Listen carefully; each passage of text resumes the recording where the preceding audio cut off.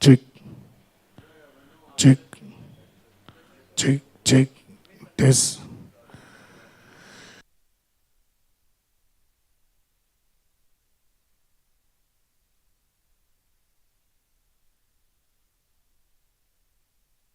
Check, test, 1, 2, test, 1, sound check, test, 1, 2, test.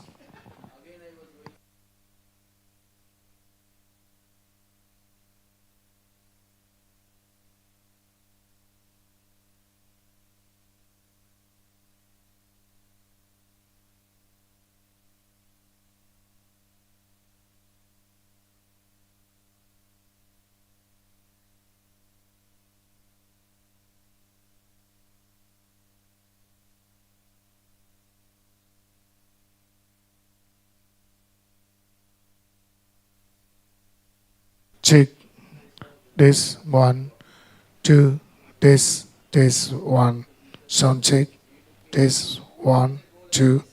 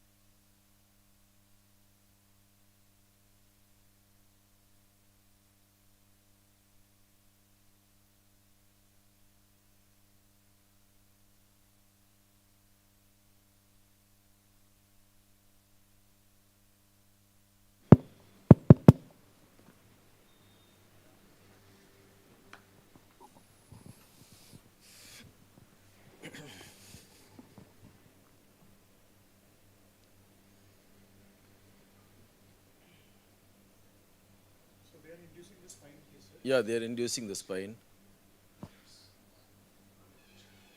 Hello.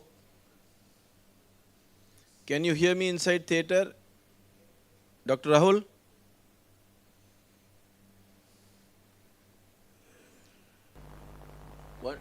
Once Dr. Divya comes, the case can be presented.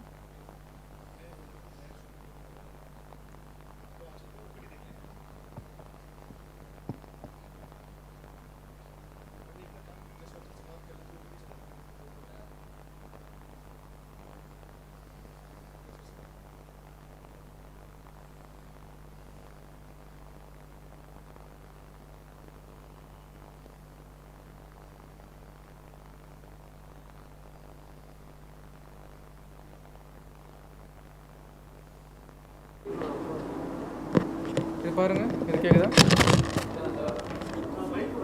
Hello, இது பாருங்க, theatre number 4 ஓட தான் எடுத்துட்டு போறேன். On பண்ணிடுறேன். How many days theater and how many days OP you people have? But for all units or it is? Hello, Acha, naam se. जी hello, check hello. No, I want to check in supine. I'm telling you, you're again you're there talking something else.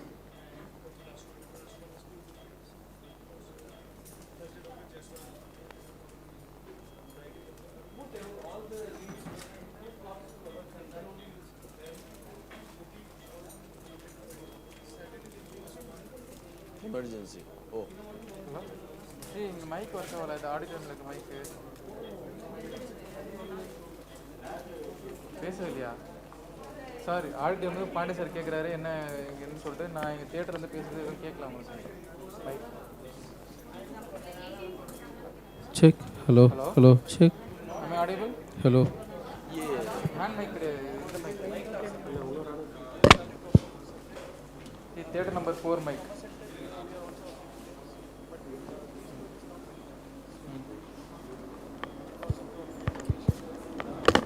இது theatre number 4 mic on பண்ணுங்க.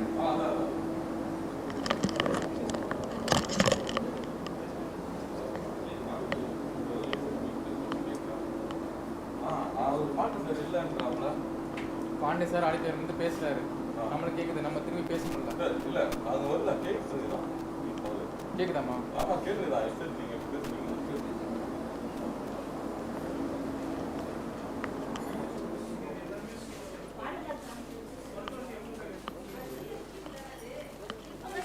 Sir பேசுங்க sir, கேட்க முடியும்.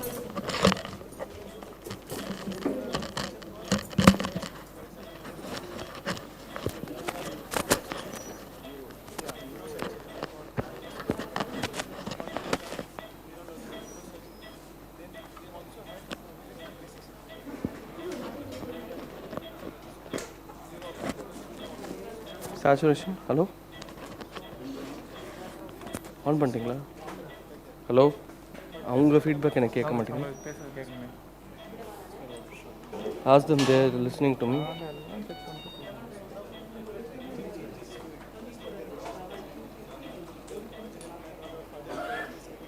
ஆடியோவில் video live போடு.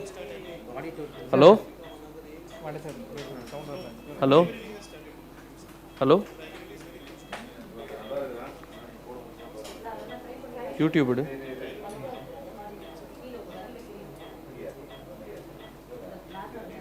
Check. Sir, audio set. Hello? Check. Auditor, sir. Hello Hello. கேக்குது sir. can you hear us? Yeah, we can. Hello? Yeah, we can hear you.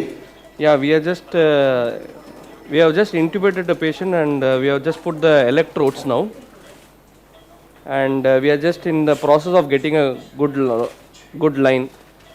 Once that is done, we will take a baseline supine and then proner and take a this one baseline, and then we'll go with marking of the levels. Hello? Morning sir. Morning, sir. See,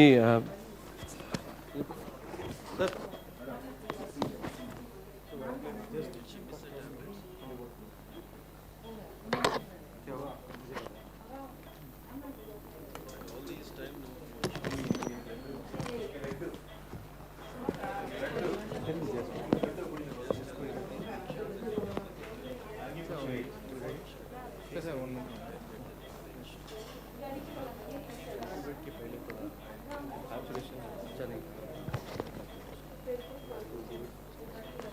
Wait.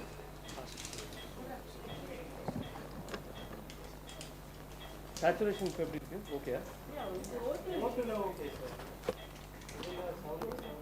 எதுல?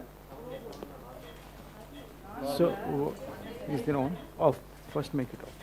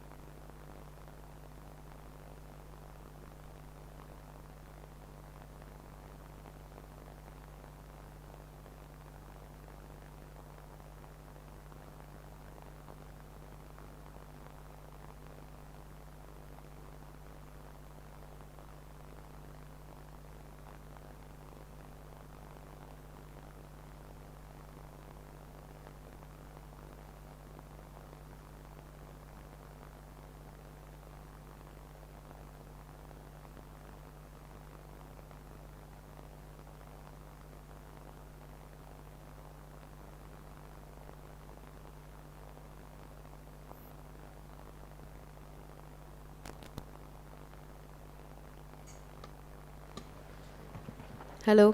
Yeah. Sir, shall we start?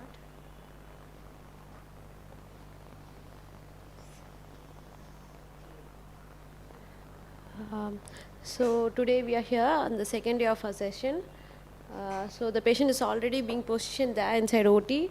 So this is a 59-year-old female homemaker from West Bengal who mainly presented with low backache radiating to both the lower limbs for about 6 years, aggravated for past 2 months, numbness and paresthesia for past 2 years, and claudication distance approximately 50 meters. On examination, higher mental functions are normal, lower functions are normal, cranial nerves are normal, power is normal. There's tone is slightly increased in bilateral lower limbs. Plantars are extensors, and sensation is decreased in L5S1 dermatome. Clonus, there's no clonus. And this lateral X-ray, flexion extension, standing of the patient, where we can see there's decreased space in L2, 3, 3, 4, 4, 5 levels. And in the AP, we can see there is scoliotic deformity, mainly 3, 4. So this is the MRI of the patient. So we can see the disc bulges at 2, 3, 3, 4, 4, 5. 5 is a sacralized vertebra.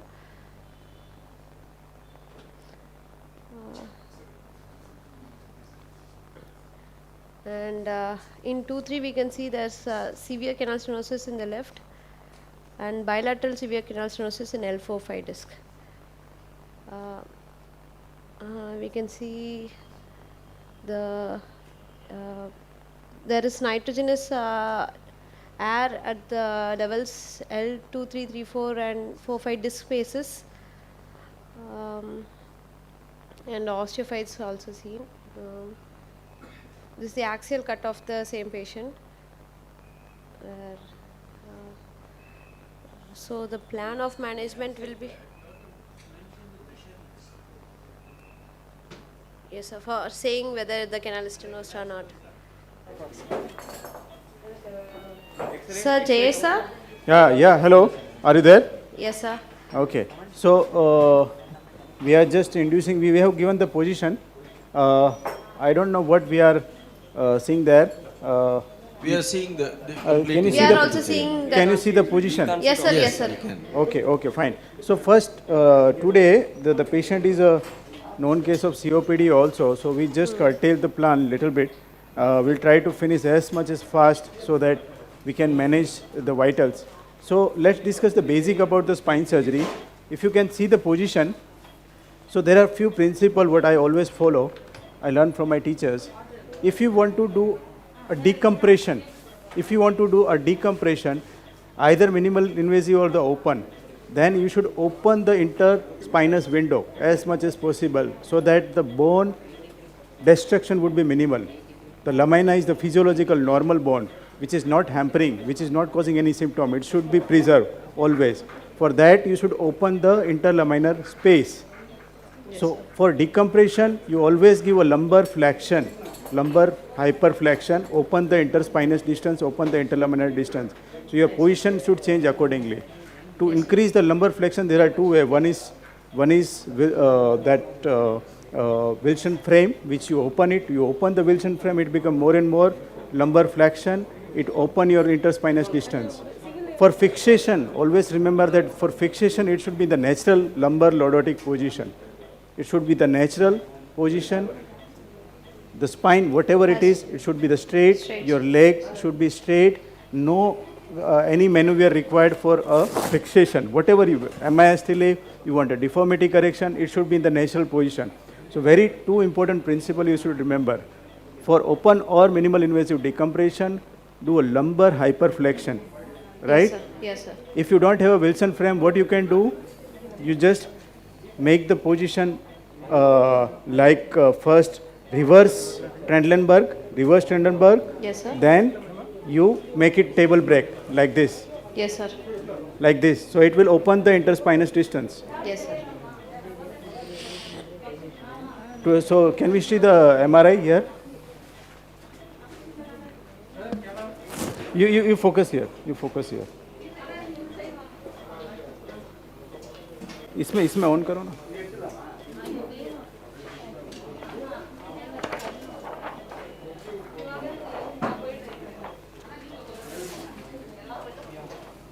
One MRI. This MRI.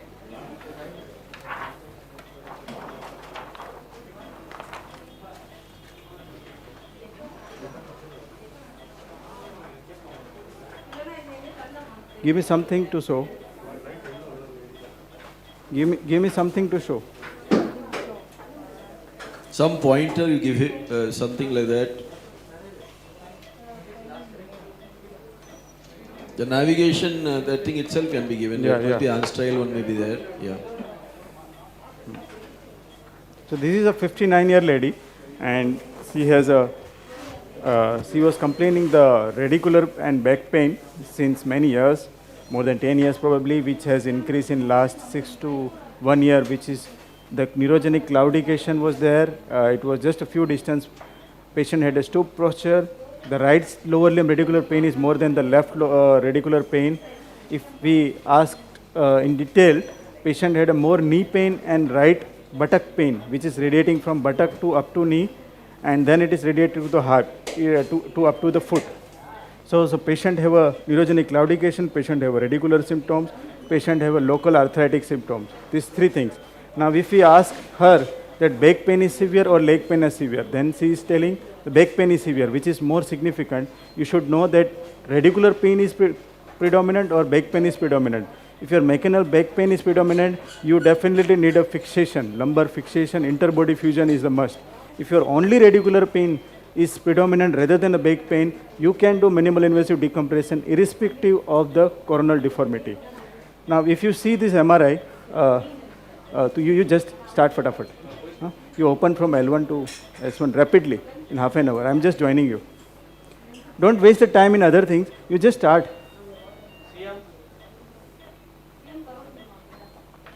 Okay. So you see the lumbar spine here, deformity, ongoing spinal disalignment. So if you see there is a disc prolapse at this is because L5 is sacralized, so we can see the L3-4 disc prolapse. We can see the L4-5 and L3-4 disc prolapse as well as canal stenosis. Right side of foraminal stenosis is more than the left. This is the parasagittal cut here.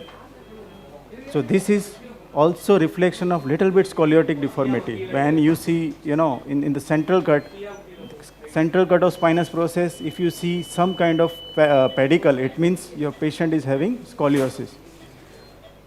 We can see here exactly on the more right side, there is a L4-5 and L3-4 stenosis, disc prolapse as well as the foraminal stenosis. Now see the coronal view. So it's a little bit lumbar scoliosis here, and because there are so much osteophytes here, so I could say it degenerative scoliosis. So what is the difference between the lateral listhesis and the lateral listhesis and normal spondylolisthesis? So as per definition, if your vertebral body is anteriorly displaced compared to the lower one, we call it spondylolisthesis according to Meiderlich classification. Meiderlich classification, is it grade 1, 2, 3, 4? So here we could say it's a 5, 4, 3. There is a L3-4 grade 1 spondylolisthesis we can see here in the sagittal view. In flexion extension dynamic view. Now if you see the coronal view, this is very, very important. If you see there is a coronal deformity here. It's called scoliosis, and I would say it's a degenerative lumbar scoliosis. Have you defined the degenerative lumbar lateral listhesis or the scoliosis? The Cobb's angle would be more than 10 degree in the coronal view. The coronal Cobb angle, and there is a sagittal Cobb angle. So coronal Cobb angle, if it is more than 10 degree, so I would say here, how would you measure the Cobb angle first? So if you see, the most displaced vertebra, the most proximal displaced vertebra I could see here is this, like this one. And the lowermost, the displaced vertebra, which is this one. So if I make an angle from the upper end plate, the lower end plate of the upper vertebra. From this, and I would make an angle from this, it would be around 12 to 15 degree. So that's why I can say it's a scoli.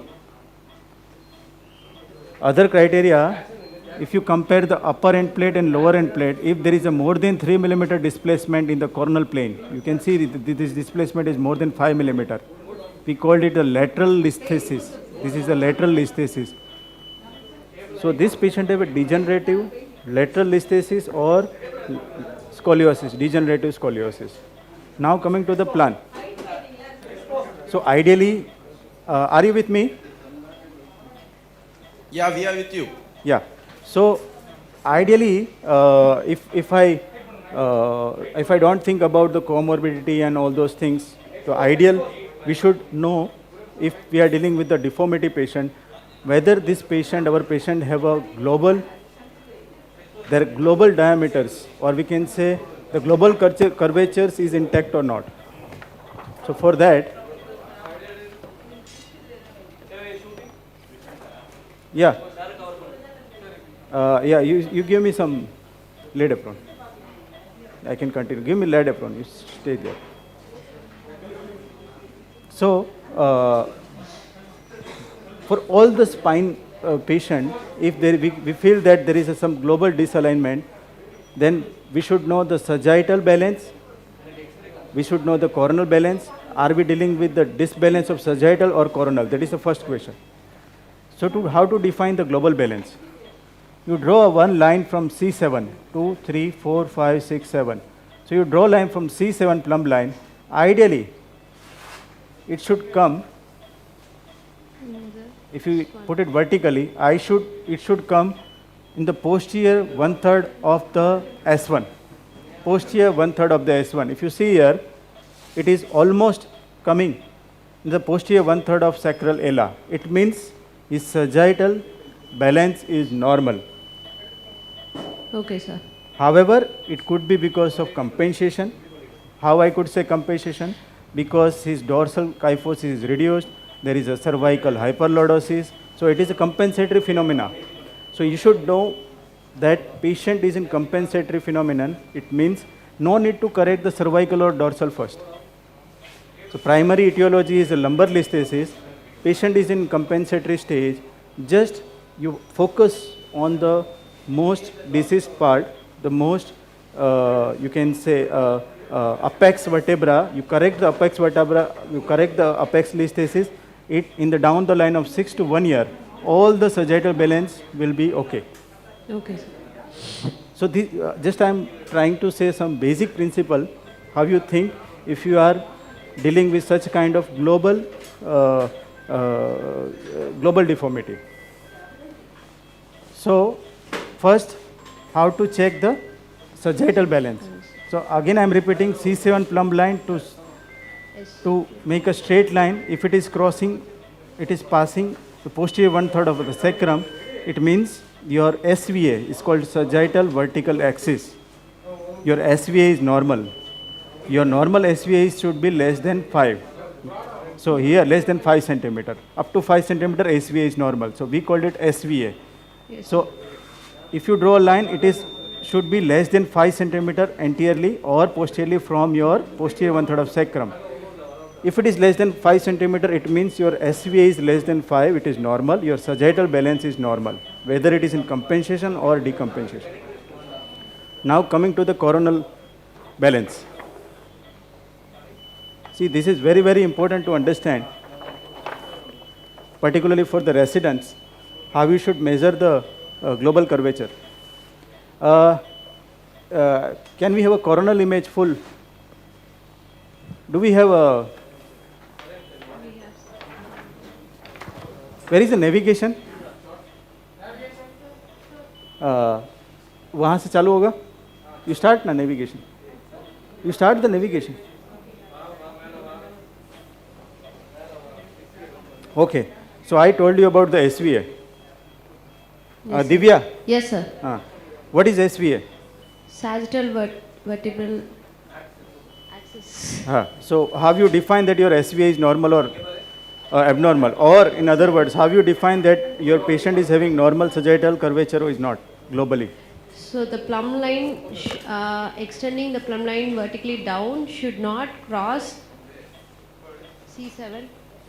From C7, it should not cross more than 5 millimeters of the posterior 1/3 of the S1, sir. Yes. So C7 plumb line should not cross in the 5 centimeter, not millimeter, 5 centimeter range of a posterior 1/3 of the sacrum.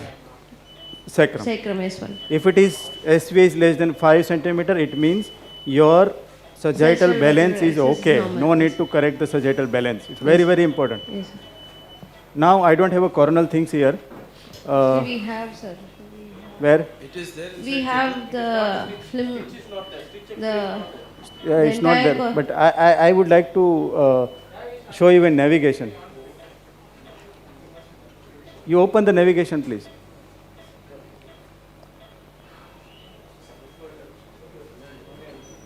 So make it more and more fast, huh? L1 to S1, rapidly, fatafat. Don't waste time for painting, draping. Jayesh, this is Kuntal. Can you hear me? Yes, Kuntal. Very nicely discussed so far. Jayesh, I can see cervical kyphosis in your patient. Yeah. So, would that be a concern when you position the patient? Can you elaborate on that? Yes, yes. So, of course, yeah, there is a cervical kyphosis. That's what I'm saying. Many of the times in older patient, you will see some changes in the cervical spine. You see some changes in the dorsal spine, but patient is more suffering from the back pain. Right. At that time, this is very important. You should know two things: whether your patient has a cervical myelopathy or more symptomatic towards the cervical spine. Like this patient doesn't have any symptoms for the cervical spine. Plantar is flexure, no signs of cervical myelopathy. That's why I'm not more concentrated to correct the cervical spine. Second thing, by the principle of sagittal balance, I exactly know that my patient's cervical spine and dorsal spine is abnormal because of the compensation, natural phenomenon. So I would not, would like to correct the cervical first. I have asked, request anesthetist to take care of the cervical spine. We have put the this Philadelphia collar, sir. even Philadelphia collar we have used, and so all the precaution has been taken. Very important. Yes. So, sometimes this positioning can itself lead to neurological deficit. Yes, yes, absolutely, So absolutely, and that's why. It should be done at 2 points. One Yes, at induction, one and at that position. principle is also we should remember. Again, I am emphasizing for the resident, for lumbar fixation or any kind of fixation, your position should be natural. One principle is your neck should be free, your abdomen should be free. That's enough.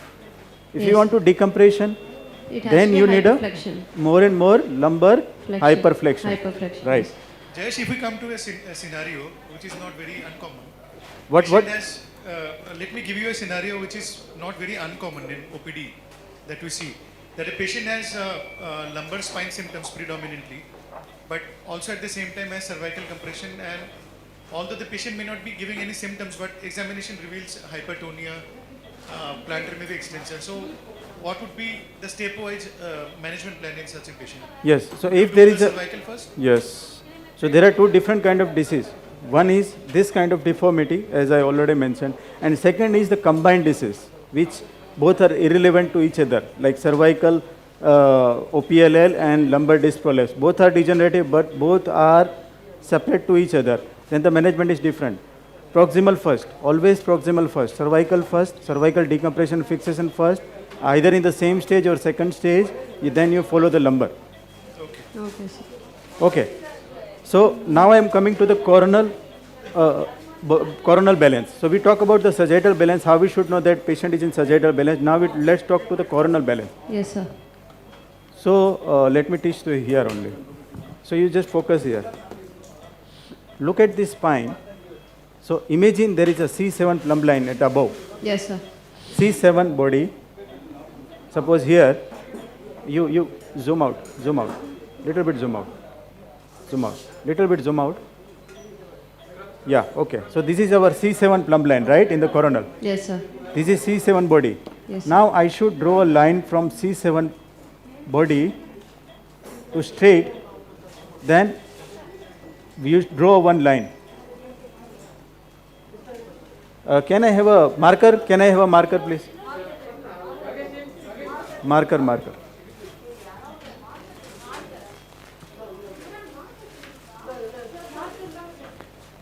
Give. There is some noise. Yeah.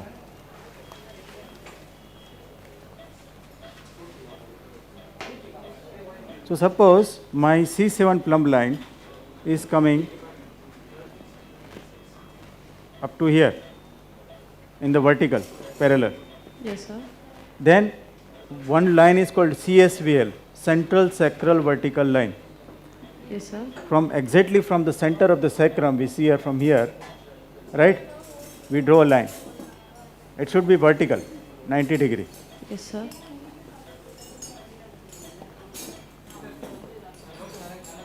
Now this line, your C7 plumb line and your CSVL line, there should be no difference of 2 centimeter.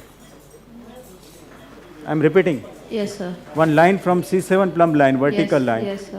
One other line called CSVL, Central, yes. central sacral vertical sacral line. There should be no difference of more than 2 centimeter.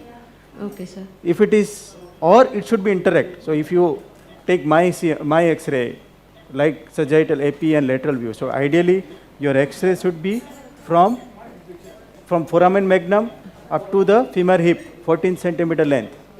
Yes, sir. If you are feeling that, if you are expecting some deformity in your patient, your X-ray should be foramen magnum to up to femoral, below the femoral neck. So it is 14 centimeter wide. Yes, sir. This one is ideal. Then epilateral and flexion extension and lateral bending. So Okay, 4 sir. X-ray you should advise for any kind of deformity patient. Okay, sir. Repeating. Epilateral. Foramen magnum to foramen femur ma- neck, Yes, sir. epilateral, lateral bending, bending. right and left, Yes, sir. and flexion extension. Yes, This sir. will give a complete picture what to correct, what not to correct. Okay, sir. So, Divya, can you repeat how you check the coronal balance of spine? So the plumb line extending from C7 and the central sacral vertebral line should not be more than 2 centimeter.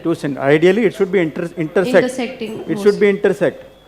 But if it is more than 2 centimeter, like you see in this patient, sir, I am in this expecting it is more than 2 centimeters. Yes, sir. Yes, sir. That is the definition of coronal deformity or coronal imbalance. Okay. Yes, sir. Now we see in the patient, your sagittal is balanced, Yes, sir. but coronal is imbalanced, Yes, sir. right? Yes, sir. So we know that there is something we need to correct in coronally. The sagittal compensation will be automatically there after 6 months.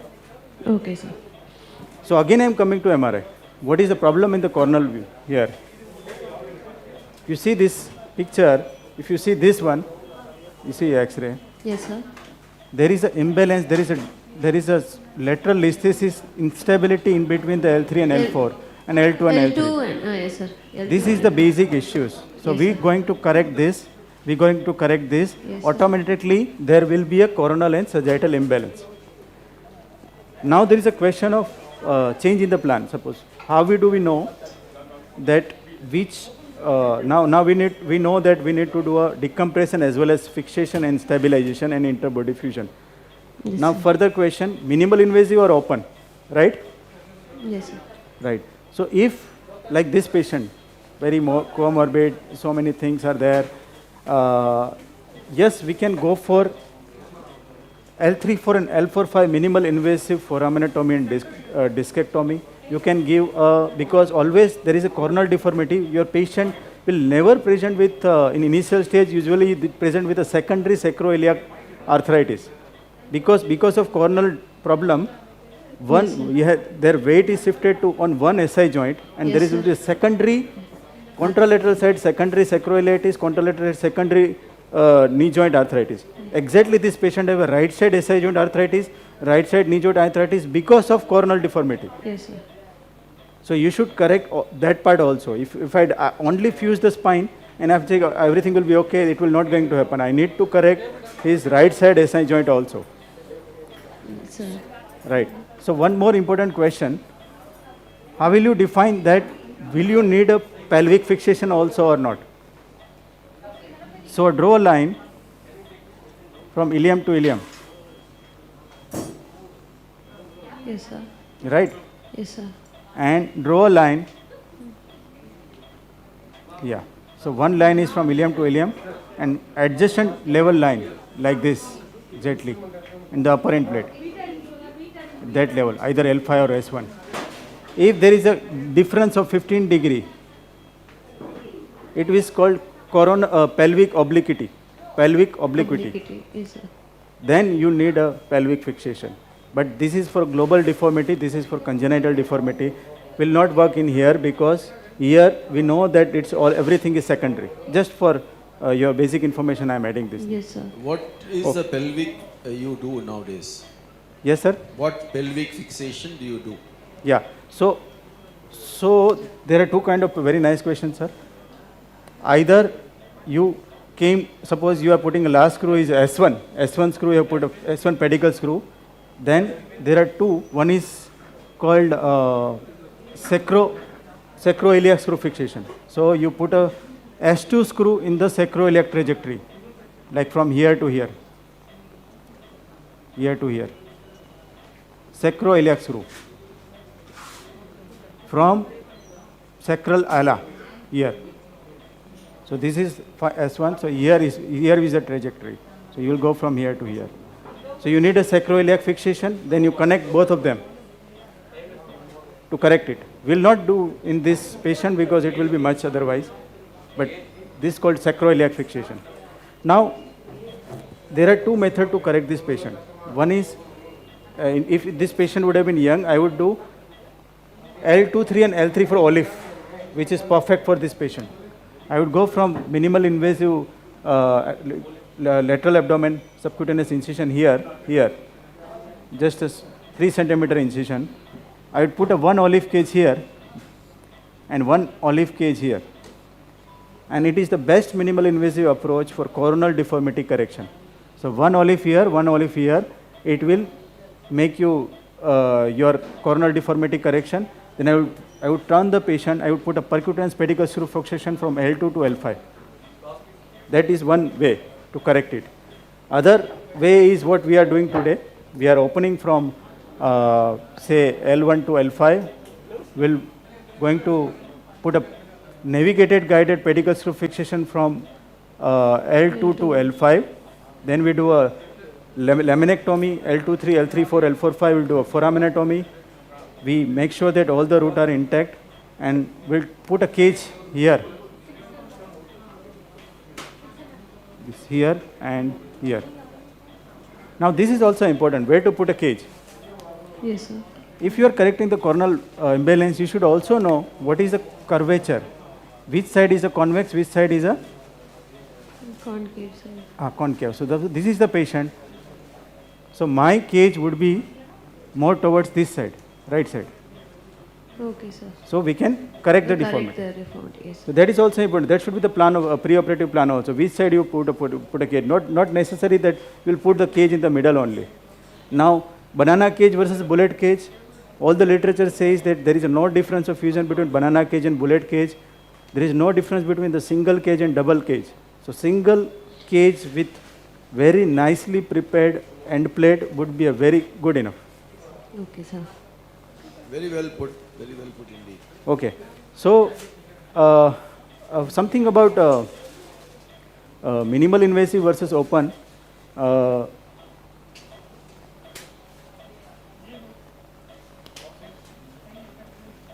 Okay. Can we have one paper? Can we have one paper? Rahul, you make as much as fast you can. You open as much as fast you can. I will give you half an hour. Because we need to finish in 3 hours, irrespective of anything.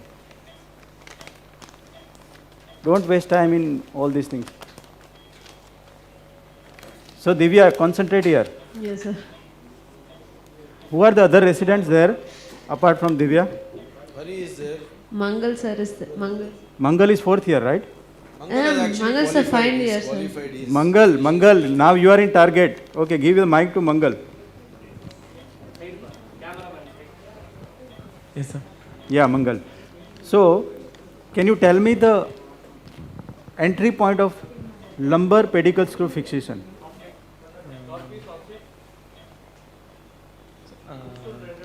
Sir, normally we draw a cube in which we put. No, again I am repeating. Can you tell me the entry point of pedicle screw fixation? Near the I don't hear you. Sir, we can remove the inferior facet. No, entry point. Sir, 1 to 2 millimeters below the inferior facet joint, sir. Okay, so let me correct you. There is a transverse process, there is a facet joint. The point where the transverse process hits the Where- lamellae, the pars. No, the point where the transverse process and facet joint is connecting. Your facet joint means inferior articular process. So outer side is inferior articular process, right? Always. Yes, sir. Inner side is superior, right? So always remember superior medial. Always superior articular process will be medial. So all the canal stenosis, lateral recess stenosis, foraminal stenosis, your nerve root compression in the foramen will be from superior articular process. Yes, sir. So I always remember villain is superior. I always remember villain is superior. Okay, sir. So who is the villain? Superior articular process. Yes, Always compression because it is a medial. Yes, sir. So all the compression from SAP, right? Yes, sir. So outer side is inferior, and always remember inferior articular process is always the benign person. Never cause a problem. It will never cause a hypertrophy, or it's always the gateway to enter. It always goes the gateway to enter the screw. It will always give you the gateway of decompression. So your friend is inferior articular process, not the superior, remember. Okay, Mangal, again. Yes, sir. You are not reading, my friend. Yes, sir. So one line is passing from the middle of the transverse process, which when it connect to the inferior articular process or facet, this is your entry point. Right? Yes, sir. In other words, if you are doing open pedicle screw fixation, this point also called mammillary process. You repeat, Mangal. Mammillary process, sir. Yes, I will not leave you till you learn. So this mammillary process is our entry point for pedicle screw fixation. Yes, sir. Now I will show you today in the basic how to do an open pedicle screw fixation. But here I would also like to teach how to put a percutaneous pedicle screw fixation. What are the principles? So if you see the pedicle, are you with me? Yes, sir. Yes, Jayesh. Yes. This is the pedicle means 2i, right? So first principle to put all kind of minimal invasive spine surgery is the correct AP view that we call the Ferguson view. Ferguson view. What is that? Your C-arm should see the spine in which your upper end plate should be single. It should be single. Forget about the inferior and vertebral plate. Your upper end plate should be single. First principle. Second principle, your two eyes of pedicle should be equidistant from the spinous process. It means you have alleviate all kind of scoliosis and lordosis and all those things. If you make your C-arm parallel to this upper end plate and parallel to the spinous process, you will see this picture. This is the ideal to put any kind of things. Percutaneous pedicle screw fixation. Now I would like to show this picture here in the C-arm. Now can you see this one? इसको focus करो जरा. इसको. और focus करो. और करो. Okay. Can you see this one, Mangal? Yes, sir. Yes. Can you see these two pedicle? Yes, sir. ऐसे yes मत बोलना, दिखे तो ही बोलना. It is not equal, sir. It is. Yes. So this is the pedicle, and this is the spinous process. Yes, now you can see? Yes, sir. I'm not sure. थोड़ा zoom out करो. Okay. Now here is the spinous process. Here is the spinous process. So this, if you feel, it's like all OWL, all. Yes, owl appearances. Yes. Pedicle is also eye. Always remember. Yes. Now our entry point would be from 9 o'clock to 12 o'clock. 9 o'clock to 12 o'clock. Okay, sir. So first put a Jamshedi needle You feel the transverse process, you feel the upper border, you feel your entry point of the skin at 1 centimeter to the outer edge of pedicle from here. Skin entry point, I am saying. Okay, sir. Then you enter your Jamshedi needle, you feel this transverse process, you go in the midline, you will feel the facet. You can just feel it. Yes, sir. I will show you all the things in AP view in this patient also. Now, your trajectory, your skin, your pedicle entry should be between 9 o'clock to 12 o'clock from here. Yes, sir. Now remember that the pedicle height, कितना होता है pedicle Mangal, height of the pedicle? Sir, 5 millimeters more or less. So mangal is not reading at all.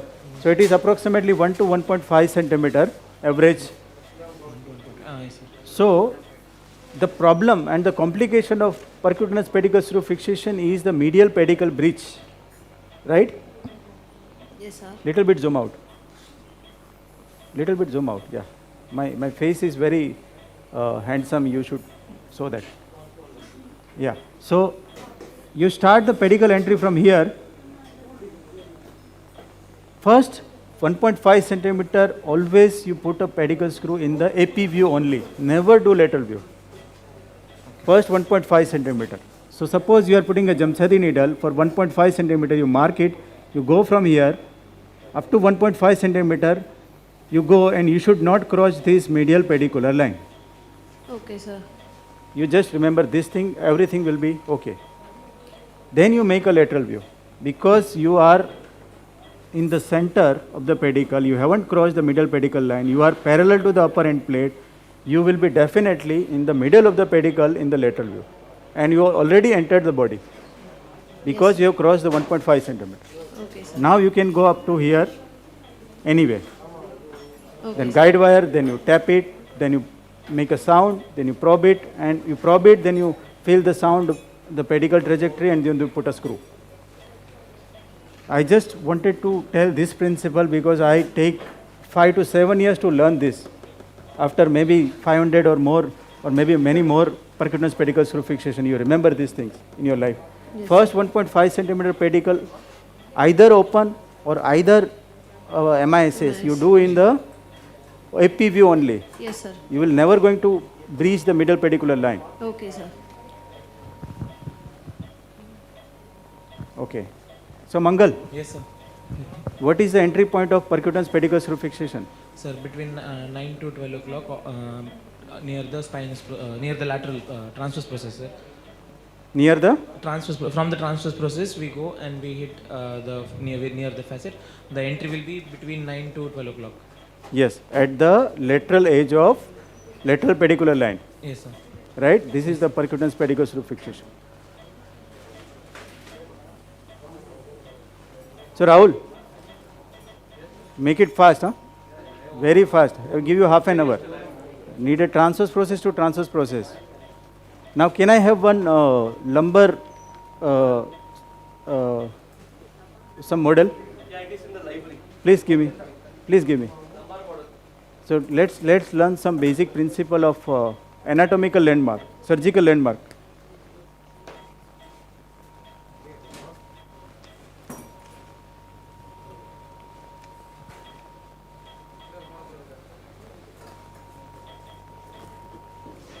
So, Dr. Mangal, Yes, sir. how will you decide that while doing a spondylolisthesis, which size of cage you want to put? So there are two questions. Will you put the cage in the anterior half? Would like to put a cage in the posterior half of interbody? You take a 0 degree, you take a 6 degree, you take a 8 degree. How will you decide? Sure, sir.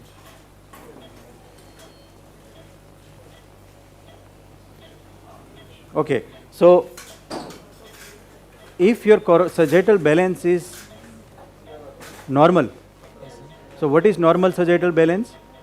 There are rules of 40. Cervical curvature is 40 degree lordosis. Dorsal kyphosis is 40 degree, more than that which is abnormal. And lumbar lordosis is less than 40 degree, which is normal, right? Yes, sir. Right. So more than 40, so up to 0 to 40 degree, which is normal lumbar lordosis. So use a rule of 40. Now if your lumbar curvature, which is normal lumbar lordosis usually seen grade 1 and grade 2 lumbar spondylolisthesis, you don't need to overcorrect the lumbar lordosis because that is also problematic. In that case, your cage should be in the middle of the interbody would be okay. Either in the anterior half, not more anterior, not more posterior, it would be okay. If your lumbar lordosis is per se 10 degree or there is a lumbar straightening or little bit lumbar kyphosis, definitely you would like to put a 0 degree cage in anterior 1/3 or anterior half. If you put a cage, 0 degree cage in the anterior half of the interbody space, it will give you a 6 degree of lumbar lordosis at each level. You get my point? Yes, sir. Zero. If you want to correct your lumbar lordosis from 10 degree to 40 degree, just enough is you put a single cage at anterior half. Okay, sir. Because at apex level, if you correct the 6 degree, your 40 degree will achieve automatically. Okay, That's how you measure.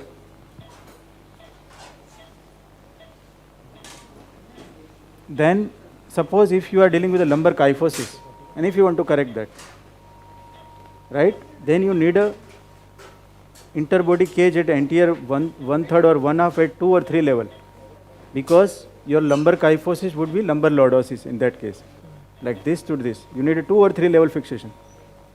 Okay, sir. So that's how you calculate. Sir, can you repeat this again, sir? Okay, again. So there are some principles like one level of interbody fusion. If you put a cage 0 degree, our normal bullet cage, it will give you a 4 or 5 degree of lumbar lordosis. If you do a MIS TLIF, right, or any kind of TLIF. Yes, sir. So you estimate your correction in that way, because what happened, 90% of our cases L4-5 or L5-S1 grade 1 listhesis, right, or grade 2 listhesis. If you open the space, if you put a 0 degree cage at anterior 1/2, Yes, you sir. will definitely get 40 degree of lumbar lordosis. Okay, sir. That is, I am saying, the principle of normal correction in the 90% of cases. Okay, sir. In the rare, if you find there is a hyperkyphosis, if you correct the lumbar kyphosis, then the one level would not be enough, because if you put a one cage, it will from 40 degree kyphosis it become 20. Okay, You need a 2 more cage to make it lumbar lordosis Okay, sir. at 2 or adjacent 3 level. levels. Yes, that's how you should think. Okay, sir. Now, what is the ideal foramen and what is the ideal disc space during surgery? How will you measure that? If I ask you that how much millimeter you will correct your interlaminar space, how much millimeter you would like to increase the foraminal height, how will you measure that during surgery? So please, We use yeah. So I am giving you all the practical spacer. points Yes, sir. which I have learned whatever my career. So you can even write down it. It will help you for a lifelong. Yeah, we are noting it down, sir. Yeah. Mangal, tell me. Mangal bhag jata hai. Mangal is there? Yes, sir. 1 minute. Ah. Okay, Mangal, tell me.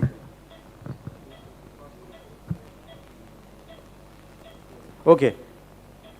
So always remember your symptomatic disc space, right? Your patient is having L5 radiculopathy. It means your L4-5 disc space is the issue, right? Right or wrong? Sir, come again, sir. Come Yes. again, sir. If your patient have a single level radiculopathy, per se L5 radiculopathy, Yes, sir. so it means your patient having a L4-5 disc prolapse or something, or L4-5 foraminal stenosis or something, or L5-S1 spondylolisthesis. Yes. Is it sir. correct? Yes. Correct. But this patient have a L3-4 or L5-S1 normal level, means adjacent level, irrespective of the size of the interlaminar or foraminal space, that they are asymptomatic, right? At that level. Yes. So your one level asymptomatic, one level above or one level below is your target. Okay, sir. Oh, okay, sir. You got my point? Yes, sir. Yes, because that compensation, that is a compensatory phenomena by natures. Because what happen now, if you have some disease at that level, your nature will try to correct that things for adjacent segment level. Okay, There is sir. some compensation there. Okay, So you should follow that part. So one level above, if it is 8 millimeter, you try to increase the interlaminar space 8 millimeter. If it is 9 millimeter, so just copy that. It cannot be a theoretical, okay, give me 8 millimeter cage, give me 1 centimeter cage. It's not like that. One level above, one level below, you should follow the normal foramen, normal disc space. Even once you dissect that disc space, you should make sure that your foraminal height should be matching the above normal level, which is non-symptomatic. Okay, sir. Got my point? Yes. You got my point or not? Sir, we have to match the height to the adjacent levels height. Okay, let me show you the foramina here. Can you focus here? Suppose I want to deal today this disc space. Am I? Yes, sir. Yeah. Yeah. So this is L2-3 level. Yes, sir. Right? Yes, sir. So this vertebra is in scoli. Yeah. Yes, sir. So if you see this space become narrow. Yeah. Yes, sir. That is narrowed this space. That is narrow. Now if I want to put a cage here, olive cage or tea leaf cage or whatever kind of cage, what degree of distraction should I put? We can use the L12s or L23s this space cage. Yes, then I should follow this. One level above, two level above. This is normal, right? Yes, sir. So then I should make it to put a cage till I achieve this, and look at this foramina. You see this foramina? Yes, sir. You see this foramina? Yes, sir. Now my target is to make this. This I should make like this. Yes, sir. And this is what? This is a kidney shape. Yes, sir. Yeah, yes, sir. Can you see this kidney? Yes, sir. Now my foramina at the disease level should be normal kidney shape. Right? Yes, Okay, sir. It's very, very important lesson. Okay, Kuntal are there?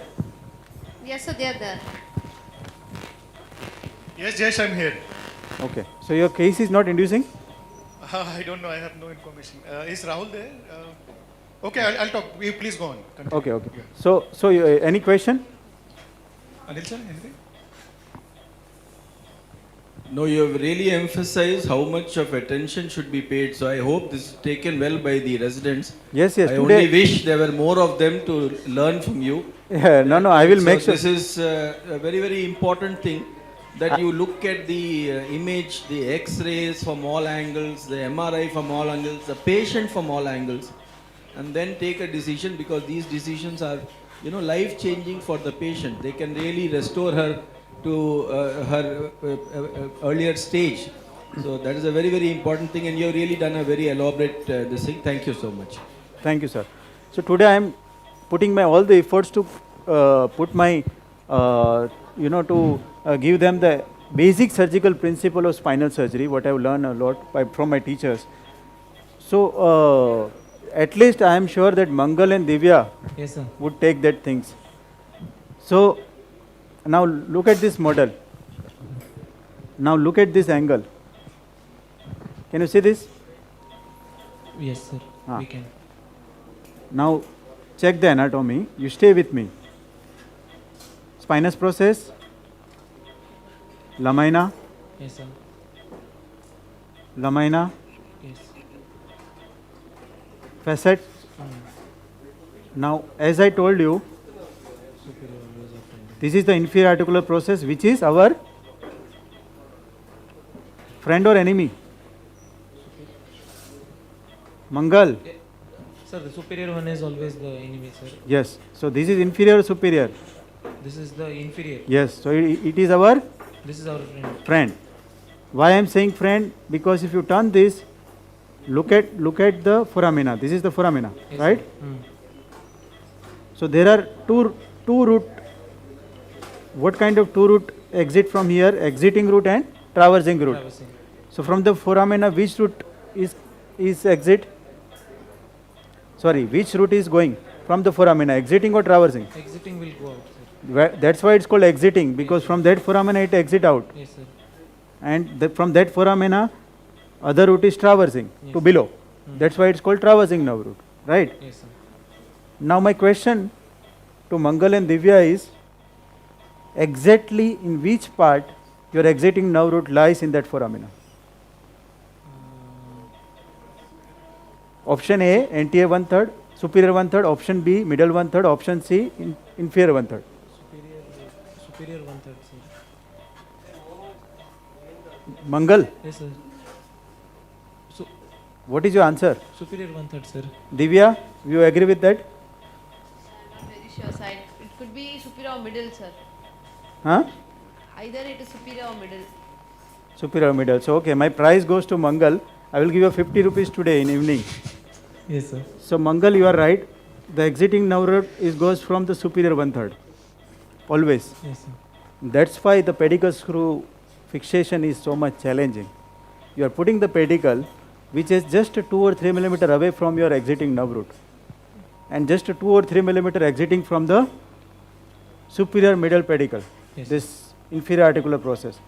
That's why it's so much challenging. So now again I am coming. Where is the entry point?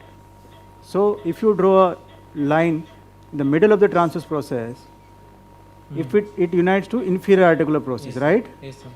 And the line connecting between this is called mammillary process. Memory process. Exactly, this is my entry point. Yes, sir. Now coming to the two question. Now this we understood that this is the entry point. Now what about the superior and coronal view? Means in the C-arm, if you translate into the C-arm, how much degree it should be medial and how much degree it should be superior from the middle? No, how much it should be anterior posterior and how much it should be superior inferior, 5 and 1, 5. so that you can remain in the middle of the pedicle. Yes, sir. So for that I have my own formula, Okay, sir. and you run, and you will give me maybe 2 lakh rupees for me for that. Yes, sir. Look at this, look at the angle the nature has made. If you see the transverse process, if you see the inferior articular process, look at the angle at every level. This is L2, this is L3, and this is, sorry, 5, 4, 3, right? Yes. Now, is this make a triangle? You see the triangle now? Triangle? Triangle, it's make a triangle. Yes. The apex of the triangle is pedicle.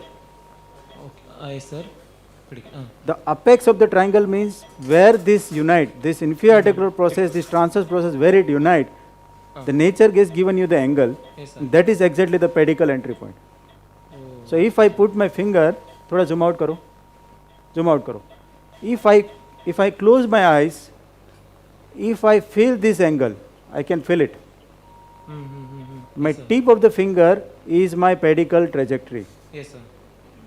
You agree with that? Yes, sir. Yes, sir. Because it is exactly the pedicle. Yes. Yes, sir.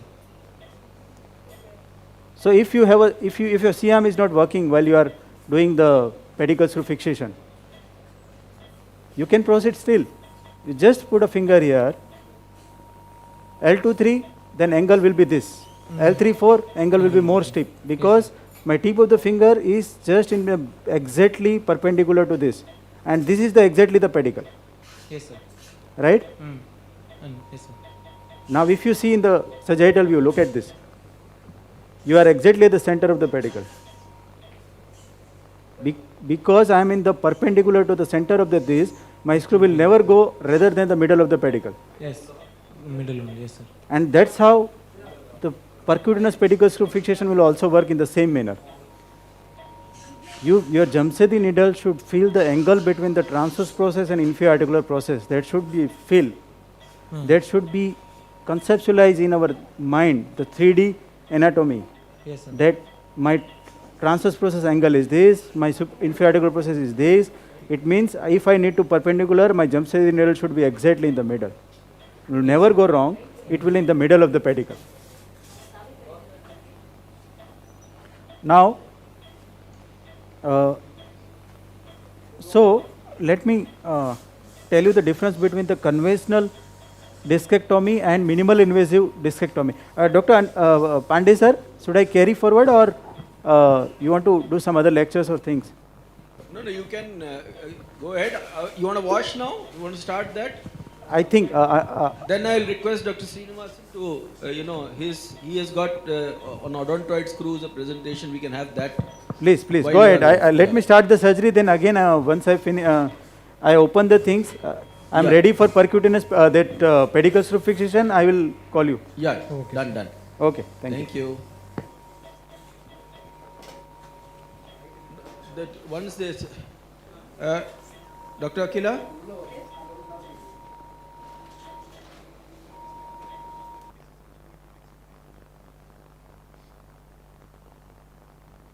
Hello.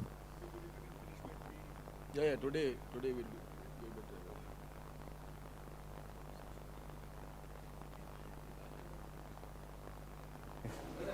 Hello, yes, Dr. Pandey. Dr. Akila, Yes. Dr. Kuntal wants to know when can we start that case because Yeah, you know. now? Okay. Yeah.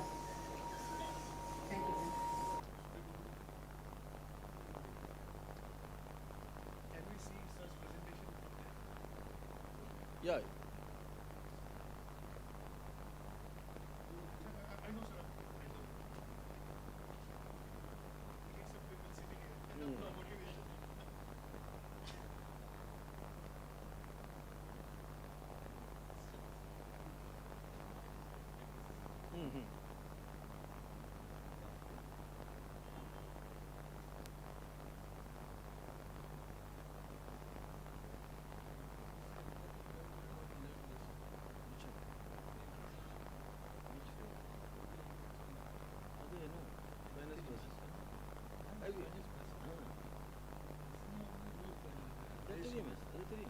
Grid Murray. The grid is here in the grid. That is grid. That's the grid.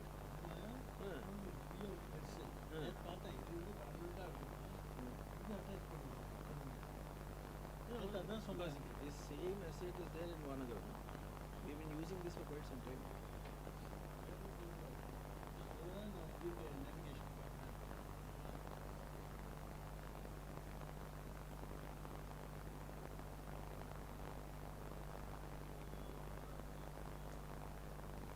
No, but sir, that presentation, if you do that, get you loaded into the YouTube also. So, are they pandit? Yeah. Yeah. Done.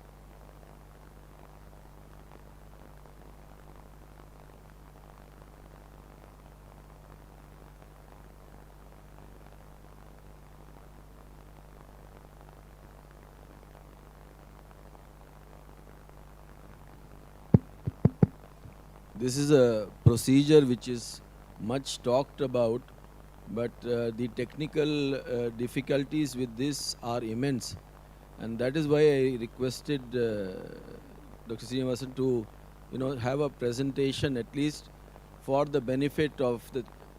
He has a published article already on this. All of you should get the download and get the copy and read that. Plus, follow what he says, and any questions you have, you must ask him.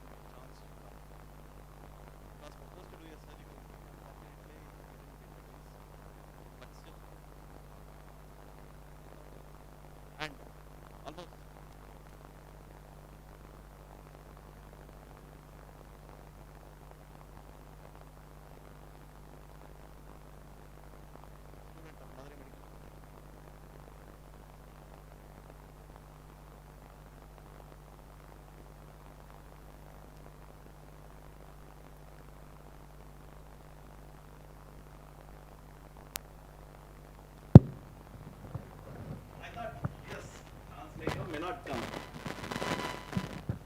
I was not sure about it.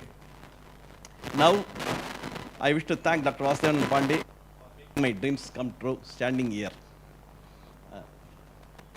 My sincere namaskarams or pranams to my guru.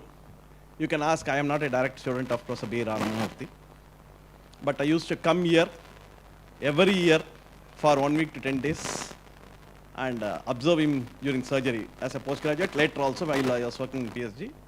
And in PSG, from PSG's few complicated cases, I used to refer to Dr. Vasudevan, which I couldn't do it, and he used to refer back, and we used to follow up. We had a good relationship with them. Regarding this topic, next slide. I am standing here because of my teachers, not only from Madurai Medical College, from various parts of the country and various parts of the world. I used to go say, knowledge doesn't come to you. You have to go in search of knowledge. I make it very clear, knowledge doesn't come to you. You have to go in search of knowledge. Your post-graduation, completion, and having a degree is a rubber stamp. After that, you have to go from one institute, find out, and go and learn what you can do. Yes, I got the scholarship for Gamma Knife. That was 20 years before. I know pretty well 15 crores, 20 crores, no one is going to invest on Dr. Srinivasan, and so I just did not go. After that, I went specifically to various things and learned the things, and over a span of years, developed it, fabricated, to be very frank, fabricated most of my instrumentations. Even now in Balaji Hospital, I have fabricated it, and I'm using it to be cost effective. Finally, in Indian scenario, you have to be cost effective. So that, unlike US or UK, it is the purse of the patient in Indian scenario. My formula is simple in life, KISS. KISS. What is this? Keep it simple and safe. Neurosurgery. Don't make it complicated. Neurosurgery is a fantastic field. It is simple and safe. And make yourself, modify your techniques, keep upgrading yourself, so that at the end of the day, it is not only the patient, you also should get benefited. Charity doesn't come unless you have got a source of income. I am very clear because I worked in PSG Medical College, which is a charity medical college. Unless you have got a source of income, you cannot do charity. So please see to it and keep on updating your skills. Whatever you learn today, tomorrow may be relevant or may not be relevant. Yes, I'll talk to you regarding the later part of this thing. This is anterior single lag screw fixation in type 2 dense fracture. You can see the type 2 dense fracture. Type 1 doesn't require surgery. Type 3 also doesn't require surgery. Type 2, because of non-union, it requires surgery. Initially, as you can see this, initially we used to do transferal surgery. I have done it, and we will remove it and then go posteriorly. I'll show you the thing, fuse it. Dr. Menzies advocated it strongly and everyone followed it. But yes, it was easy. Opening the thing, putting a Boyle Davis mouth gag, you go inside and you remove it. Fantastic. But after that, closing becomes difficult. That pharyngeal mucosa will never get closed. Right? 2-layer, double layer with the ENT surgeon, all these things. Then soft palate incising, then they will have nasal tone. I encountered all these problems with the basilar invagination. I was looking for it. At that time, this came into the thing. This was published. And then we started, I was in Miyot, we started the things. See, reason for type 2 dense fracture, surgical intervention is unlikely to yield with conservative treatment. With displacement of more than 6 millimeters and transverse ligament injury, these are indicated. History, even in 1980 itself, Nakanishi first described the procedure, but it didn't become popular. Then Applebaum introduced and made it popular after that 1992. But in his publication of 44 cases, he used 2 image intensifiers, 2 screws, and a special retractor system he devised and used, and said only if it is used, it can be done. But practically in Indian setup, you cannot have 2. Having 1 image intensifier itself is something great. See, I'm good. Right? Having 2 image intensifier and doing it in I didn't have it in Miyot. I used a big bar and shield literally from orthopedics, that image intensifier. And we used it, 1 image intensifier. Then I was thinking about it. Then started the thing after seeing few articles here. Tried it. At that time, no video or anything. Just read the book, read the publication, and keep going. That is the way I learned my neurosurgery. Till now, almost 23 cases have been operated. 17 years to 75 years we are done. Recently, almost 80 years we did it. Only type 2 dense fractures of even 6, need not be acute. 6 months, less than 6 months duration we have taken. Clinical picture, it can be incomplete quadriplegia, quadriparesis in 4 cases. Predominantly, there will not be any neurological deficit. Patient will have only neck pain. They will come to you with a neck pain. There may be associated lesions, especially in acute cases, severe head injury, multiple spine fractures, rheumatoid arthritis. X-ray is a must. But while taking X-ray, don't send the patient to the X-ray technician, ask him to do a flexion extension or things. You add it. Right? You go, neutral position is sufficient. Please don't flex or extend. Or bedside X-ray. I never put traction. I never put traction in these cases. Right? Even though some of them I don't put it. Right? And do a CT scan. Again, while doing a CT scan, when you suspect, please be there. The major problem with us is you order for it and forget about it. There they go, because of our busy work and other things. There they go, the technician doesn't care about it. You will put the thing, flex, extend, and that's it. You'll become totally quadriplegia. Don't do it. And MRI scan, please again specifically refer and ask them to look for ligament injuries, or else they will do a routine MRI scan. Yes, what are my modifications? What we did in our approaches? Say, as I told you, keep it simple. It is simple anterior cervical approach. Don't worry about it. Don't be afraid. Regularly you would have seen, you would have done it. It is simple. Only thing is slight modification with regarding to the skin incision we did. What Applebaum said is like C4-5, they used to put the skin incision, transverse skin. From there you go to C2. It is like climbing a hill. I find yes, C4-5 can be exposed. Exposing C3-4 becomes difficult. Exposing C2, C3 becomes extremely difficult from C4-5. Then I was thinking about it. First 2-3 cases I did. Then after that we modified it. I directly put the incision exactly starting 15 to 20 millimeter below the midline. After localizing C2, C3 using C arm and running parallel to it, stopping just short of angle. They said go up to the angle of mandible, not necessary at all. Just a like simple transverse incision, stopping. But the problem is short neck. In those with short neck and a big submandibular gland, you may encounter it. Dissect it, you will reach at C3, C4. Dissect it, your submandibular gland, big submandibular gland will come. I'll show you, use a simple brain spatula to elevate it. Twice I have opened the submandibular gland fascia. This is the symposium where I believe in telling the complications, how I manage it successfully, that is what. So I opened the submandibular gland fascia, immediately you suture with a 4-0 Weichel. You not worry submandibular fistula will occur or anything. You suture it, use our brain spatula to elevate the submandibular. Ask your assistant to, you will get enough space here. And most important, know your anatomy. At C3, C4 level, your superior laryngeal nerve comes. All cervicals, basic cervical you should know. C6 or C5, C6 recurrent laryngeal nerve comes. Right? If you retract more than, I use only Langenberg's retractors. I don't use any special. I was initially using the Clovet's, all specialized retract, then I had problems after that. The problem with that was prolonged dysphagia. Actually, they say once in 10 minutes you have to release, open. Practically, when you are bringing the microscope and you are doing it, I found I can't do it. I can't ask my assistant. I did not have any qualified neurosurgical assistant throughout my career even now.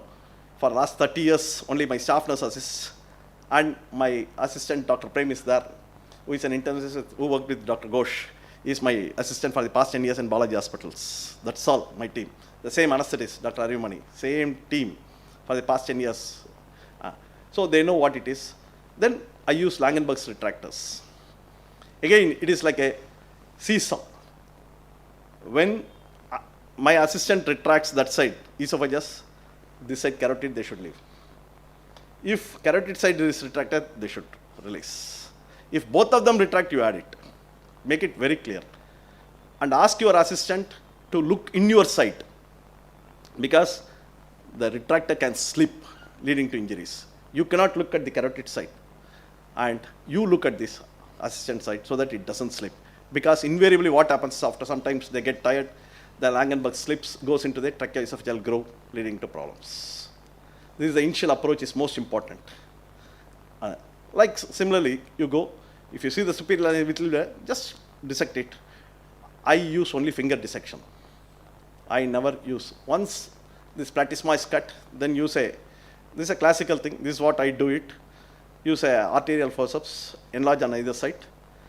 Most important, some of them say, especially in C5, C6 and other things, you resect the omoid muscle. I never do it. I never resect any of the thing. There is a fascia over the omoid. There is a fascia of this sternomastoid. Take that fascia in your thin forceps, cut the fascia parallel to it. First, sternomastoid muscle, put a 3-0 silk, retract it, so that it will get retracted laterally. You not worry about it. Then take the omoid muscle. For example, C5, C6 you are approaching. This doesn't come in C2, 3. Take it, fascia dissect it, cut it. It will get retracted. You not worry about it. Right? Only small external jugular veins that comes, you will have to ear. In this, even that it will not come. And most important, first try to palpate the carotids.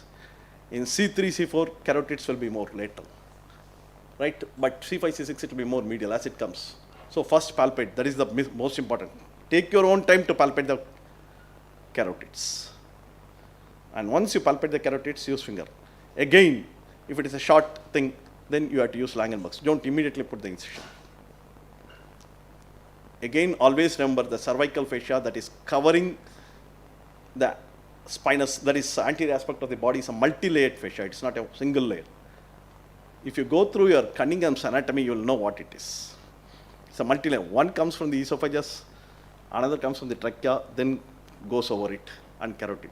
There is another layer that comes from below.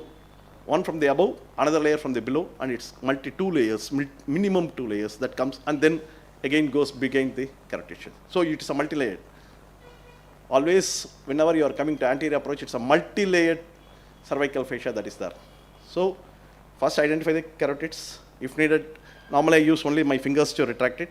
Then I put a small Langenbugs and ask the assistant to identify. If not, if I am not able to put my finger, my index finger, small Langenbugs, then lift it up, dissect it. Be careful not to injure it. Again and again confirm it. Once you make a small hole, then you can use your curved artery forceps to enlarge it, lift it, and you can easily dissect the fascia. There will be another layer of fascia. That also you have to lift it up. And then approach. Then you see the anterior longitudinal ligament, which is a whitish in color. Use finger dissection or maximum peanuts. I never use monopolar inside. I never use scissors. I never use knife to cut or anything. This is my technique. Right? I have not, this over 700, 800 cases we have operated. I have not encountered any problems. Then use finger dissection. Keep on doing it. Both Langenbugs, adjust the Langenbugs, you are reaching the thing. Submandibular gland, you are elevating with a brain spatula if it comes. Only hand and brain spatula. Retractors, brain spatula if needed to retract. Another problem that they C2, C3, they will put the third retractor. My assistant sometimes just, sir, exposure is irregular, sir, it's not proper, sir. I'll put a third retractor in the top and expose. That invariably it will go into the tracheoesophageal groove. Pharyngoesophageal groove. Laryngopharyngeal groove in the top. You add it in your lifetime because superior laryngeal nerve and post-op there will be huskiness of voice. So don't allow it. Retract. That's Langenberg. This submandibular gland should be retracted laterally, not medially. Then you will encounter the hyoid bone. Right? Don't try to forcibly increase the distance. You will have problems. You can use this. Then what I do is, once I identify the anterior longitudinal ligament, the disc space, I always use 2 small LP needles. Reason why is, even though one we can be sure, but sometimes we may be wrong. Again, I will have to ask them to take another C-arm. So I use in 2 disc spaces 2 LP needles to confirm the levels. And before that, I identify both sides longest collateral muscles. It is most important to identify. At C3, from C3, what happens is both longest collateral muscle converge. Till C4, it is parallel. Then from C3, that is the reason why we find it difficult. C3, it starts to converge. Identify both longest collateral muscles. Identify the medial edges of both longest collateral muscles and cauterize it with bipolar. Because there is a longitudinal plexus of vessels that is going underneath it.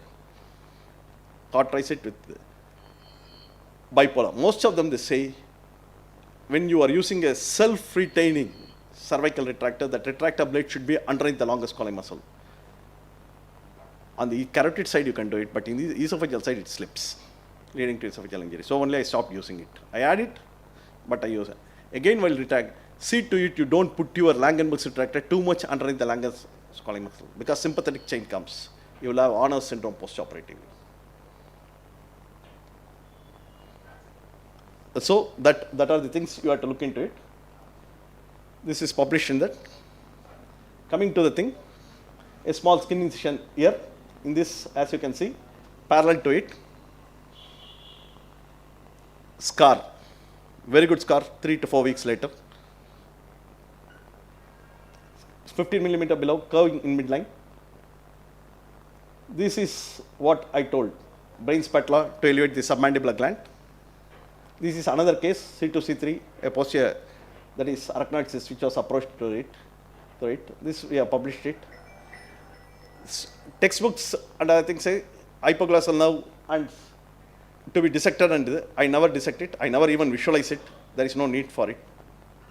That prevents hypoglossal nerve injury, submandibular gland fistula. Then once you localize the C2, C3 using C-arm, do a partial discectomy for 10 millimeters macroscopically. There is no need for microscope. That C2H will be protruding it. Take your 2 millimeter upcutting and flatten it. So parallel to it, this here, right? And do a 10 millimeter discectomy. There is no need for a complete discectomy. Identify the center of inferior part of C2 body. How will you identify longest collateral muscle? Medial aspect of both longest collateral muscle you are seeing. So you can just measure it with your finger, and there is no need to be absolutely strict. Midline. Somewhere you have got an error rate in it. Right? 2 millimeters error rate. Don't worry about it. Right? Identify it. Identify the edge of that is anterior aspect of the C2 body. Feel it. Because your K wire has to be introduced beneath it.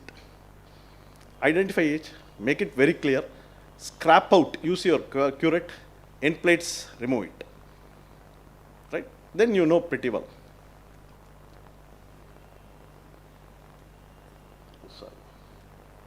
Then once I got this, I asked just go to bring the system. Once you do it, then about 2 millimeter below the anterior edge of C2 body in the midline, the K wire is directed towards the tip of the TENS. It has got, no question of it, has got a motorized thing. And battery operated K wire motor. It is put in that and just you push up. Because pushing, like normally what you do sometimes is K wire you take and tap it. You cannot do it here. It's a motorized thing. You just slowly you and take lateral. Before starting the case itself, take a lateral and AP. Don't use your 3-point skull fixator because AP is very difficult. Right? Just check. And again, be careful when you are using the head ring. Head ring will come into the picture. So you have to confirm before starting the case, AP and lateral, you are able to get the things.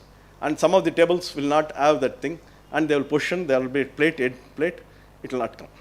These are the practical difficulties. So you'll have to adjust the thing, you get a AP and lateral, because that is most important in this case. In this case, lateral is most important. So you identify, start using the motorized. That is invariably, it is downwards. Right? You make enough space for it. I'll tell you what are the problems that encounter. In the back also, because K wire will be protruding. K wire will be at least 20 to 25 centimeters, they will give you. So it will be protruding, so it should be angulated. So that is the reason why I said C2 body, anterior surface, you identified, 3 to 4 millimeters below that identified. So the angulation will be 30 degrees. If you go like this, you add it. Right?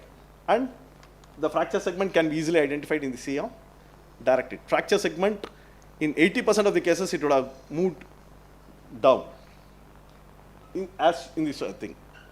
It will not be exactly there. Then there is no need for surgery. So there will be displacement, right? In the anteroposterior as well as mediolateral, but not much. Right? And direct your K wire, you cross the C2 body. Then try to engage the fracture dense. Slowly you introduce. Nothing wrong in initial stages to take repeated exposures. Once you engage the thing, if needed, you take one AP just to confirm. That is the reason why I said center of C2 body has to be identified. Once you identify the center of C2 body, for 5 to 6 millimeter, you use your K wire, penetrate the K wire cannot go anywhere. If you don't identify properly the C2 center, you are going to go into it. Most important is initial stages itself, do a macroscopic discectomy, identify the border of C2, upper border of C2, 2 to 3 millimeters, center. Then you not worry about it. It has to go only straight. It cannot go anywhere. Because it's a straight rigid rod that you are passing it, K wire. Only lateral. So take a AP. AP will be very, like you can see, it is not a strict AP. It is somehow rotated. Right? Then you pass that K wire slowly. Once you engage it, you know. The pre-operatively, it's better in the CT scan to work out the distance from this to this approximate, you should know, 40 millimeters or 42 millimeters, depending upon the age and other things. So that you know how to. The K wire has got a calibration that it is outside, it's calibrated. You can easily see how much it is protruding. Right? Then pass it towards it. Single thing is sufficient. Image intensify is sufficient. After you pass the K wire, keep the K wire there itself. Then there is a cannulated drill system. Over that, you pass it. Don't remove the K wire. Confirm that the K wire has engaged the fracture segment. Then over this, there is a cannulated drill system. You have to drill. Pass it slowly. Few exposures is sufficient because unless you bend or do, it should be smooth passage. No question of bending and other things. I'll tell you one instance, right? So like this, it will go like this straight. You can see the thing. The K wire over this cannulated system goes. You drill it till the tip of the dents. Till the tip of the dents. Once you reach the dents, tip of the dents, you remove it, right? You remove the cannulated drill system out. There is a cannulated screw that I have asked Jesco to, so that you can have. The outside amount, that K wire that is protruding, it is calibrated. So you know how much we have to, selection of the length of the screw, 40 millimeters or 42 millimeters or 45 millimeters. Slightly less than that. If it shows 45 millimeters, select 42 or 43. Right? Slightly less than that, you select it. And it is a 3.5 millimeter cannulated screw. And again, over the K wire, before that, what we know as a counter sunk. You just slightly bend the K wire and because this should come and hit the C3 body here, right? The screw should sit into it. So you can drill or flatten the upper border of the C3 so that it will be smooth. Slightly flatten it if you got drill, or just take up cutting and clear it for just 3 to 4 millimeters, so that because it will be protruding out, then it will be so that count, what we call as countersunk, for you to introduce everything. Then you introduce this cannulated screw. Once it goes, you know it has crossed the tip. You will not see the K wire in the tip, right? Tip of the dents you can clearly see. You will not see the K wire. Then gently remove the K wire and slight tightening. Don't do. Your screw is in situ, confirm it. Slightly, if you see, it will be protruding out in this. This will get adjusted once you remove the K wire, because patient is in slight extension thing. Right? So this is the thing.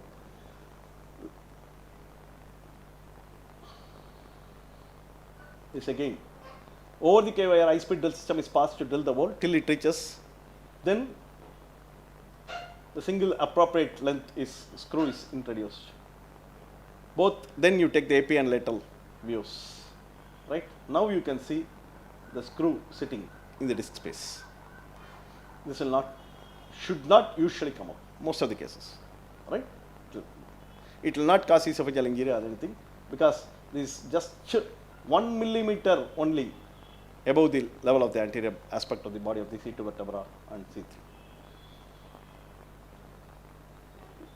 Sorry.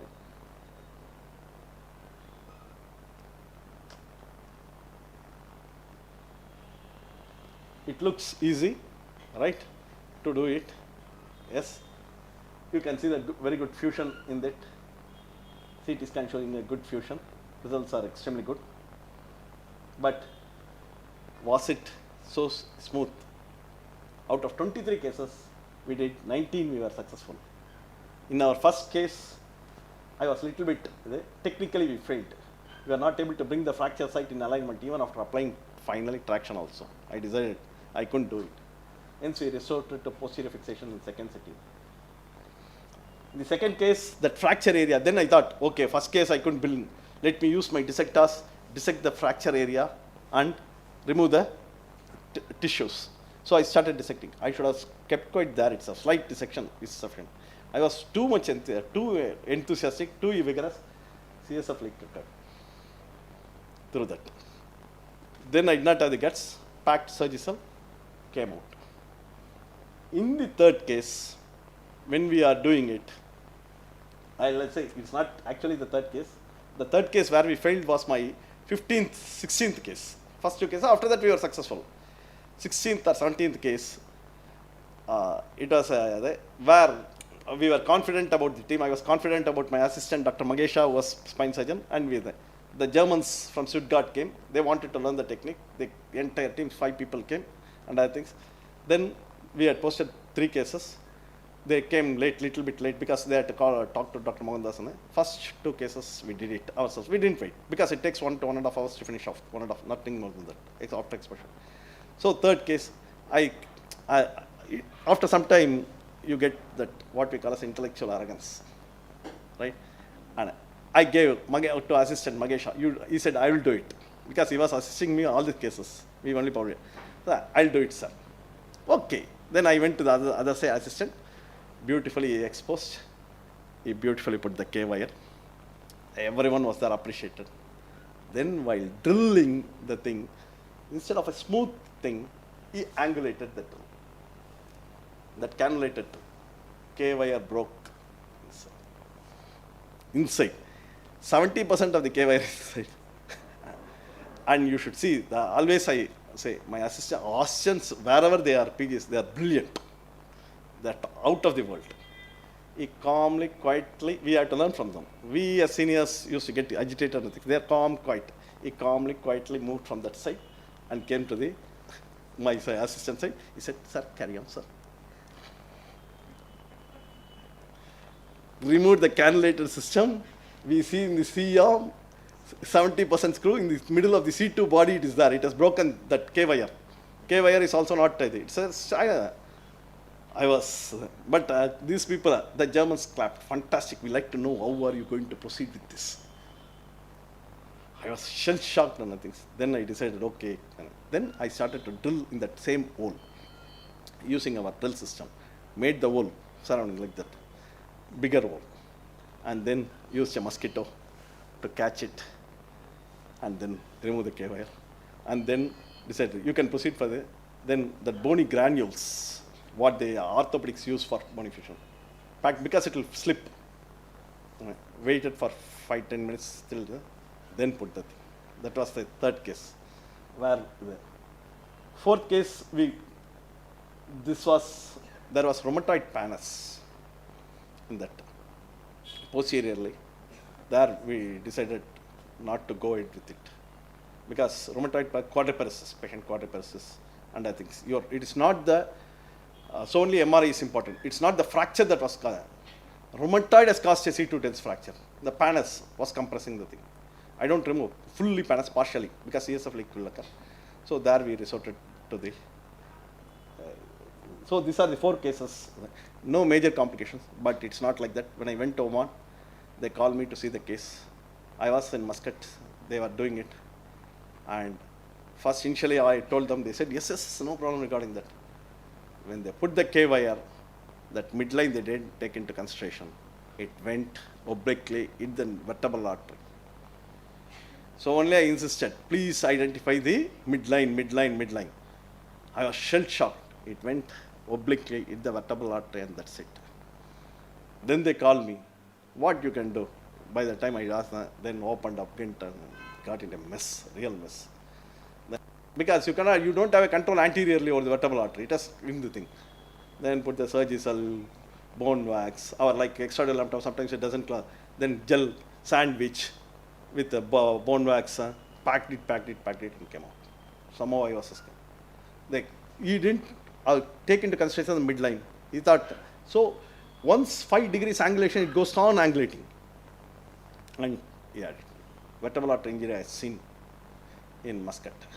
After that I learned, okay, this is the thing. So midline is important in that.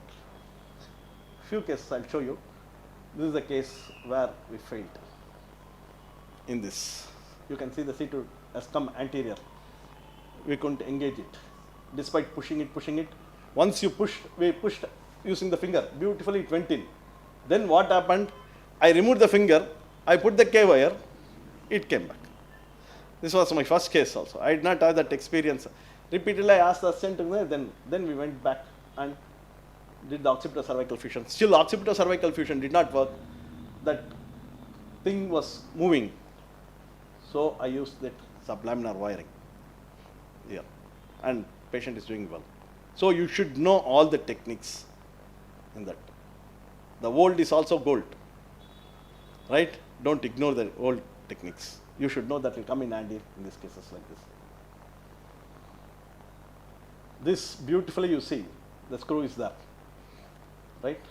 Again, the screw slightly is there, but this was 6 months later, but later the screw had migrated distally. This we published it also, but nothing happened. After that, no further migration occurred in that. By the time, say, whatever implant you do for fractures, we need the implant to immediate mobilization. That's my concept. You put the bone effusion occurs. So 3 to 6 months bone effusion occurs. I give for 6 months cervical column. Initially I was giving SOMI brace and other things, now Philadelphia collar is sufficient. This migration occurs, but nothing happened to the patient because the patient was asymptomatic, we didn't. So delayed migration. Normally 3 to 5 millimeter proximal migration of the screw occurs, which is not usually the X-ray is taken at 2 weeks. But this occurred in the follow-up, did not reveal further migration at 12 weeks in elderly, osteoporotic thing. This patient, again, it is not the thing. He was 75 years, came with quadriplegia, shifted from Guwahati, right, IIT, professor's father, and we operated. This operated in Balaji Hospital. We are available. So at C2, it is not osteoporosis. You not worry about it. The body structure will be very good. You can go ahead with it. With Procine. So summary, anterior cervical approach similar to Clovert's. The skin incision is placed at C2, C3 level. Submandibular gland elevated. No, need not identify the hypoglossal nerve or dissect it. Brain spatula was used to elevate the glands. And in Clovert's, simple Langenberg retractors was used. Guide system at that time, I used Synthesis company. Here, just has now got the thing. Only and Langenberg's retractors used. Initially, you started using K-wire supplied by Synthesis company. Another thing, please note, I am not blaming the companies. They will use the same K-wire for many cases and other things. After 3 or 4 cases, so you have to insist to ask them to get the new thing, or else it will have the thing. Please, single cannulated screw was used.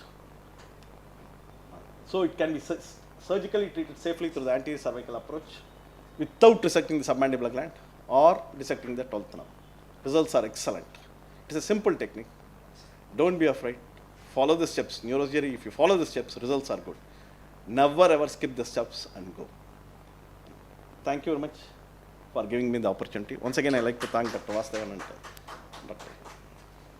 Anil Pandey. I hope it's informative. Thank you so much, sir. Not only it is informative, I was well aware of your work all this time. I was fortunate that I have also a case series of 12, and I have also had failures where I have had to do an occipital sheet fixation. The only difference is I use the microscope always to get this midline and even to the trajectory. The K-wire, as sir said, can migrate. You have to follow it millimeter by millimeter, and so multiple. And this is another purely image-guided surgery.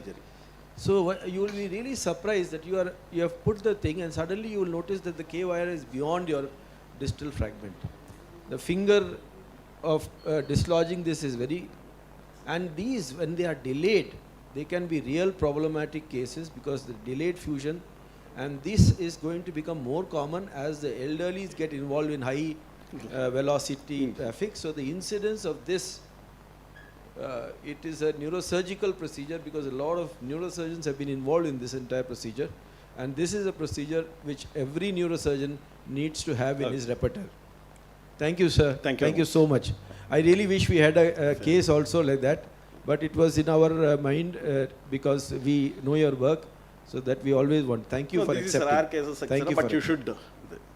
C2, C3 lesions, all C2, C3 lesions, you can deal with this approach. I have gone up to the thing, dense basilar invagination, close to it. I tried, but basilar invagination, I go transfer. For this portion of the position of the patient, sir, for normally anterior cervical we'll keep a head ring, but here how do you Same do, sir? extension. Or neutral extension. I put the thing here. From here you could have seen the I saw, sir, it was same. Only the plaster, that's all. Okay. And then the plaster here. Okay. Neutral. Okay. To maintain the normal orders. Yes, slight. Don't overextend or anything. You can see the thing. Okay. Sometimes while putting the K-wire, be careful. The fracture segment can get dislocated if you are. So, where it is. So only motorized thing is needed. not hammering. Hammering it. Yes, sir. Okay. No, it's an easier technique. Follow the thing and you can do it. Be confident about it. And My concept every case is I prepare the complications. Simple or not. Get a consent for that. When I myself prepare the consent for surgery, you can see all complications, you name it in the world, it will be there. 15, 20. That, in that way, I prepare myself to be ready to face the complications. Then I inform my staff nurse, anesthetist, if this occurs or whether it is ready. When you are ready with the complications, when you are 18%, 80 out of 20, 18 you can manage, 1 or 2 then you will be able to. But most of them, they prepare the surgical procedure, go into it. Prepare first the surgery, complications, immediate intraoperative and then go ahead with your surgical technique. It will be easy for it. Recheck. Your youngsters, I started my directly there. Please have a written pictures, small picture book, because those who are going to assist you will not know about it. Your staff will not know about it. Yes, Instrument you ask for Langenworks, they will give you some other thing. You ask for bayonet, yes. You ask for microbayonet, they will give, because they are not, you cannot. Yes, At the start of your career, youngsters, I can talk today. 93, 94, I know what it is. So, I have the things, right? You have to take all this is the time, before you go out of VHS. Yes, sir. Right? See, do a video recording, keep it, write down immediately on the date. So, Ramaksheshwara is a fantastic thing, and Dugani. This, they are very good. We do the write down everything, each instrument, each thing, take a photograph, keep it with you, so that when the procedure comes, you can go through it and show it to the staff nurse, show it to your assistant, show it to your theatre boy, they are most important. Yes, sir. Check the instrumentation, what is available, what is not available. You can't have everything.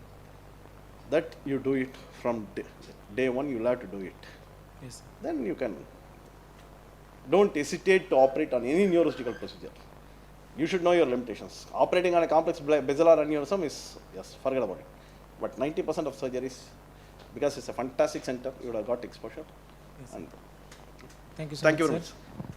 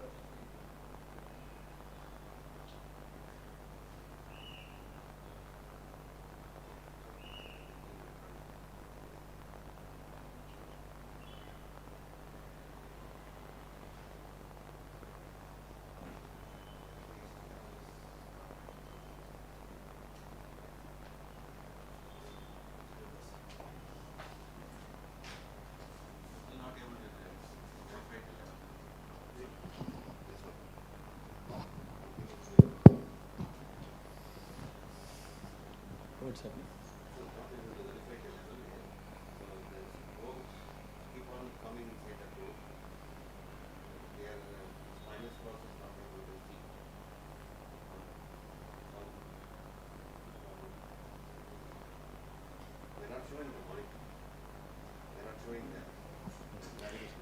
Hello.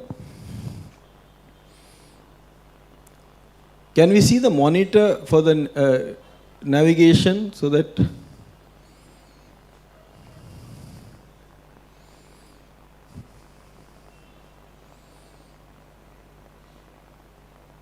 Mangal?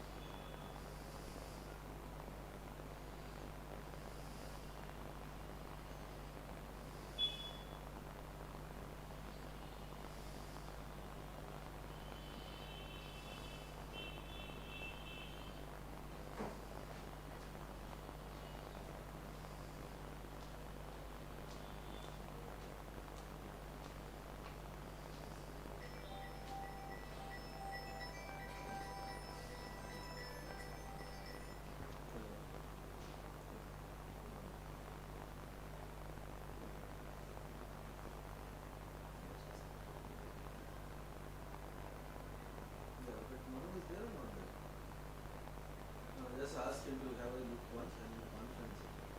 So ask him to just have a look at it. Diagnosis already I mentioned. I'll let me see it also.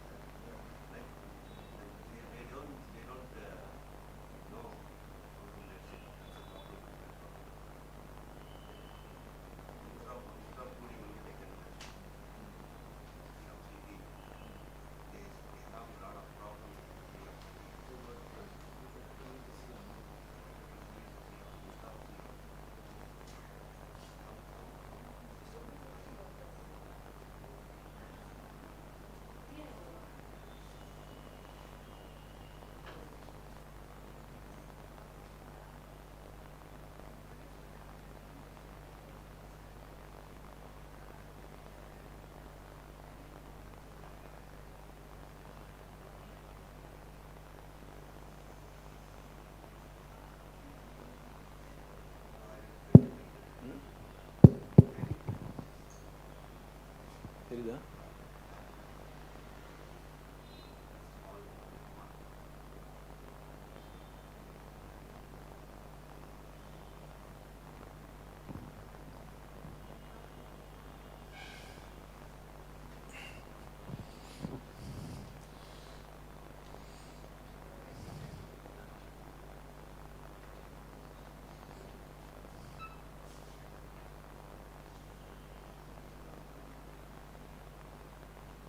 Hello, can the volume be connected so that we can also hear the discussions inside?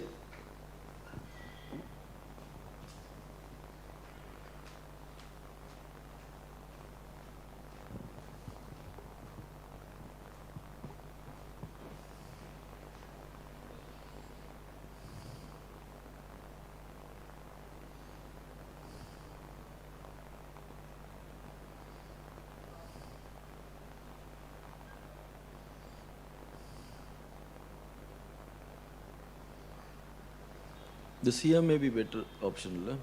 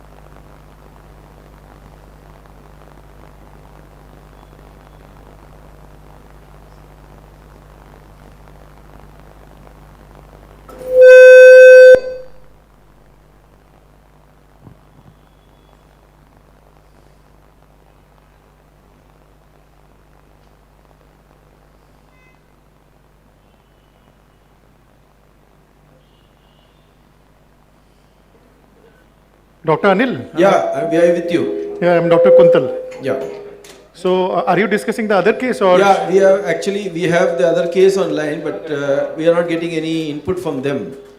But yeah, you can, in case what stage you are, we can show it to your theatre now. Yeah, sir, we have positioned the patient. Just show that theatre, please. Yeah. Show this theatre, please. This is theatre number.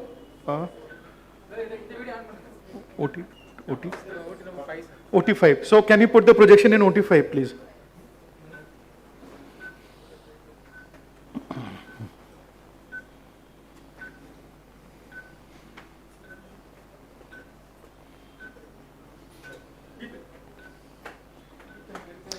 Why is it taking so much time to shift the theatre?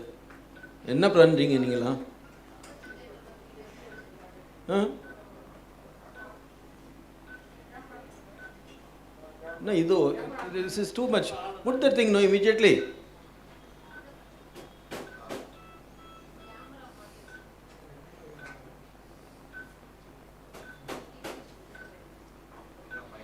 Yeah, we can see again they have changed. Okay. So you are one minute, yeah. Just a minute. Yeah.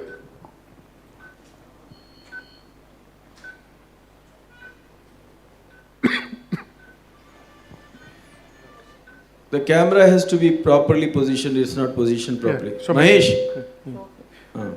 Yeah, now we can see. Okay, sir. So this is the patient we have. Just want to show you the position briefly before I go back to the imaging and discuss the plan. So we have positioned the patient supine, the standard position for any anterior or middle skull base pathology. As usual, the legs are in elevated position and the head has been elevated in such a way that the venous return is adequate to the heart. We have rotated the head only 45 degrees.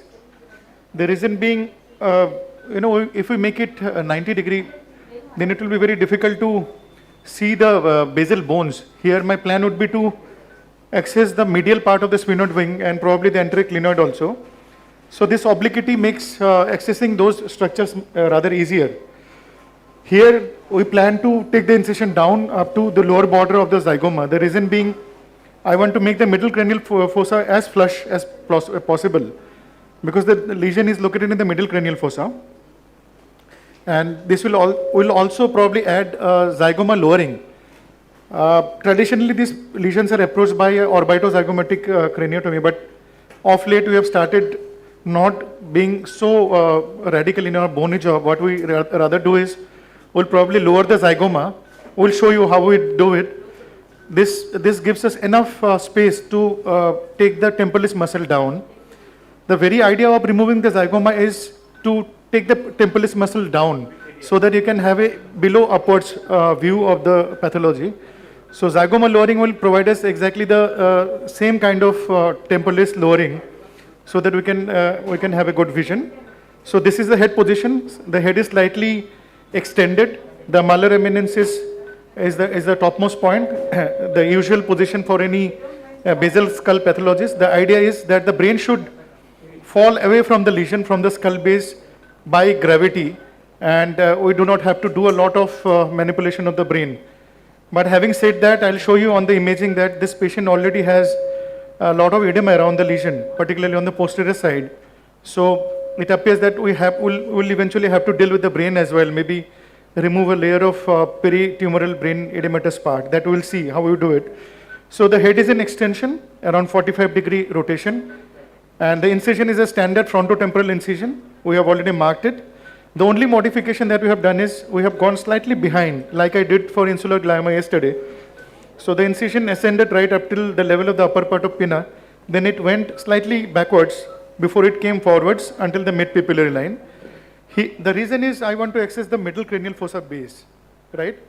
And the incision is ending at the level of the mid-pupillary line. We don't need a lot of frontal exposure here, but having a good exposure, particularly the Sylvian fissure, the subfrontal part will be necessary because that corridor will give us some space to release CSF from the basal cistern, because we expect the brain to be tense as the imaging is showing. So this is how the plan is. We want to go the frontotemporal way. We'll do a frontotemporal craniotomy. After having lowered the zygoma to pull the temporalis muscle down, we'll remove the bone in the middle cranial fossa base, drill the sphenoid ridge, and if possible, I will also like to do enteroclinoidectomy here, because I'll show you, it appears that the tumor is drawing blood supply from the medial part of the sphenoid wing, as well as the enteroclinoid process, and possibly the lateral wall of cavernous sinus as well. So if we are able to accomplish this bony removal there, then it is likely to significantly reduce the blood supply to this tumor, which is going to be extremely useful as we open the dura and go into the tumor. Radiologically, this tumor appears highly vascular, as I'll show you, and we have to do everything possible on our end as surgeons to minimize the blood supply to the tumor so that we can take it out with minimal blood loss.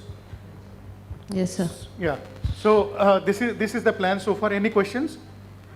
Otherwise, I can show you the imaging. Yes, sir. We can move on to the imaging, sir. Right. Okay. Can you focus here? So I got the opportunity to examine this patient on the first day.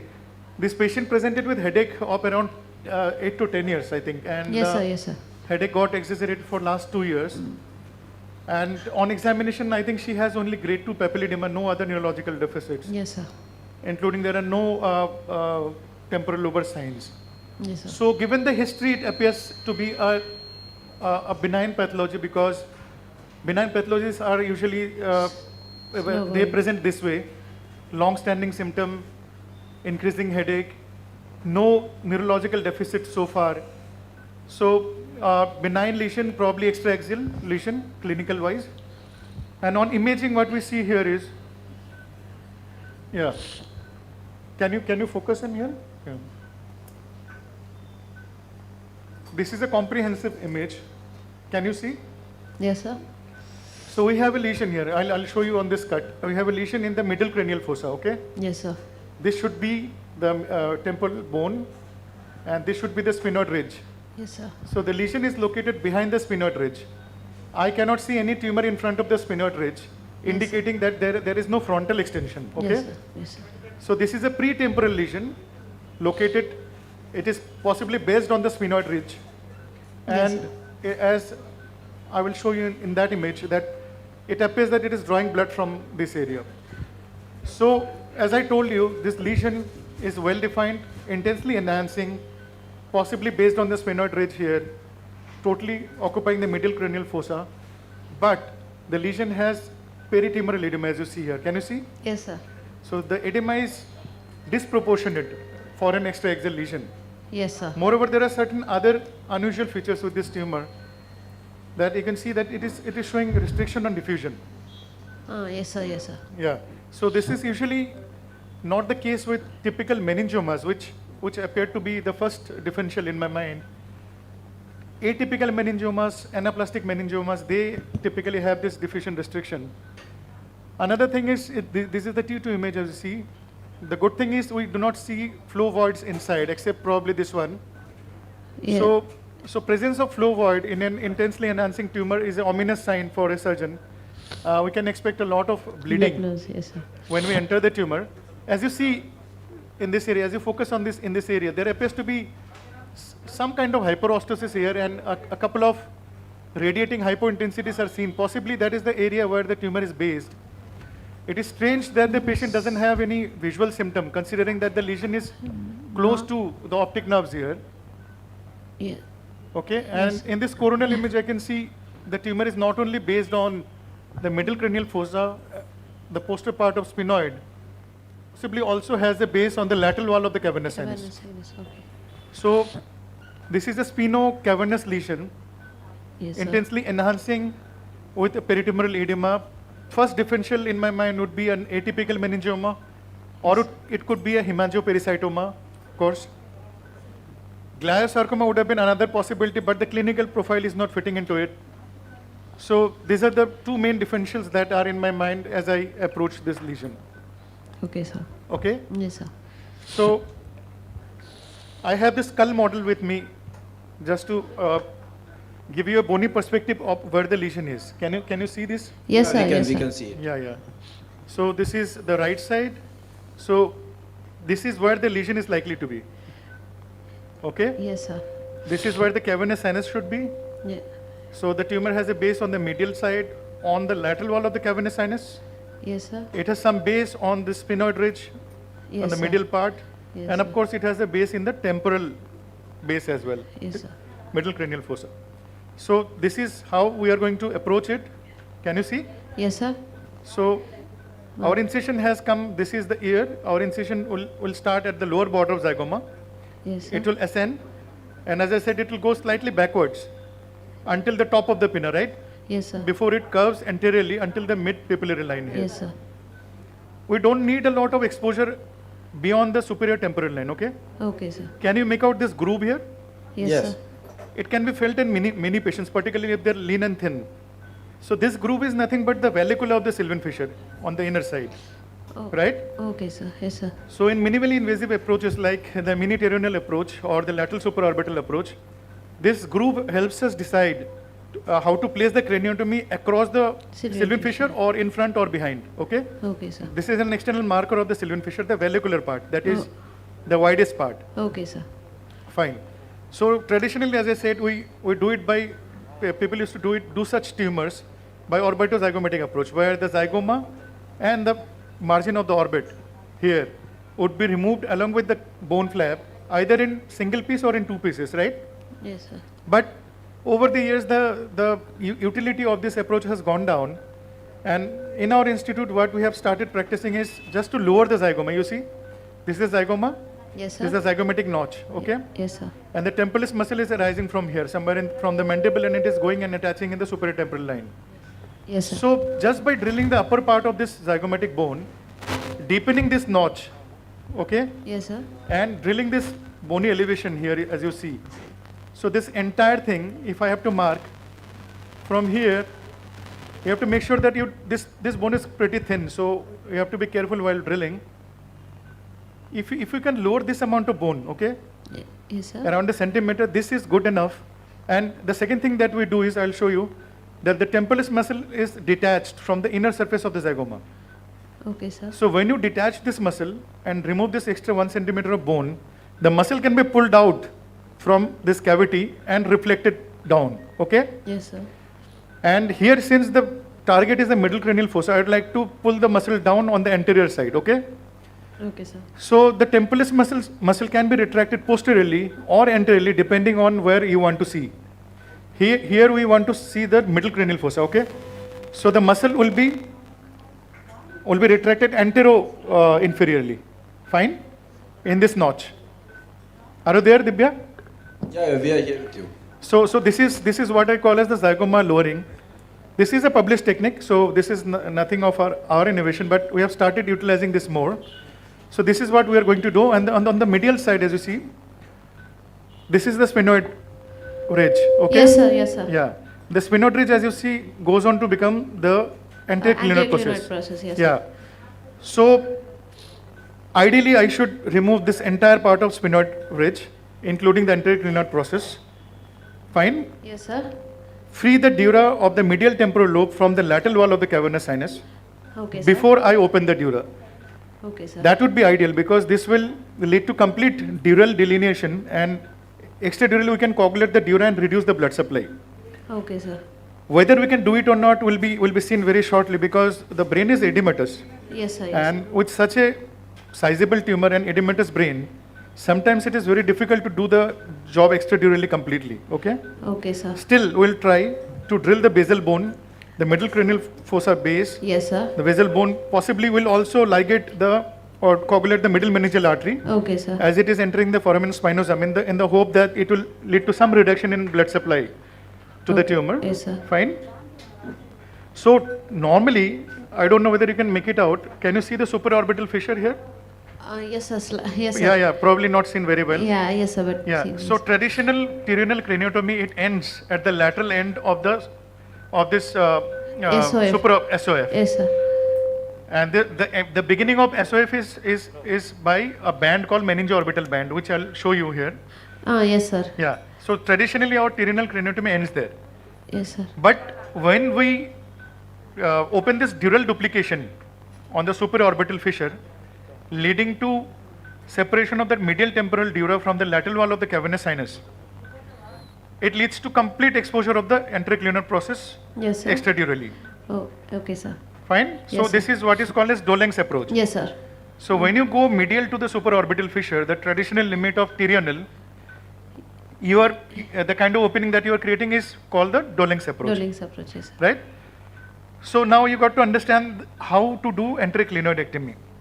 I'll try to do it, but I will have to see. But it is for you guys to understand that the enteroclinoid process, complete exposure, is impossible without opening the dural duplication. Okay? Okay, sir. Because it is hidden in the 2 layers of dura. So unless you do this dural pilling from the lateral wall of cavernous sinus, you cannot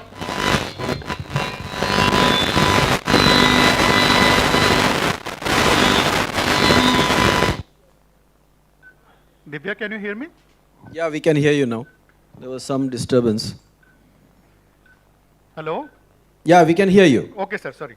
There were some glitches here. So what I was telling was, the enteroclinoid process, extradural exposure, complete exposure, that is up to the tip, is impossible without opening this dural duplication. Fine? Now you have to understand that in order to remove this enteroclinoid process, you have to detach it. So there are 3 attachments of the enteroclinoid process.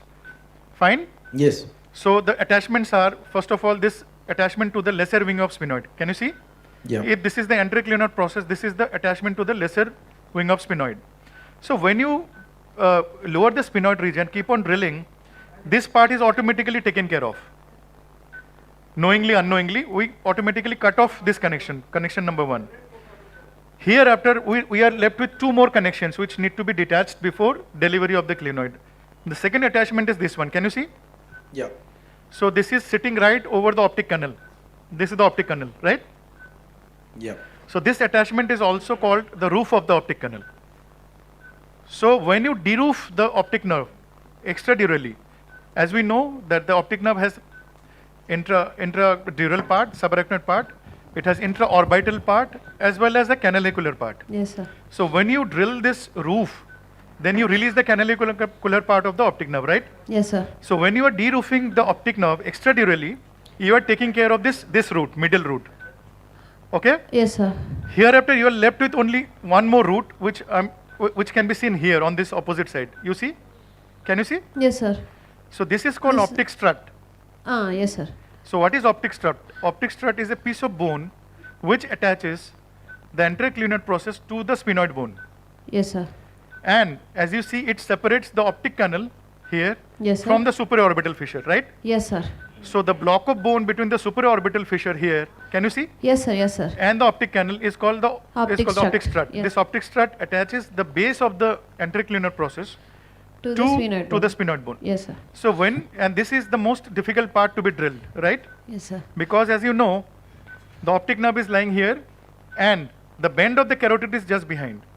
So you have to work between the optic nerve and the carotid, and you have to drill it. But it can be done, and when done well, it practically has no risk of injury to the internal carotid artery. Okay. So once you drill this 3 attachments, attachment number 1, the lesser wing, right? Yes, sir. Attachment number 2, the roof of optic canal. Yes, sir. And attachment number 3, the optic strut. Yes, sir. When you drill this 3, you can imagine that this piece of bone becomes free. Yes, sir. And you can take it out, Yes, right? sir. Yes, sir. So once you take it out, what are the advantages it provides? It leads to complete release of the optic nerve here. Yes, sir. And it exposes the clinoidal segment of internal carotid artery. Yes, sir. As we know, the internal carotid artery, after it comes out of the cavernous sinus Yes, sir. and enters into the dura, Yes, sir. it has a segment between the distal and the proximal dural ring. Yes, sir. That is called the clinoidal Clinoid segment. segment, yes, sir. So when you remove this enteroclinoid process, you expose the clinoidal segment of the ICA. Yes, sir. And by dividing the distal and the proximal dural ring, you are mobilizing the carotid, right? Yes, sir. So when you are doing some skull-based procedures in this area, this additional piece of bone removal leads to mobilization of the optic nerve and the carotid ICA. artery. Yes, sir. So it can lead to facilitation of a number of procedures there, particularly paraclinoid aneurysms. Okay, sir. So here, how is it going to help if we are eventually able to do it? As I said, the tumor is based somewhere here, right? Yes, sir. So by drilling the sphenoid ridge, the enteroclinoid process, and peeling the medial temporal dura from the lateral wall of cavernous sinus, Yes, sir. we'll be cutting off all the blood supply which is coming into the tumor, right? Yes, sir. Along with division of the middle meningeal artery. Yes, sir. So once you do that, then we can go into the tumor, because in absence of that, this tumor does have a potential of torrential bleeding during surgery. Yes, sir. Right? Yes, sir. And this is one tumor where probably going to the base first and going around the tumor, coagulating the capsule of the tumor in the process will probably be a judicious surgical strategy. Yes, sir. Unlike other tumors where we generally enter into the tumor, core it out, then dissect the capsule, this strategy is not advisable in highly vascular tumors, right? Yes, sir. So we have to first reduce the blood supply by these maneuvers, if you are able to do so. Yes, sir. Then assess the tumor, coagulate the adjoining capsule, and take a decision intraoperatively whether we can enter the tumor. If we are able to enter the tumor is T2 hyperintense, remember? Yes, sir. And diffusion restricting. Yes, sir. Usually these tumors are highly suckable. Diffusion restriction means packed cellularity, right? Yes, sir. There is less amount of free movement of water in there. Yes, sir. So usually these tumors are highly suckable compared to T2 hypointense tumors, which are fibrous. Okay? Yes, sir. So if we are able to cut off the blood supply, then the tumor should come very easily into the CUSA. And once that is done, then we can take this tumor out. Okay, sir. Right? Yes, sir. So this is the plan. Now, in a patient like this, we also have to understand the relationship of the tumor with the internal carotid artery. Okay, sir. Okay? So since this tumor is not going into the frontal lobe, so it appears theoretically that the internal carotid artery should not, or the middle cerebral artery should not be within the tumor, right? Yes, sir. Because pushed. Yeah, it has to be pushed anteriorly because the tumor is located posteriorly. So we'll see on the angiogram. Can you show the angio? Yeah.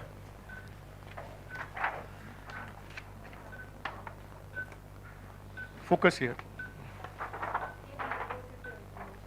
Zoom in here. Compare the internal carotid arteries and the middle cerebral arteries on both the sides, okay? Yes, sir.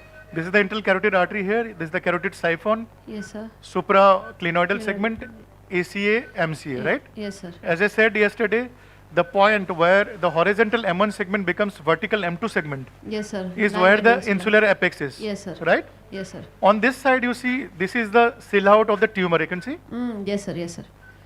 This is the tumor, and the middle cerebral artery has been pushed pushed superiorly. Superiorly, yes, anterior and superior. Superiorly, and this demarcation of horizontal and vertical segment is lost. Is practically lost, yes, indicating that the shift is mainly at this point. Yes, sir. Then only a right angle can become a straight line. Yes, sir, if the push is at the point of bend. Yes, sir. But apparently the caliber of both the vessels is equal. Yes, sir. Right? And this is the supraclinoidal ICA. We do not see any narrowing as such. Yes, sir. There is some difficulty in visualization of this part of carotid, but this carotid is below the point of interest. Yes, sir.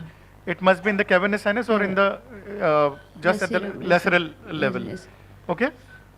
So, is there any role of DSA in this patient's embolization? Probably not, yes, because there are no much of T2. There is no much of flow voids inside the tumor. The main thing is when the artery is going through the tumor, right? Yes, sir. Then we have to do a DSA just to understand how much encasement whether it is a plain encasement or encroachment. Yes, sir. So there are two important radiological signs. One is a long segment narrowing versus a small segment narrowing, right? Yes, sir. Generally, if the narrowing is over a long segment, this is considered to be surgically dangerous. Number one. Sir. And number two, you have to look inside the wall, whether the wall is smooth or are there any corrugations. Okay, sir. Or indentations. Yes, sir. See, if there are some indentations, you can assume that the patient has some adventitial infiltration. Okay, sir. So in situations like this, you have to assess the cross flow, because even if you are highly careful, it can so happen that the artery may get injured in the process of tumor resection. Yes, sir. So you have to know the collateral circulation from the other side, PCOM artery as well as the other side. Yes, sir. And in such a case, it is always advisable to preserve the superficial temporal artery during craniotomy. Yes, sir. Because you may have to do a Bypass. Because even if your plan is subtotal resection, a priori, that is before surgery, sometimes the arterial injury will happen inadvertently, right? Yes, sir. And we have published on this as well. Most often the arterial injury happens at the carotid bifurcation. Okay, sir. Right? Yes, sir. Suppose this is carotid and this is the bifurcation, okay? Yes, sir. So the injury most often occurs at the level of the T.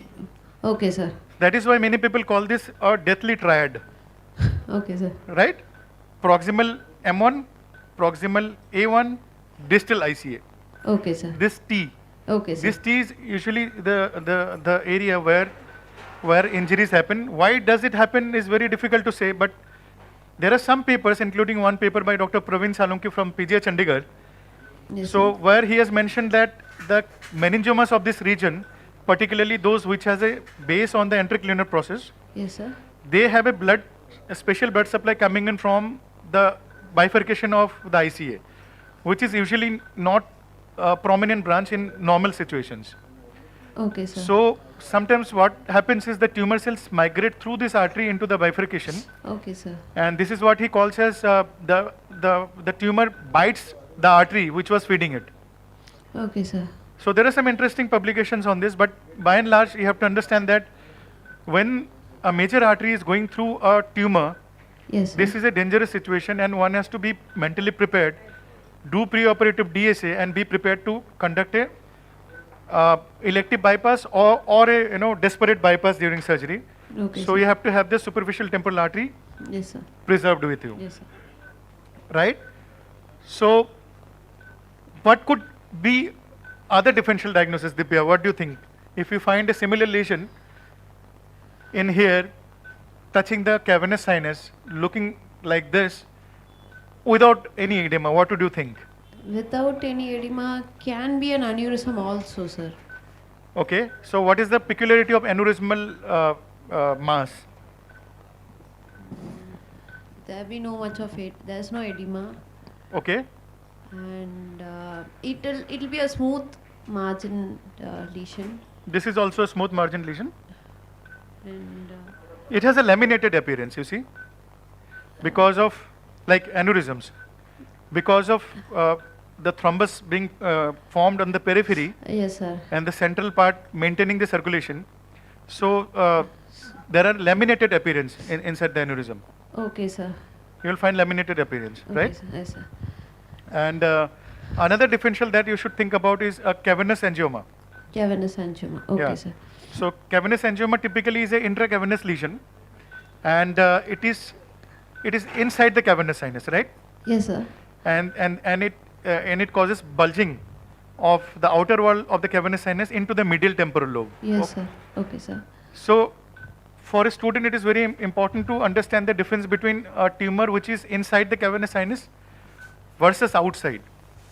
Yes, Okay? Sir. Yes, sir. So when the tumor is inside the cavernous sinus, how do you identify the cavernous sinus? The cavernous sinus is nothing but On the the side part of the on the side of the cella, right? Yes, sir. Yeah, so this is cella and you can see the ICA, Yes, sir. right? Yes, sir. So had it been a cavernous sinus lesion, this sinus would have expanded Yes, sir. and there would have been, IC yeah, would have been IC would have been pushed. medial, IC would have been medial. Yes, sir. Yeah, it depends, but mostly it is medial displacement. Yes, sir. There will be lesion here which has expanded the cavernous sinus, Yes, sir. and you will have this dark dural interface between the tumor and the temporal lobe. And Oh. since it is a completely extradural lesion occurring within the cavernous sinus, Yes, usually there is no edema. Yes, sir. Fine? Yes, sir. So this is how you have to examine. Okay, Here the lesion is outside the cavernous sinus. Yes, sir. We do not see bulge of the cavernous sinus. Yes, right? sir. And there is there is extensive edema around it. Yes, so sir. indicating at some point There is the pia has been broken. Yes, sir. And it can only happen if the lesion is intradural. Yes, sir. Okay? Yes, sir. Fine. So we have already started the process of craniotomy. Okay, So Dr. Somin is going to show you once again what you already know, that is interfascicular dissection to preserve the seventh cranial nerve, the Okay, peripheral branch. Okay, sir. The zygomal lowering, how we do it. Fine. Okay, sir. And if possible, we will also show you how to preserve vascularity of the temporalis muscle by the retrograde dissection or the Uikawa technique.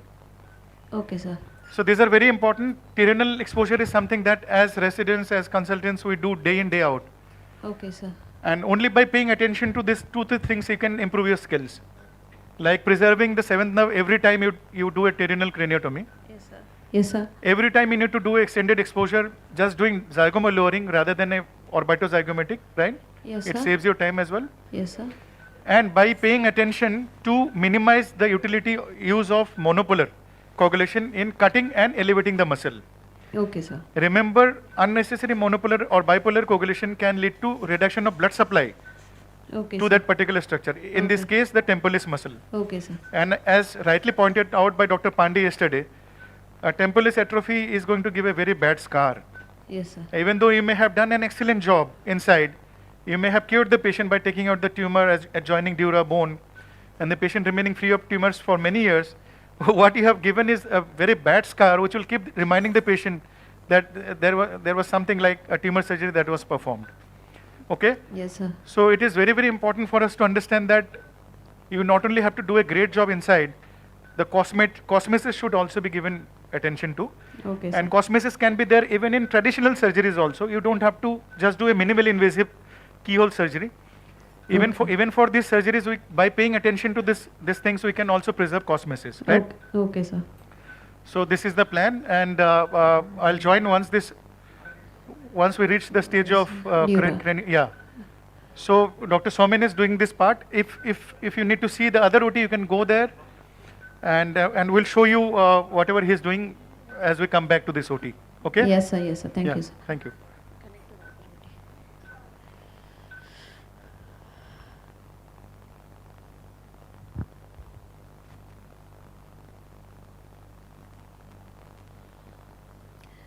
Sir, Jay, sir.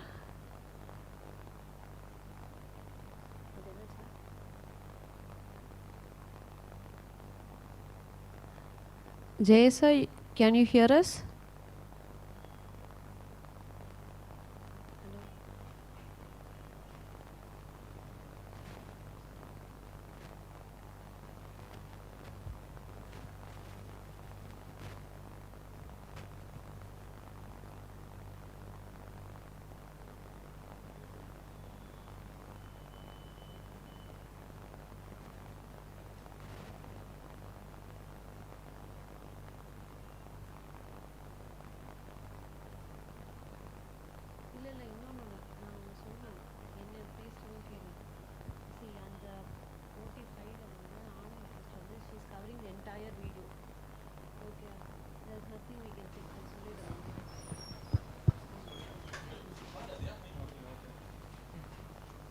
G mic போட்டிருக்காங்க ஆனால் of ஆயிருக்கு.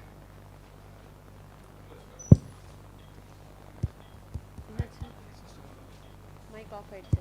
அவங்க on பண்ண சொல்லிட்டீங்களா? Doctor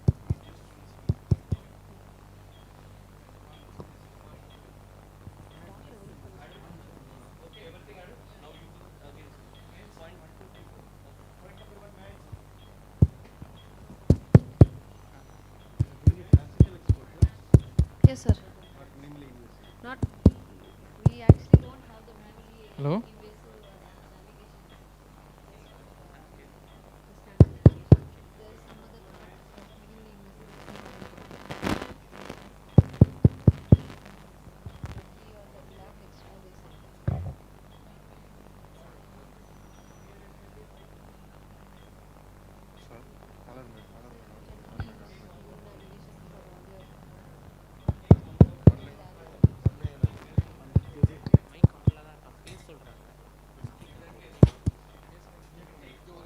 Jay, sir? Sir? Yes. Hello. Yes, sir. We are. There is some issues in the registration, navigation registration. Yes, sir. So we supposed to take at least minimum 4 or 5 point first, Yes, and sir. from the. So if suppose we are selecting 1, 2, 3, 4 mid or inferior spinous process, then it need to be matched with navigation. So there is Yes, some sir. issue, there is some registration error is coming. So we are trying one more, we can try 4 or 5 minutes more. If it is not working, then we'll start open pedicular screw fixation. not Okay, a sir. navigation Okay, guide. sir. So give me 5-10 minutes. No I'm coming problem, to sir. you. Yes, sir. Thank you, sir. Yeah. Take your time, yes, sir.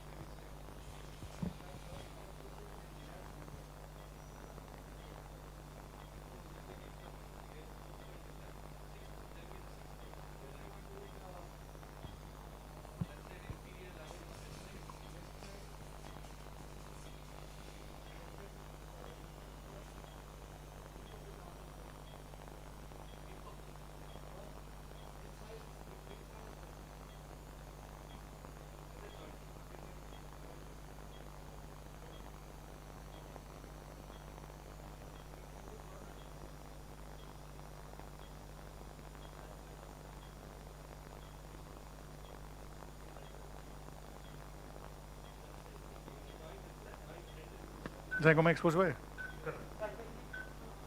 Hello? Sir, we can hear you. Yeah, Divya. Can you hear me, Divya? Yeah, yes, sir. Yeah. Yes, sir. Just want to show you one thing on radiology which I missed. Yes, sir. Can you focus here?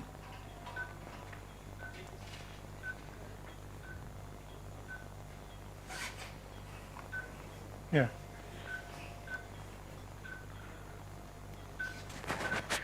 Can you see this image?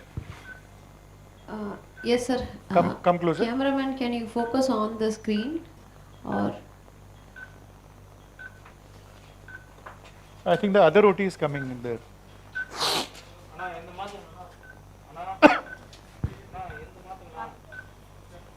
Yeah. This one. yes, sir. We are seeing the Kuntal sir's case. Yeah.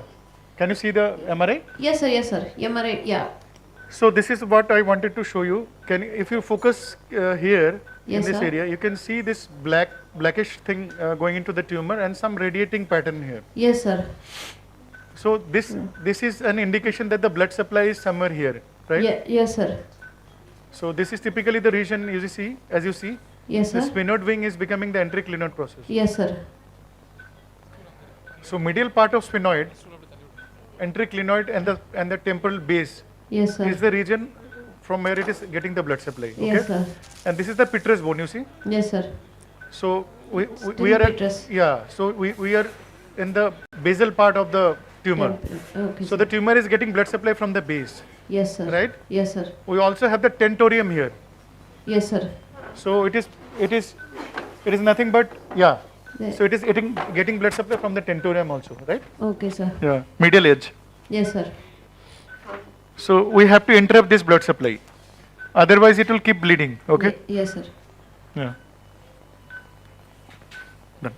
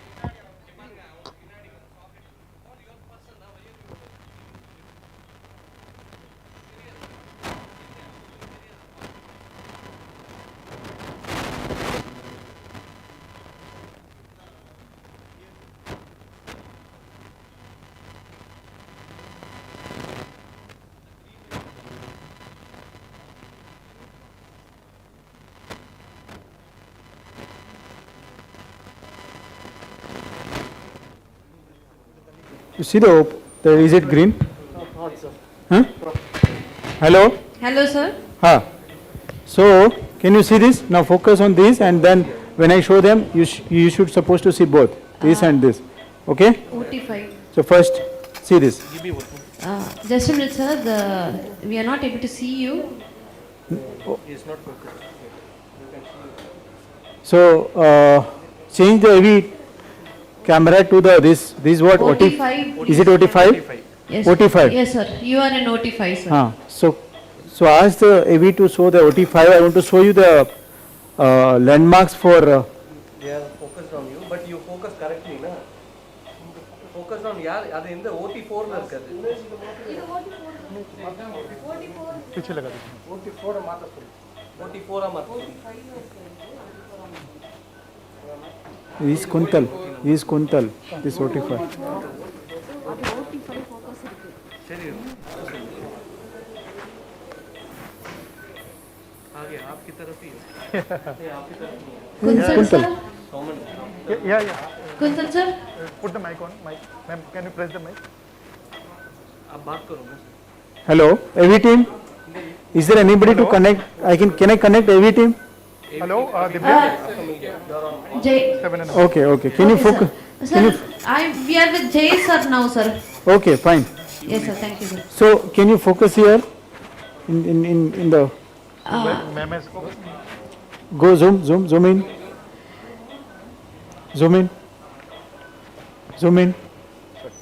Yeah. Oh, it's not. Yes, sir. We are able to see the exposed spinous process, sir.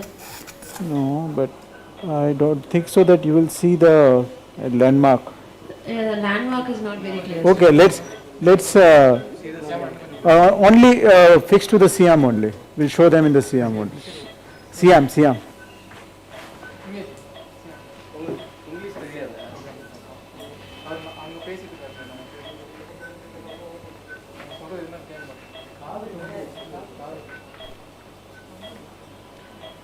Okay, focus there. Okay, so if you see in the scoliosis vertebra, particularly if you are dealing the pedicle screw fixation with the scoliosis, yes, sir. You need to see, if you see I have put one screw in L5. Now I am supposed to put a screw in L4, right? Yes, sir. Now you see the L4 have a double vertebra, double upper vertebral border. You see the upper border? Yes, sir. Can you see it is a double? Yes, sir. Not very clear. Not very clear because patient is in little bit scoliosis. Scoliotic, yes, sir. And if you see there is a double pedicle you see the double pedicle line. Yes, sir. The lateral artery. The lateral pedicle line you are saying, sir? The lateral most point? Artery, yes, sir. artery. Yeah, I'm showing you.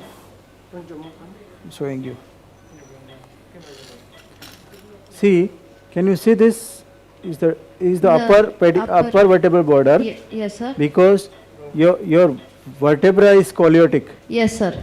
It's like scoliotic. Yes, sir. So in this picture you can see the double vertebral border. Yes, sir. You see the double pedicle. Pedicle is here to yes, here. Sir, so yes, it's sir. right side pedicle.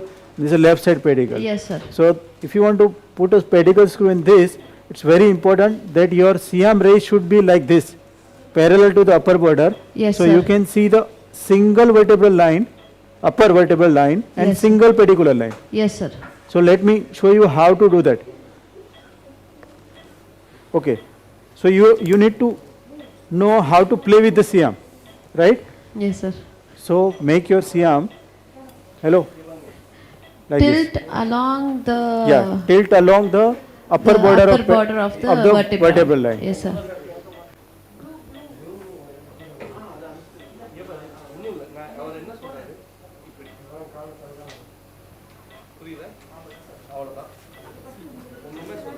Okay.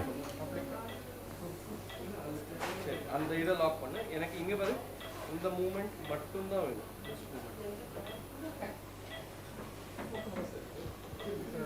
Okay, go down.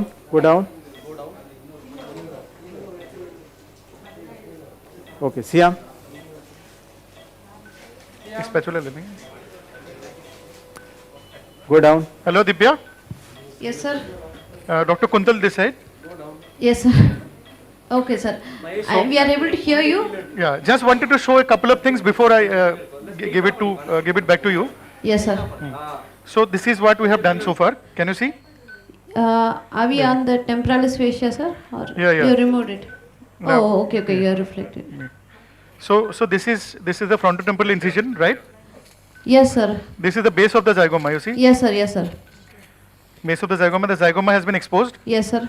As I said, the muscle has to be detached from the inner side of the zygoma. Zygoma, yes, sir. Right? Yes, sir. This is the upper border of zygoma. Yes, sir. And this is zygomatic notch. Yes, sir. And this is the bony prominence that I showed you. Orbital, yes, sir. So what we are going to do is we are going to drill this edge and deepen this zygomatic groove. Yes, sir. And thereafter we are going to elevate the muscle and take it down inferiorly, right? Yes, sir. In this groove. Yes, sir. Then it will allow us to work in the subtemporal area. Yes, sir. Right?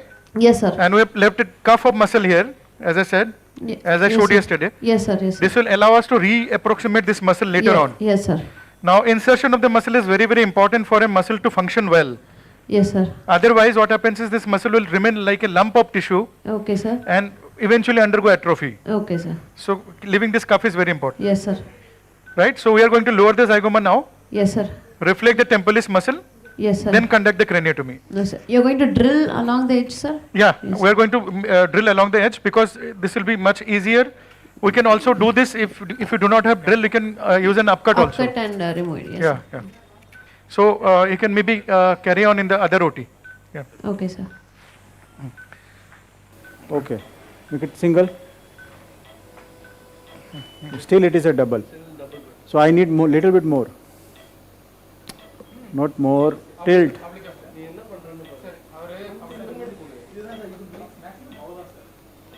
Useless yam, yaar. Okay, do it. हाँ हाँ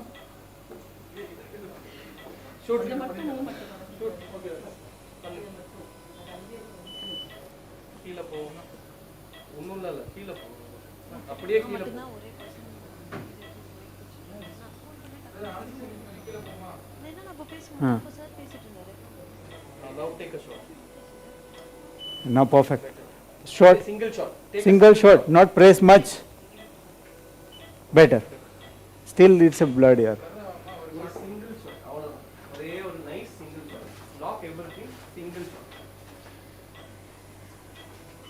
Better. Hello, Divya is there? Yes, sir. We are there. We are able to appreciate a single bordered Yes. vertebral body. Yeah. sir. So yes, now this is the lesion. Yes, sir. This is very important. You need to be parallel to the upper vertebral border till you feel there is a single upper vertebral border. Now you have shown both the view, right? Yes, sir. So in that case, pedicle entry point seems difficult. But you just play with the C-arm, you make it parallel to the upper border. Now see, you can easily, accurately define the pedicle, accurately define the upper border of and the vertebra vertebral also. body. Yes, sir. So the idea is you can put a pedicle screen, any kind of scoliosis, any kind of lordotic vertebra, but you should be parallel, your raise should be parallel to the upper border of vertebral body and upper border of the pedicle. Yes, sir. Yeah? Yes, sir. So if you learn this trick, you never require navigation, you never require anything, including monitoring. Got it, sir. Okay. Siam. Okay. Now we should be in the mid. So I am using the all. That is the first step. We should be in the middle of the pedicle. First step is all. Yes, sir. And probe. Now, if you have a neuro monitoring, suppose, then it's very important while after using the all, once you put a pedicle probe, yes, sir. you should check for MEP and free running EMG, whether it is showing positive. Is it positive? No. L4 is clear? Okay, but still, show me the basal one. MEP is fine. L4, 5, 3, everything is fine. Okay. No, first after probe.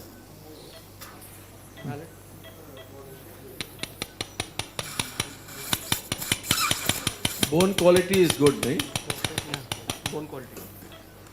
Yes, bone quality is good. Now after the pedicle, rather than sound, they have this kind of neuromonitoring pack needle. Show that needle. Yeah, it's there. Yeah, this is the sound. Yes, sir. So in the To check the borders of the. with the border, you also give a stimulation for free running EMG. If it is touching the root, Yes, sir. We get signals. it's negative. Now, so now I am very much sure, both radiologically as well as with neurophysiology monitoring, that I haven't breached the pedicle. Probe. For the juniors, see how much of care he takes despite all his experience. So you have to be very, very careful, because the borders of, breach is very, very common, and even in most experienced hand it is possible. So see how much of, and every time do the same steps. Yes, exactly. Don't cut down on any step. Any step. You cannot bypass the step. Yeah, Siam. Siam. Yeah.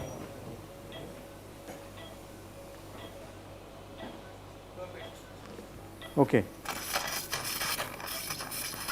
Now L3.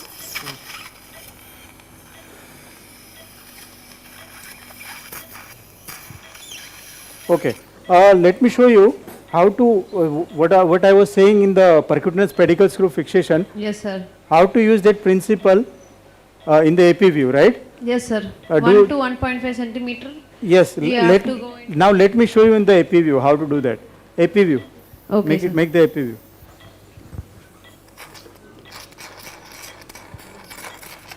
AP view.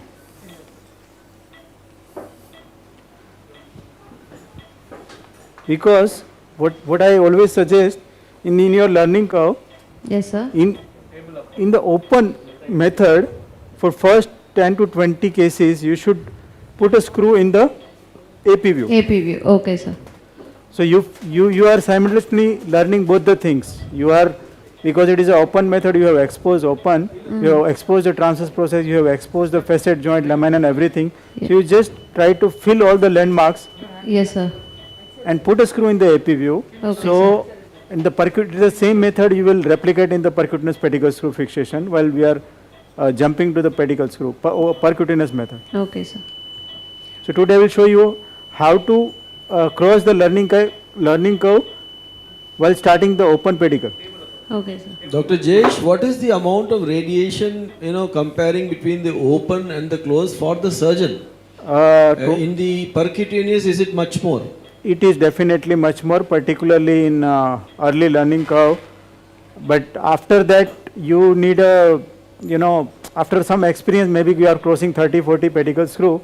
The same thing you can complete in 2 or 3 cm. If you have a navigation, it is fantastic. Something error is happening, registration is not getting. No, my Globus person is saying that their Medtronics, their registration, that CT registration has been having a few hitches. They need to work that out. So we have something here is a Globus, for Globus thing also? Yeah, that is there also. What Globus Metro? Globus, we don't have the machine. Globus, he has just asked for technical advice. Technical. Nothing is there. Globus screw is there. Screw is there. Okay. Okay. AP. Go to your side. AP view.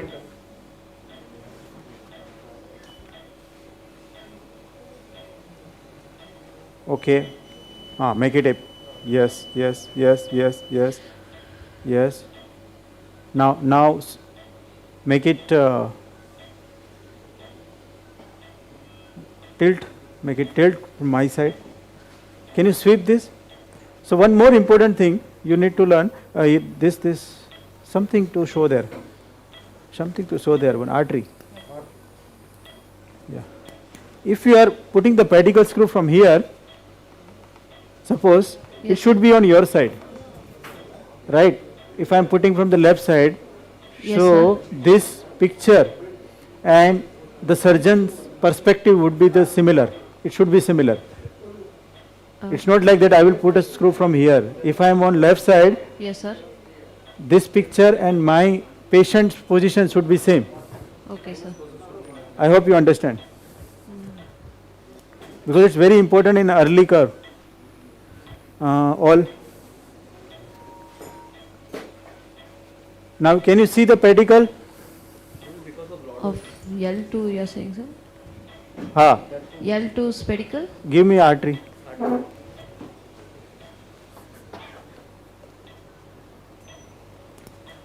Can you see this? Yes, sir. The left pedicle of the L2. Yes. We are putting the screw. You just show that how to put a percutaneous pedicle screw from here. So we have a Jamshedi needle, right? Yeah, there will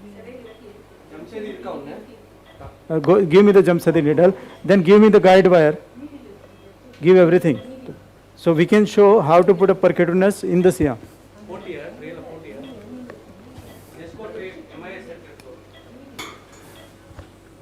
Siam. Okay. So can you sweep the image? Flip. Okay.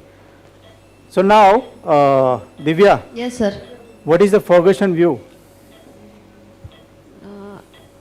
So I am not able to orient properly, Yes, sir. that's because the pedicle is not equidistant with the spinous process. Now, before we put a screw, we should make it. Yes, sir. So that is what you need. It's a practical correction. Yes, sir. You make it like this, then give 10 to 15 degree of craniocaudal.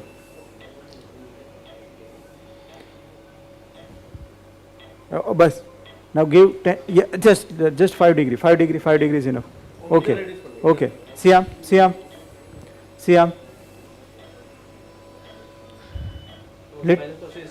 So now we can see there is make it down. No, it's a double pedicle line. You should go down. Okay. Siam. Yes, little bit better. Now little bit more. Can you see there is a upper vertebral border is a single. Yes, sir. Now you see that spinous process and left pedicle is much more nearer. There is asymmetry. That's why we see the double pedicle. Siam. Now you see. Is it correct view? Yeah, this seems to be correct, sir. Yes. So now you need to learn this, how to make this. This is all the pearls I have given to you. Yes, sir. Give me Jamshedi needle you have. So this is the ideal, to define the pedicle and to start the. Now you can see the transverse process. Give me this. Give me. This is the pedicle. Yes, sir. Transverse process. Yes, sir. Pedicle. Yes, sir. Transverse process. Yes, sir. Spinous process. Yes, sir. Equal distance. Single Yes. pedicular border. Single upper end plate. Yes, sir. Now we go from between 12 to 9. Yes, sir. First step will identify the transverse process. Yes, sir. Upper border, lower border, center will land up here. Yes, sir. We'll start from here. Yes, sir. Between 12 o'clock to 9 o'clock. Yes, sir. We'll start the Jamshedi here and I will mark here in up to 1.5 centimeter. Yes, sir. Right? Yes, sir. Yes. So you just imagine that it's a percutaneous pedicle screw fixation. Okay, sir. Okay. Jamshedi, give me one Jamshedi. Yes.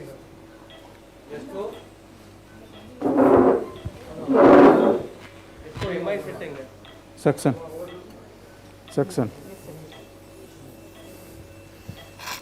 Can you increase the height? 1 minute. Light is there. Take off the light. Light यहाँ से डाल. Light you shadow it over the surgical thing. Ma, this light.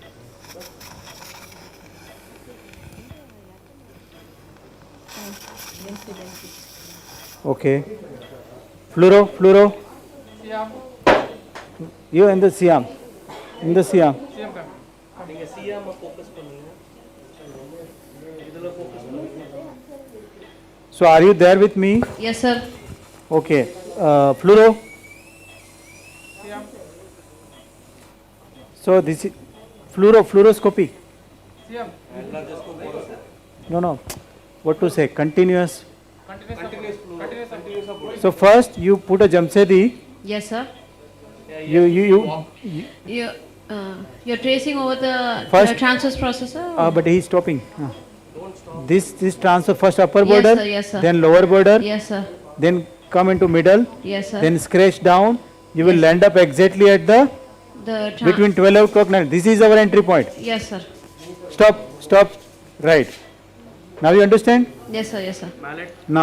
Now see one more important trick. So exactly I am in the lateral border of pedicle, right? Yes, sir. Now our Jamsedi needle should be parallel to the upper end plate. Yes, sir.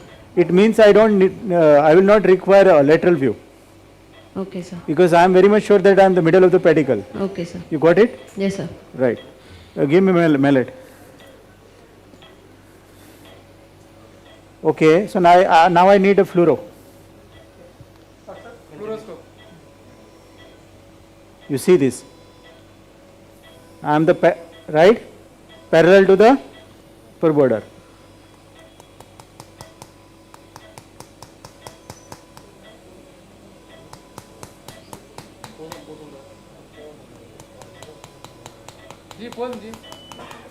Okay. Siam.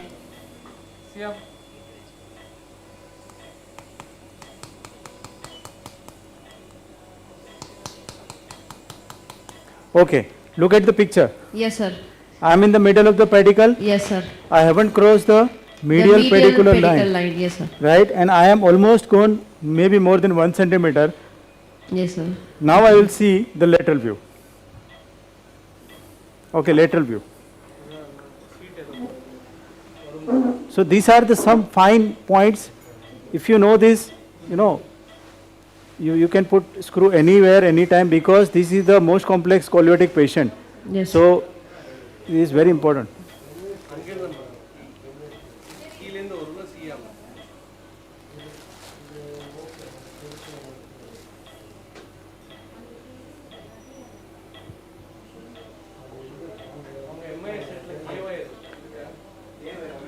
Now you see one more thing. If you see, the corneal deformity is almost corrected.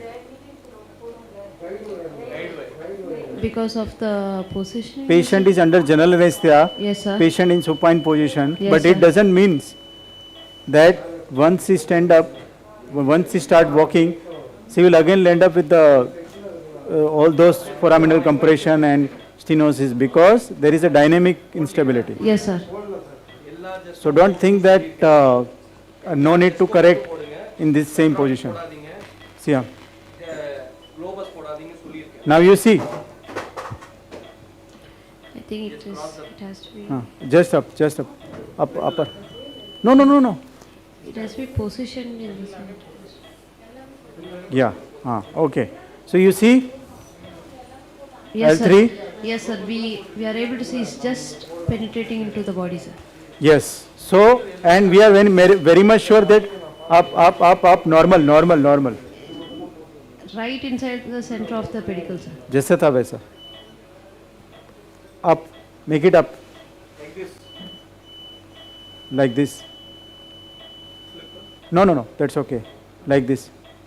Okay. So now you see the double pedicle border. Yes, sir. We are able to see the double. Now this is the wrong. Now, and we have crossed the pedicle, but we haven't crossed the medial pedicular line. Yes, we are very much sure about that. Yes, sir. Now we have guide wire. Do we have a guide wire? No. Okay. So let's follow our same thing. All and now make it tilt. So again we need to see the single pedicular line. Just Siam. Yeah. One more. Siam. Yes. Go down. Go down. Yes. Siam.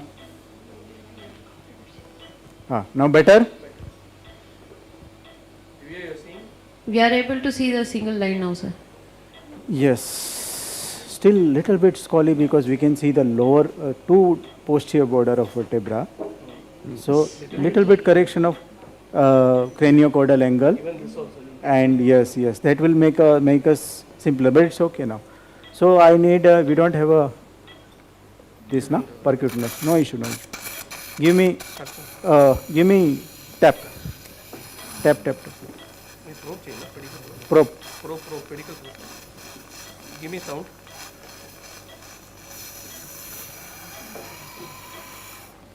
Valid.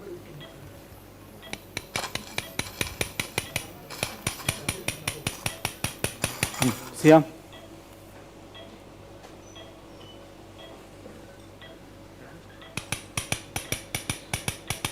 Siam.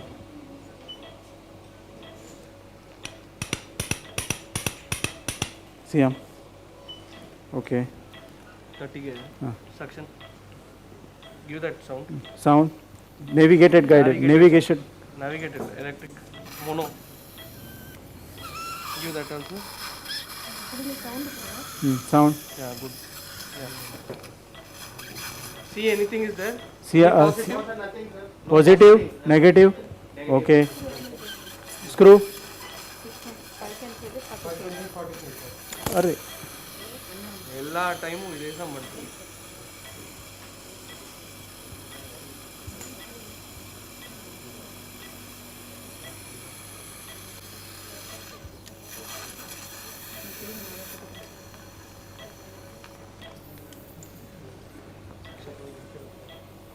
Now I want to show you this one also. Make it zoom out. While you are putting the screw after tap, na? Yes, sir. This should be like very free movement. You have to feel the bone. Yes, sir. If it give resistance, means you are changing your track. It should be very free. Okay, sir. Don't give a direction while putting a screw. The direction supposed to be given only while tapping. Okay, sir. This is a basic principle.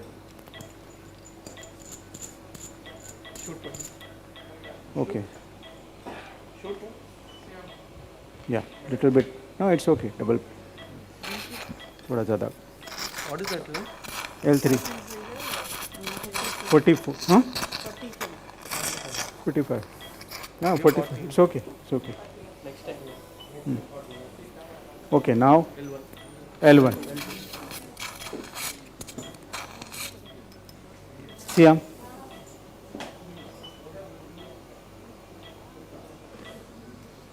Single thing, but it's okay. Siam. Yep.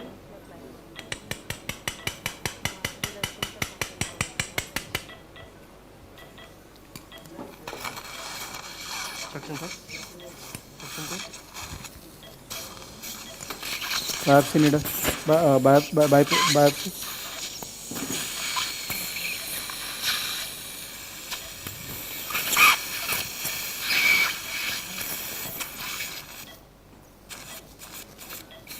Tap. Straight trap नहीं है, straight. Always use a straight one. There are two probes. One is straight and one is curved. So curved, the indication of curved is, can you see this? Yes, sir. We are able to see that. So there are two probes. Yes, sir. One is straight and one is curved. Yes, sir. So both the indication is different. You see the some marking. Yes, sir. Here. Yes, sir. So majority of pedicle screw fixation, you should do it in the straight one only. Okay, sir. This is indicated if you want to change the trajectory. Okay, sir. If you want to change the trajectory, or you feel that you mainly on S1 because the medial trajectory is too much. Okay, sir. Right? So it is not for all. So it has a specific purpose. Okay, sir.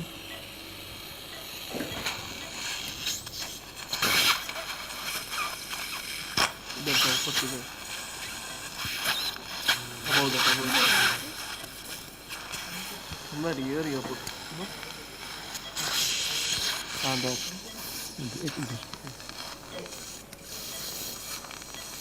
Siam.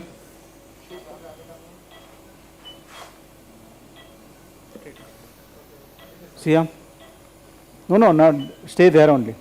Stay there only. Siam? Okay. Give me all. Now we should go more rapidly. They can go that later and come. Siam? Siam?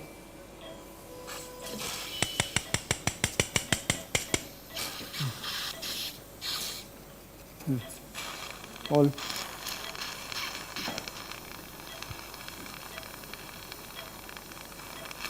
Where is my dear Mangal? Sir, he is gone to the OP. Yes, sir, he has come back. Cloud. Yes, sir. Mangal, Yes, there is sir. question for you. Yes. Yes, sir. What if your your entry point is break? What will you do? Sir, with the sound I will check, sir, first where. No, if your entry point is break now. Siam? Before removing the instrument, I will take one Siam, sir, and see like. So what happened? In first step, my transverse process is broken right now, right? Okay, sir. Here in my patient in L2. So what are the steps I can do?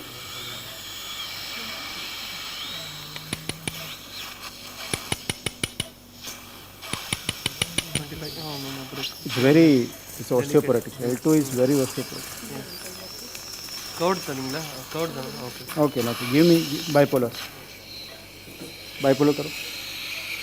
Bipolar method. So there are few methods. Bipolar pattern. It's called rescue steps. Okay, sir.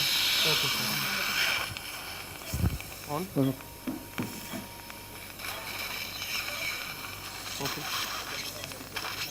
What you should do? You take a larger. If you try 5.5, then you take a 6.5. That is number one. If still it's not working, you just remove the whole facet joint. Remove the inferior articular process. And you can feel the pedicle, you define the pedicle and directly go from there. Inferior articular process. Inferior articular facet you do. Sir, if the pedicle itself is broken, sir, while not pedicle, the No, transverse process and Yes, facet. sir. Suppose the entry point is broken, you have breached it. Yes, sir. Sir, if the pedicle is broken, so we'll skip that level, sir, or? No, if pedicle is broken, still you have a chance. If you want to put, you have no, it's okay, you can skip it. It's not a big deal. But if still you want to do it, you just go more deeper. You remove the facet, you expose the foramen, you still, drill the pedicle till you find the depth, and you directly put the screw in the body. That is the rescue screw. Okay, sir.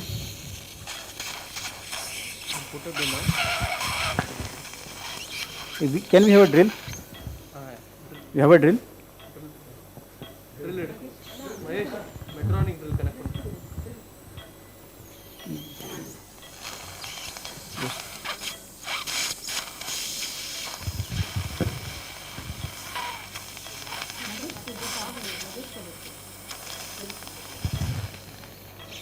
Any question regarding Without drill, just cutting. fusion? You have a drill, no? Okay. No, I don't need Cusa. Cusa will take a later on while doing laminectomy. No issue. Give me all.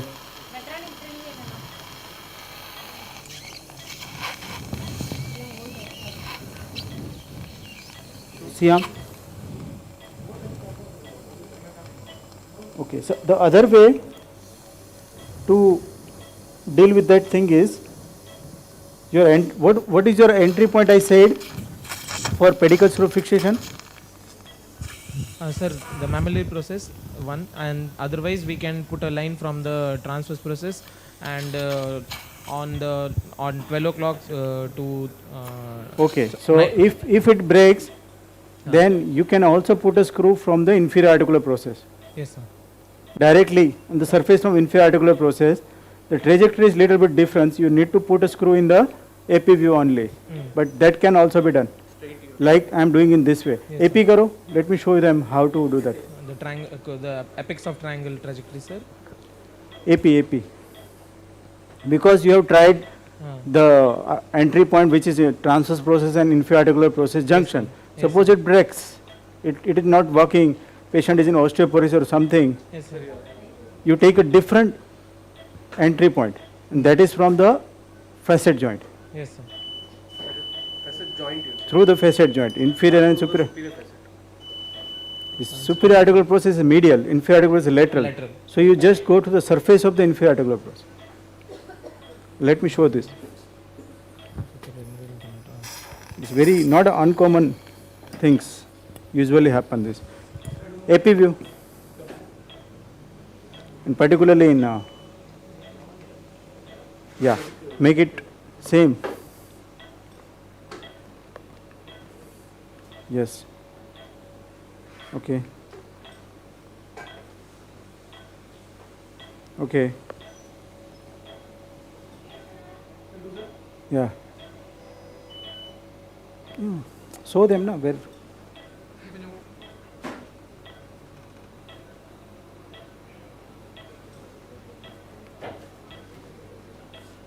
And then your side. Your side. Okay. AP view.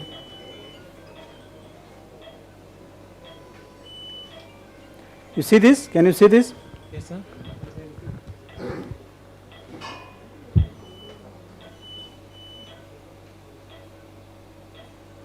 AP. Can you see this? Yes, sir. So what happened? I have tried from inferior articular process, the same entry point, ideal entry point, but it is broken.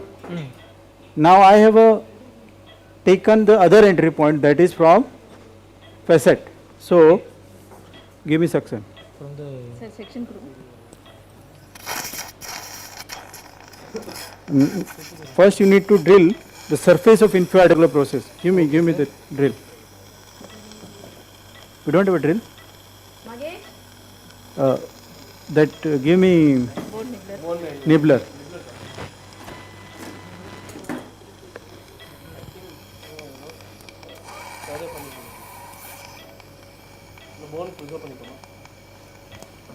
Just take some surface tissue and cortex from inferior articular process.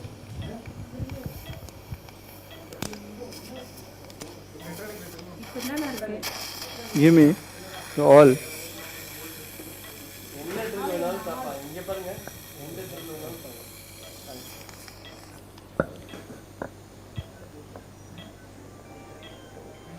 See, AP view.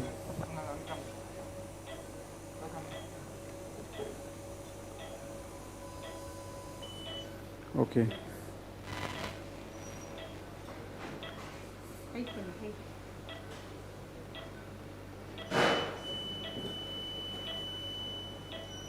More. See,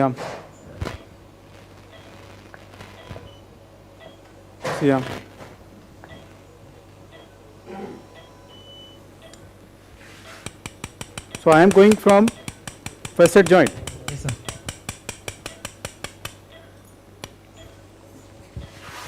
I think everybody went to lunch. No, sir, we are here, sir. Yeah.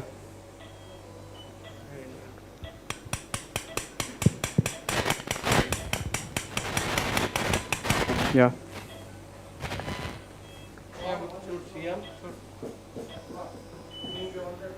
Okay. Tap. Probe.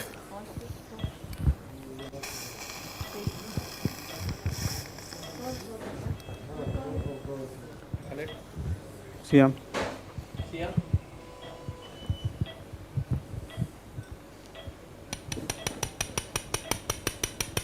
Siam.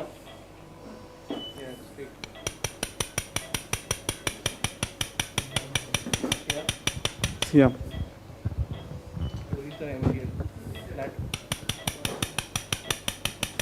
Siam. Okay, lateral view. Now you see Yes, sir. Yes, because that point I cross after 1.5 Yes, sir. centimeter. You have reached the medial Yes, pedicle line. but that is after 1.5 centimeter, not before that. Yes, sir. So it will be in the body. I am somewhere in the anterior 1/3 of the L2 body, and I am sure that I am in the body. I haven't crossed the middle pedicle. My first entry point is broken. Still, we can manage this. Now do the lateral point, lateral view. This is very, very important learning lesson. You will require many times in your life. Dr. Jayesh. Yes, sir. Do you do now unmonitored patients at all? Because I normally nowadays don't prefer to do, I always like to do neuromonitoring. Yes, yes, sir. Now we are every time while putting a pedicle, while doing a probe, we are watching our MEP. Yeah. No, this is in your practice, you know, supposing. So this is something for all the younger people who are there now. There are a few more now in the audience. So for them, it is, even for people who are very, very experienced with this, the day you let down your guard, you can create a deficit. And I have seen, you know, much larger volumes than even me. Those surgeons also getting into issues. Absolutely. And so you must be very, very cautious. Absolutely. The CV junction and the lumbar spine, both these areas, the variation, anatomical variations are immense. It's not as simple as the cervical spine. If you ask me, subaxial cervical spine is easy. Even the dorsal spine may be comparatively easy.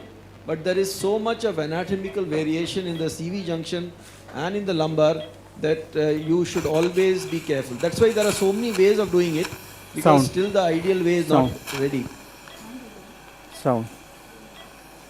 Anybody else wants to ask question, please take the mic and ask Dr. Jayesh. Yeah. Neuromonitoring. Sound probe. Wait. Okay. Give it. All okay? Negative. Done. Give me screw.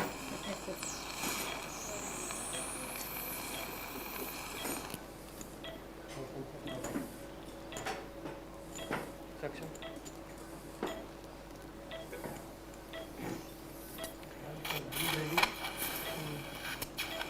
Put the radio. Where is my friend Mangal?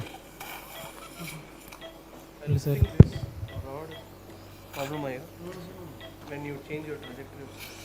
See him? 40, no? Yeah. Okay. You have that screw stimulator? No. No, it's okay. It's go in the same trajectory. All 4 screw is complete. Okay. We'll come on that side. Dr. Jayesh, when is the time when have you ever tried single screw? You know, a lot of people are pushing for that one-sided screws. And this thing is enough. But is it true? Because I think it will increase the biomechanically. It is not sound at all. I still not believe that concept of a single screw, but we can think on that. Reason being, if you see there were so much debate in the past were going on that whether we should even fix the degenerative stable spondylolisthesis. Some studies say the best center says that if you put a screw or if you don't put a screw, down the line of few years, both the result are same. But still, people are fixing the things. Fixation is more important than decompression, as all said. Maybe in future, what I have done only for sometime grade 1 L4 5 and L3 for instability, where I put only cage from anteriorly, L4 and single screw from one side in the body directly. The fusion rate is same, rather better. So I am not sure about a one-sided pedicle screw will work or not. Because here in our in VHS, actually the anterolateral approaches, thoracotomy, retroperitoneal, modified thoracoabdominal, those were very much practiced with large number of cases. because single stage, single screw in the one vertebral body through the side, but they have their own complication rates. So as Yes, the yes. percutaneous methods become more usable, I think they will replace all these open methods. Yeah, it's a that what I'm saying, that I even still not believe that the future is going towards a fixation. I believe that future is going toward a dynamic stabilization. The nature is everything coming to the circle. We have started with the motion preservation surgery. We have land up right now with all the fixation. That fixation will reverse all the compressive pathology. But again we will move to a motion stability. Arthroplasty, like ortho people do, it will definitely it will be the future of spine surgery. We will use all the instruments which is maybe in the dynamic stabilization, which preserve the motion. But that field has been actually a little slow to grow. Yes. Disc replacements, that was vogue, but that has actually drastically fallen down. And I remember buying for the library, this Yes. dynamic stabilization is a standalone textbook. It's there in the library if anybody is interested to go and see. But most of those concepts have not, become mainstream. Yes. They have not become mainstream. They are still, being researched. But yeah, we cannot say that tomorrow they may not become mainstream. Reason being that concept is definitely more strong, but because our industry is not following that, so our researcher is also not following that. In the subconscious mind, all the spine surgeons, they follow. That's, I don't know, it's a larger statement to say, but we are following the industries. See, yeah. Signal, sound signal. Sound signal. Yeah, that's fine. See. Fine. Now. One more. Yeah. Anything? Any response? Dr. Divya, Sir, what is the difference of fixation for osteoporosis and osteopenia patient? what is the difference of what side? Fixation. Method of lumbar interbody fixation and fixation stabilization method in osteoporotic and osteopenia patient. See, yeah.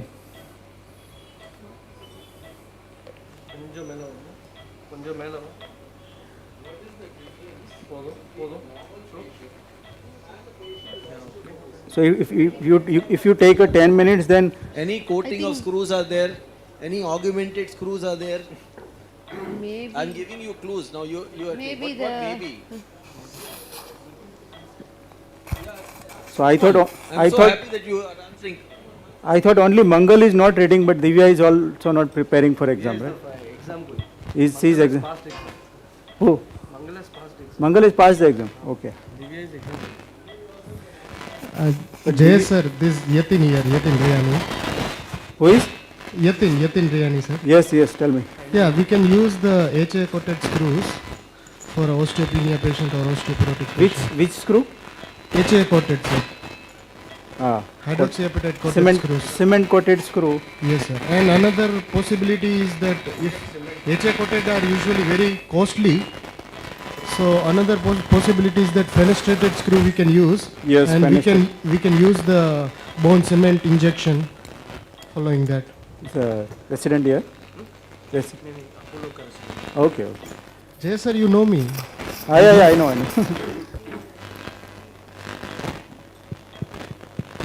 See, yeah. It's a different challenging method in osteoporosis and osteopenia. Will all very frequently end up with a. So I think fenestrated screw with 1 to 1.5 ml cement would be the best idea. Cement coated screw is, I'm not sure about that.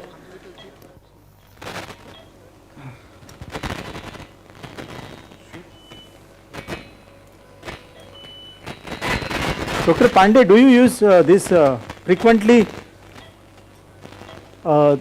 This all the enzymes and calcium augmented things, medical management before surgery, or you directly put a stabilize first?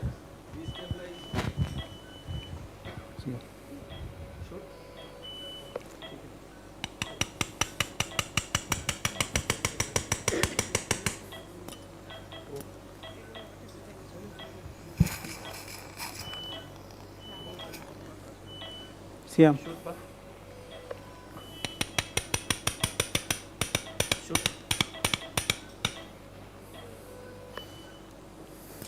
How frequently do you inject that bone cement into your screws to? In osteoporosis, almost all. Any signals? Signals? All okay? All okay? We check all the muscles? Okay. Okay, negative. See, did that here. Yeah.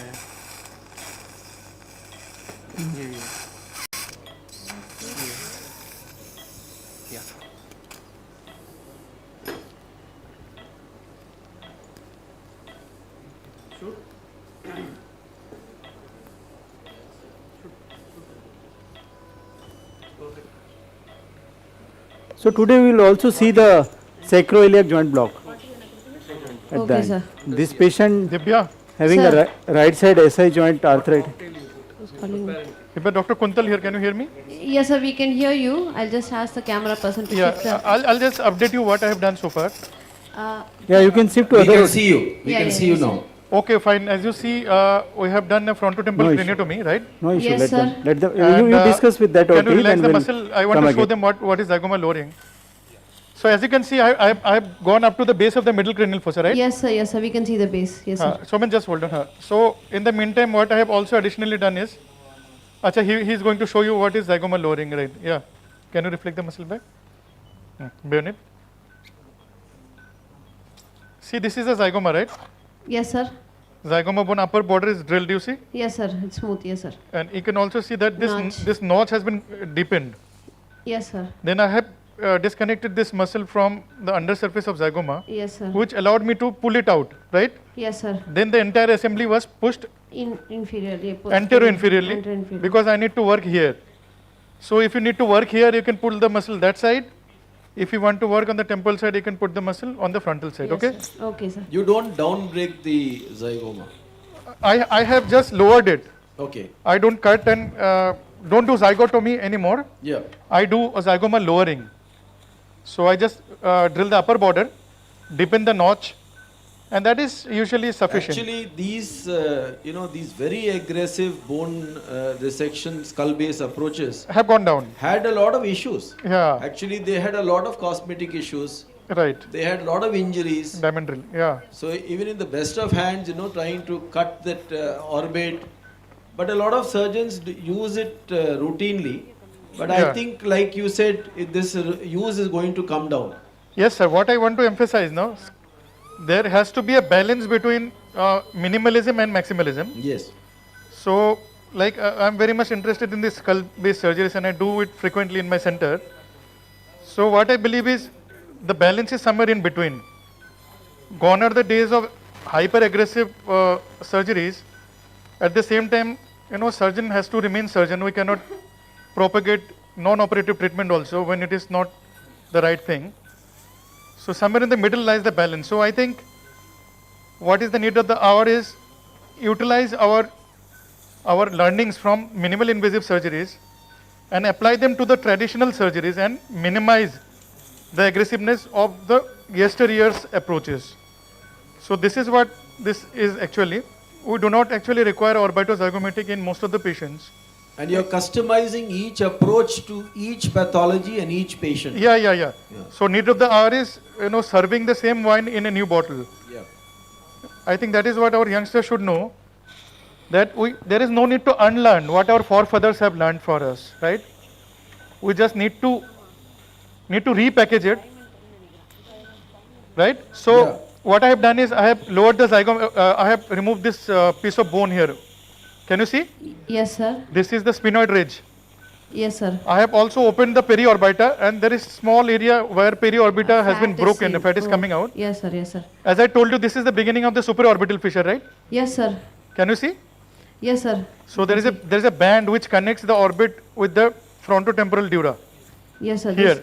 Meningeal band, sir. Yeah, so this is called frontotemporal Very dural fold. clearly and well defined. Very nicely done. Yeah. Yeah. So this is the beginning of the duplication of dura, right? Yes, sir.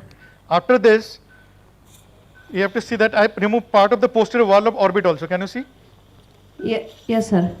That is the remaining bone. This is the part of the orbit that I have removed. Okay, sir. This I did purposefully just to show you that. Can you appreciate this groove here? Yes, sir. This groove, can you? Yes, sir. Yes, sir. Can you see? Yes, sir. So when you open this groove, right? Yes, sir. The temporal dura will start separating from another layer which is on the deeper side, which is nothing but the cavernous sinus. Okay, sir. So this is how you peel the dura of the medial part of the temporal lobe from the cavernous sinus. As we all know, the dura is dual layered there on the medial side. Yes, sir. So once you raise that, what remains is the membranous layer of the outer layer of cavernous sinus with all the cranial nerves there. Yes, sir. Why am I doing this or trying to do this? Is because I believe some blood supply is coming from that end. Yes, sir. So in the meantime, I have also done one more thing. As I told you, I'll divide the middle meningeal artery, right? No, yes, sir, you told. So I went through this route. Yes, sir. Spine. Yes, sir. Yeah, and I ended up dividing the middle meningeal artery in the foramen spinosum. Yes, sir. Yes, sir. Yeah, very clear. Can you appreciate? Yes, sir. Right? Yes, sir. I've cut it. Just Yes, in front of it, this will be, you know. It was a large one, right? Little hypertrophy. Yeah. So I cut it. So that shows Yeah. So this is V3, right? The V2 is somewhere here.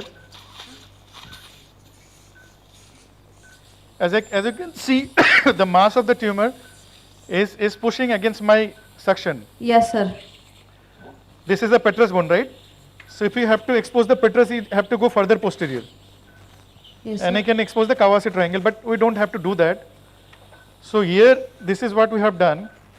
We have removed this piece of bone. I know that the tumor is getting blood supply from this zone. Yes, sir. So I have coagulator also, as you can see. Okay. Yes, sir. The very idea is to reduce the blood supply to the tumor. Yes, sir. So, as I told you, na, entry cleaner process has 3 attachments, right? Yes, sir. The first attachment was with the lesser wing. Yes, sir.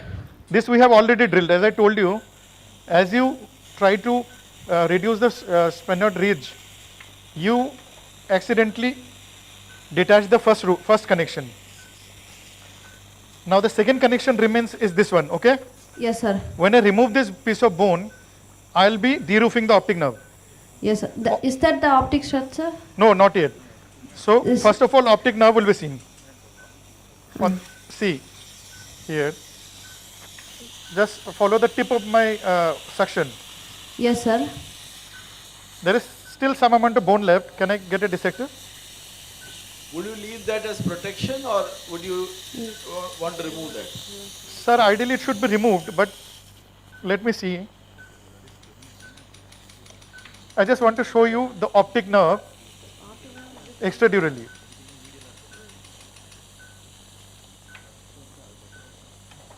Yeah.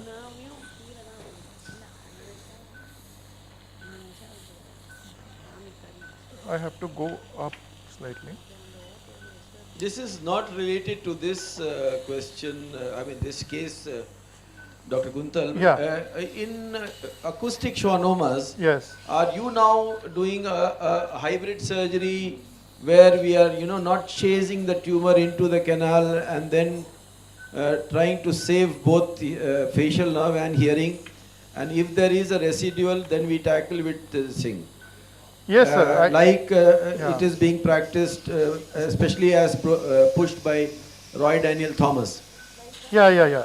I think is it that the current thing followed at SGPGI? Yes, sir. I think because we have become yeah. conservative. We were drilling the IAM, but in VHS, because Dr. Vasudevan has got a very large experience on that. Okay. And I myself now, I literally, in fact, most of my patients also request that. And we also do that, and we have really stopped chasing that nubbins of tumor into the IAM and eventually landing up with a very poor grade facial and total loss of hearing. Absolutely, sir. I think in today's time, when we have this gamma knife radiosurgery with us, when you have better information regarding the natural history of the residual tumor, you know, if you read the literature that many times the residual tumor that is left behind will not actually grow for a pretty long period of time. And now we have markers like Ki67 and there are several other markers which will tell us which of these residuals will grow. And if it eventually has to grow, it can be tackled with a gamma knife. So in today's time, I think facial nerve preservation remains the priority. Of course, it should not be like that you are just taking a small piece of biopsy and you are saying that the seventh nerve is preserved. You have to do everything possible in your armamentarium to remove as much of the tumor as possible. And as you said, chasing the lateral part of the internal auditory meatus, that is the fundus side, probably makes no sense. And I also agree with Dr. Roy Daniel in that I also have utilized that technique that using neuromonitoring, it is actually possible for us to leave around 2 millimeters of tumor capsule over the seventh nerve. And they have published also that piece of tumor will eventually form a lobule of volume which is exactly gamma knifeable. So yes, in vestibular schwannoma nowadays, I think facial preservation should be the priority. And if there is residual tumor, it can be either observed or it can be treated with gamma knife. Now, sir, just want to show you one thing. Can you give me the dissector again? Yeah, we are watching you. Yeah. So I have been stationed here for some time now. This is the optic nerve. Can you see? Yes. Can you see? Yes, we can see. Divya, can you? Yes, sir. So this is the, see, you cannot see the nerve here. It is the dura over the nerve, right? But I know from my experience that this is the optic nerve, right? Yes, sir. Understood? Yes, sir. So just imagine a situation now Yes, sir. that you have removed this bone starting from here till this point where I am already. Yes, sir. What will you do? You will end up de-roofing the optic nerve, right? Yes, sir. Isn't it? Yes, sir. Yes, sir. The roof would be gone. So intracanalicular part will be exposed. Exposed, yes, sir. So it will take care of the second root of antroclenar process. Yes, sir. Fine? Yes, sir. Then we will be dealing with the remaining part. Okay, sir. But I don't think we need to go the entire way here. What I'm going to do is, I'm just going to proceed slightly further from this point. Yes, I just want to show you how this dural duplication can be opened. Okay, sir. And how the cleaner process gets exposed. Can Yes, you give me the scissor? At the beginning of my career, I used to be daunted by this anatomy. Even now, I am daunted by this anatomy. That is why the 3D models for each individual patient's anatomy will have to be studied by you younger people. Absolutely. To go for a case, because this patient's clinoid will be different. Yeah. Whether this is pneumatized, whether this is not pneumatized. So you have to go. That is why it will become so laborious that you will have to construct a tumor model, virtual model, do a virtual run through the surgery the night before, and then the next day do it actually. Yeah. In fact, there was a paper which said that residents who play video games well make better surgeons. Yeah. So, sir, as you see, I am sharply dividing it, right?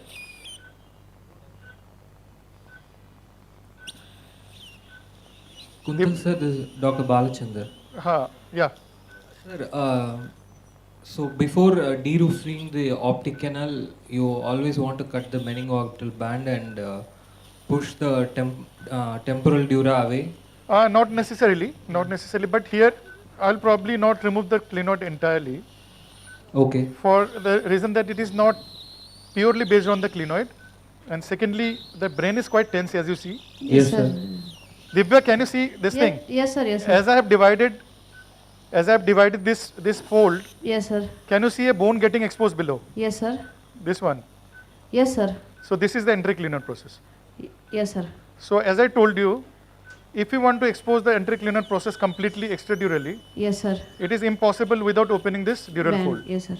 Okay. Can you see this cut line has taken me to this line which I told you in the beginning. Yes, sir.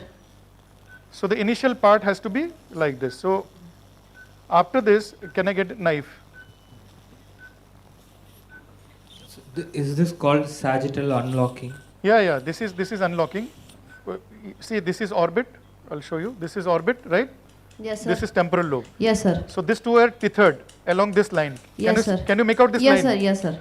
So all I'll do is I'll cut across this line. You see? Yes, sir. Yes, sir. Yes, sir. You can see that. Yes. Yeah. And I have to keep on peeling it. Yes, sir. Can you give me a dissector? So what it will do is it will partially expose the clinoid here. Yes, sir. And at the same time, it will cause a separation between the two layers of dura here. Yes, sir. But you can expect to see some bleeding. Yeah. Because the anterior part of cavernous sinus will open up in this process. So we have tissue glue ready with us. Okay, sir. It is an excellent hemostatic material for the cavernous sinus. Yes, sir. Can you see how things are peeling? Can you see? Yes, sir. I'll just focus in there. Yeah.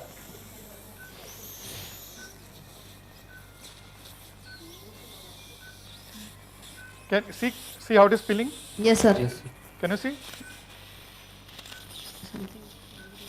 There will be some amount of bleeding because the cavernous sinus is most prominent. Yes, sir. Between V1 V2, right? Yes, sir. This area.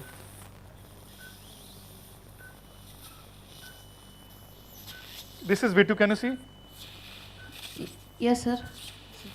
This is V2, right? Yes, sir. Yes, sir. So I am between V1 V2 and this is the area where usually it bleeds.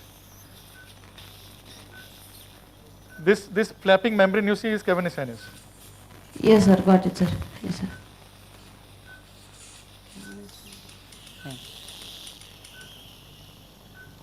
Bipolar. By.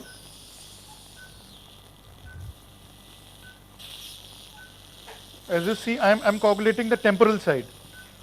Yes, sir. Because I know that, Side. yeah, the very idea is to convert this tumor into a convexity meningioma.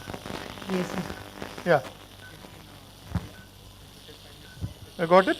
Yes, sir. Yes, sir. So the very idea of this bony work is to convert this meningioma dissector into a convexity meningioma. Yes, sir. Dissector to me.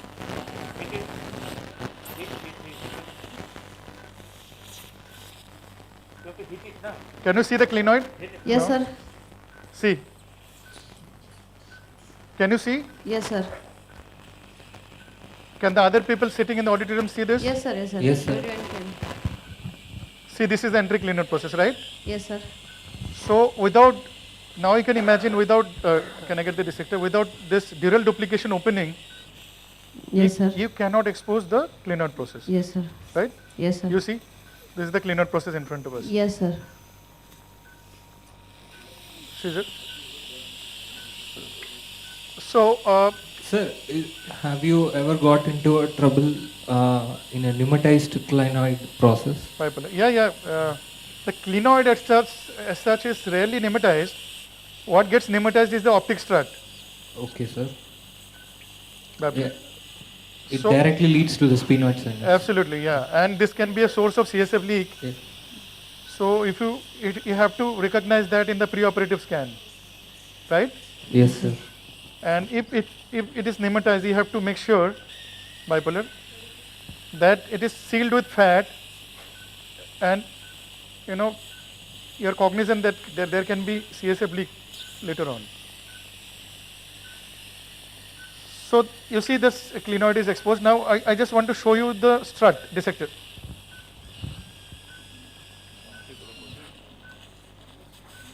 You focus here.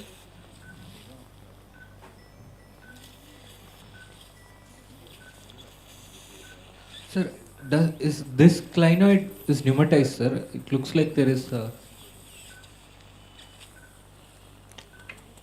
I'll have to review the scan again, Bala. Okay.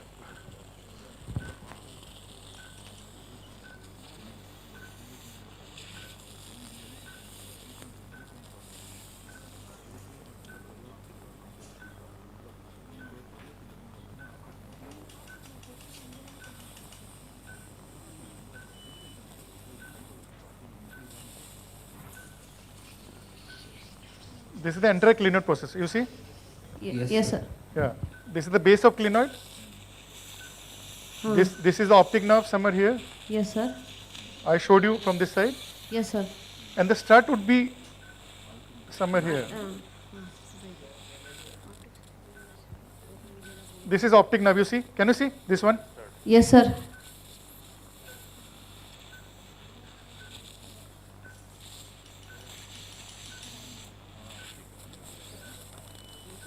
I think this has to be the strut. Okay? Yes, sir. Yes, sir. So, we are not going to drill it, but you can see there is no hyperostosis, you see? Yes, sir. Normal size. Yeah. So, only this dural pilling should be good enough for me, right? Yes, sir. One thing, you should never try to take out the clinoid in one piece. Okay, sir. There is an abnormality called middle clinoid process, bipolar. In that situation, what happens is the carotid can pass between the two anterior and the middle clinoid process. Yes, sir.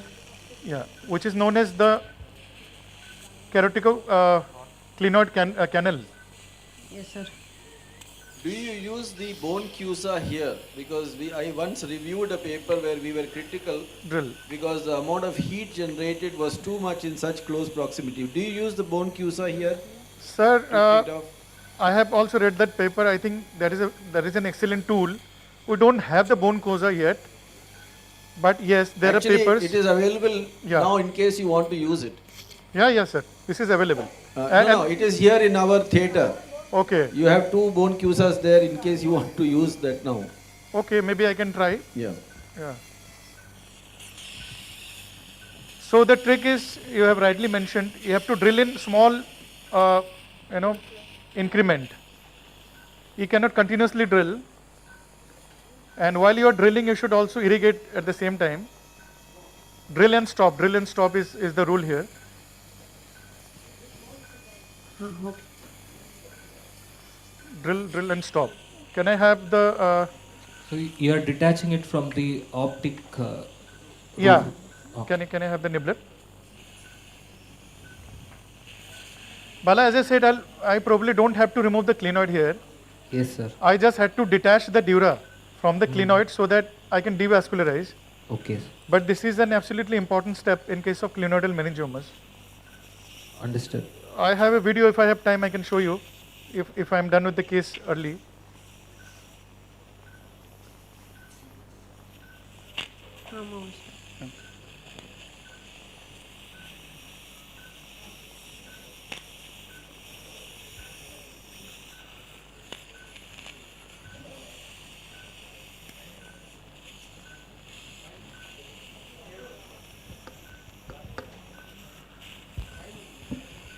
Actually, from both Dr. Kuntal and from Dr. Jayesh and from Dr. U. Srinivasan, I want the junior people to also learn how to teach. That is a very, very important way of learning. When you explain that concept which is clear in your mind to a junior person or to anybody who wants to learn, that concept also becomes clearer within you. Drill. And so you also constantly keep learning when you teach. In fact, probably teaching is the best way of learning. Absolutely, sir. I can't agree more. I have always believed that during residency times only, the final years can teach their second year and first years. That is the beginning. And, great relationships begin with teaching, I think. I still remember my seniors who used to teach me, They will help me in preparation of my seminar case presentations. So, teaching should be part of our daily job. It doesn't have to be a formal teaching every time. It can be informal teaching also. But the bottom line is we have to keep discussing. Because then only we'll learn in true sense.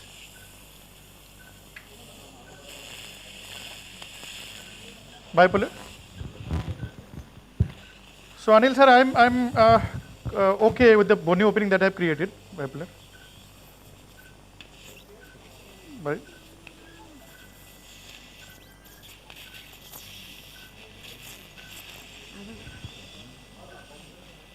Yeah, we're done. Okay. Scissor. So I have taken care of the middle meningeal artery. Yes, sir. I have taken care partially of the clinoidal dura. Yes, sir. So I'm ready for the intradural stage now.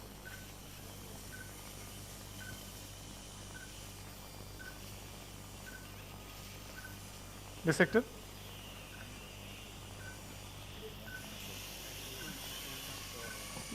One of the advantages of these surgical workshops is that you can see the hand-eye coordination of the surgeon, individual surgeon, it varies.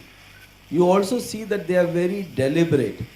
And our neurosurgeons' movements are small amplitude movements. There is no collateral damage. So whatever he does is a timed slow thing. So you have to see that type of movement. In fact, you should study the videos of masters, and these workshops are a remarkable way. In fact, I really, wish a lot of younger people realize that actual learning happens in these type of workshops, where you can really see it happening. Yeah. So can you see that I'm able to open this dural plane? So there is a white dura beneath my dissector. Yes, sir. And there is a reddish membrane on the medial side. Yes, sir. This is cavernous sinus. This is temporal dura, right? Yes, sir. Yes, sir. So you can carry on doing this until you are on the petrous apex, right? Yes, sir. So this is how we do this transcavernous approach. So I have another video also with me. If time permits, I can show you that. Bennett. So I'm okay so far. I'm not going to pursue further because this case doesn't require a complete peeling and clinoidectomy. My basic idea was to, coagulate the dura as close to the base as possible. Can I get a gel form?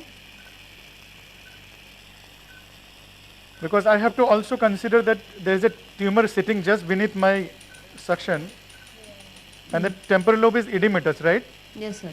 So any unnecessary or excessive movements can lead to intraoperative further brain swelling,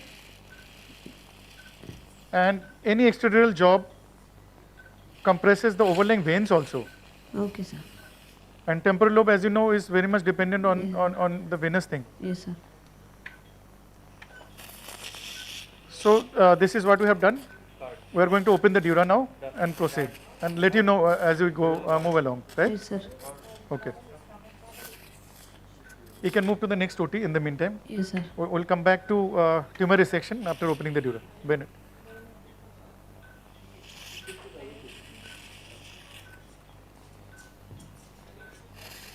Saline to me.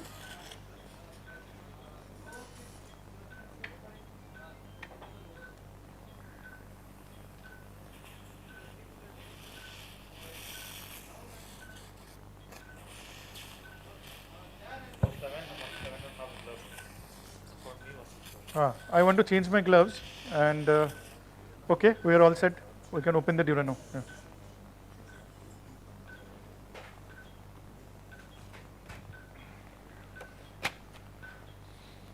Mono.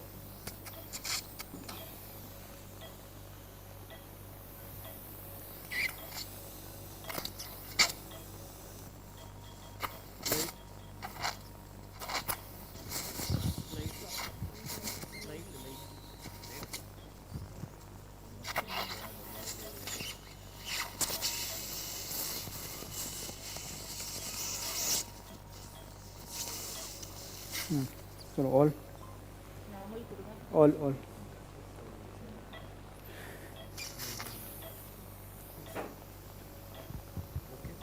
Siam.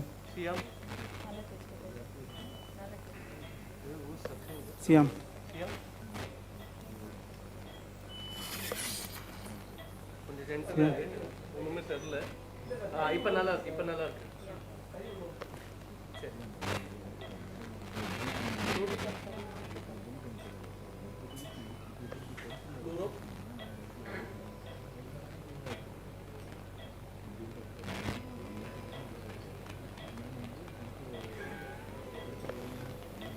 Suction. Okay.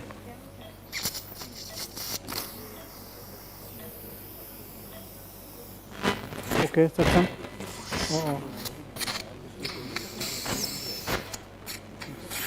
Okay. Shoot. Pretty. Completely. Shoot.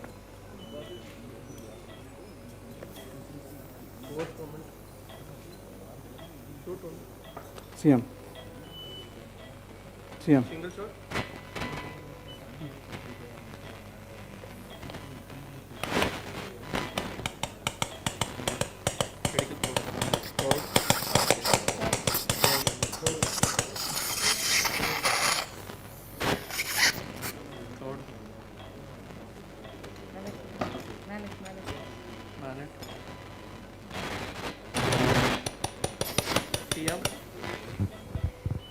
Jayeshwar, we Yeah. are with you, sir. Okay. So how far you have finished, sir? Okay. Nice. Sound. So this is, 6 milliamp. 6 milliamp. okay.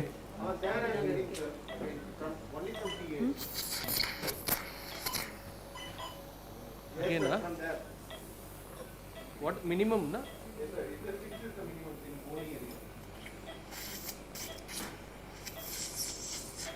Sound, sir? Normal sound. Oh, he's in the bone only, no? Your everything is okay, இல்லடா இல்ல எங்கேயும் breach இல்ல அதான் கேட்டேன் no breach you see Medially, maybe. Medially, I breach. Yes. पूरा bone है देखो No, medially, medially. Yeah, yeah. है क्या Yeah, quite possible. Any changes? Some changes are there?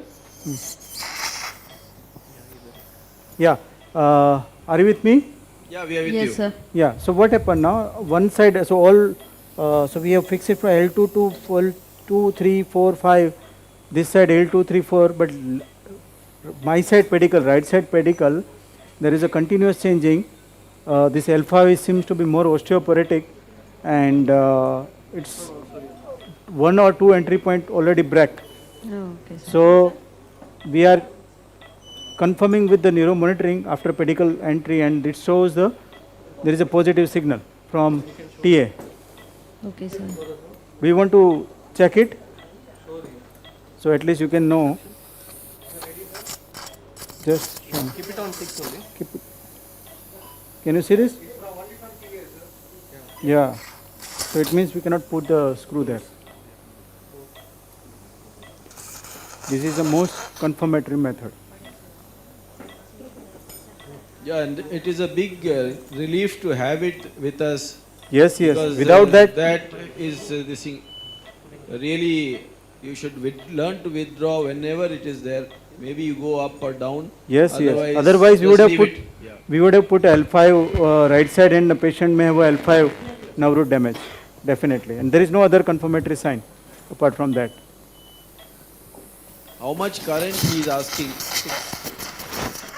6 milliamp 6. Now we need to go for rescue method, as I already told. So I am removing the facet of L5.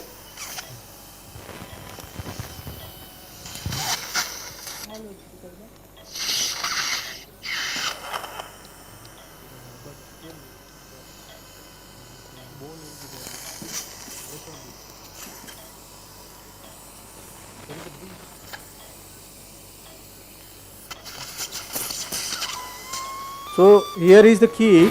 If you are doing open TLIF, it means you are removing the inferior and superior articular facet from there, particularly the superior articular facet. That's called pars, right? Yeah. Inferior articular process continuation, it's called pars. So in case of open TLIF, anyhow you are supposed to remove that part to open the transforaminal area. go to the displace So you can directly expose the pedicle, and you can directly put a screw from there. This is a very rare scenario, but it's very common in this kind of patient, scoli and deformity and. Here there is a main role of navigation. If navigation would have worked now, It will exactly tell you, because the pedicle, that pedicle would be maybe 35 degree or 40 degree, you cannot imagine. It may be You thin, want to try that the Siam thing navigation now and see? but it's take half an hour more, he said. Then don't worry, then don't go ahead. Yeah, so it See, takes. that is a problem. This is, I mean, the Medtronic people need to realize that it should reduce our time and not increase our time. Actually, But give me a drill. But in other words, sir, we don't have to take each time new shot. So, collectively speaking, will it not reduce the time? No. Now here, if you really want to confirm this, it's going to take you time. So when the experience of the surgeon is already without that, then you tend to do this. Yes, sir. But now, for you people, you will definitely have to do it continuously with that, so that your speed with that becomes twice or thrice our speed. And remember, safe speed. It's not about speed at all, it is safe speed. You realize that just now, with what experience he has, the anatomy is different, so that route is cutting close. So when the injury occurs and when you realize the magnitude of our small variation there, then only so that navigation and neurophysiological monitoring Make it down. makes it safe. Make it down. We don't want you to learn from that experience of a chronic trophic ulcer which never heals. We don't want you to learn from that. Or a neurogenic bladder, or a corona cause due to your this thing. So these are all very real scenarios. So right now I am proceeding for open TLIF. Dr. Jayesh, for the younger people here, there are a few people here, so you can, sort of go a little bit more elaborate on that and tell them. Yes, that. yes.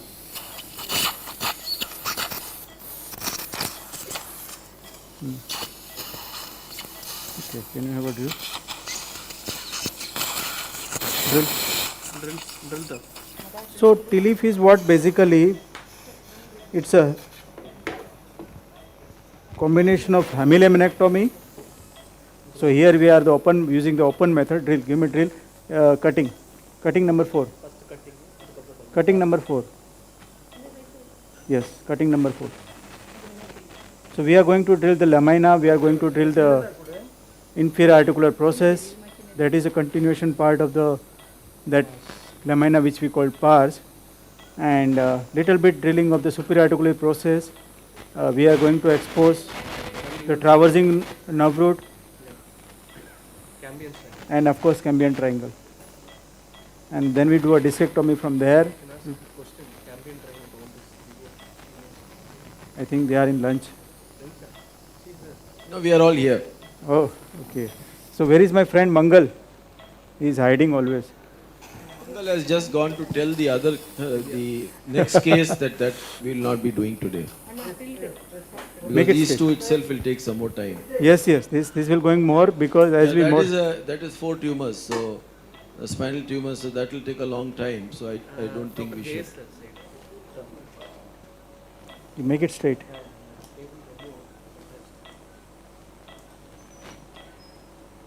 So Dr. Divya, Sir, what is cambium triangle? the traversing nerve root and the superior surface of the pedicle with the body. So medial border is formed by traversing nerve root. Yes, sir.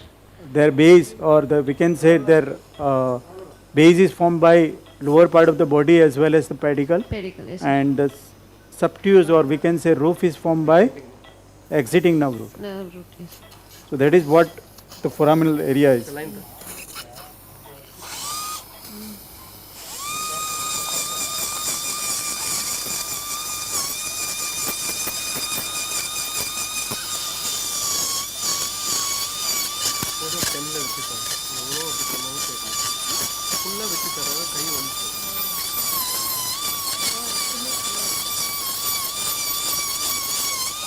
This usually I do. If I fail 1 or twice in case of complex screw.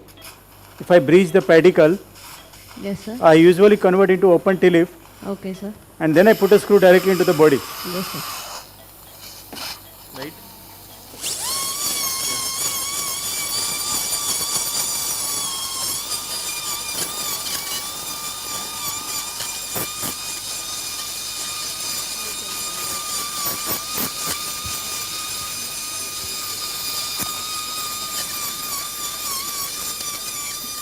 இது இருக்காமா சிஸ்டம்லாம் இருக்கா You can give me microscope, everybody can see. No, but microscope everybody can see.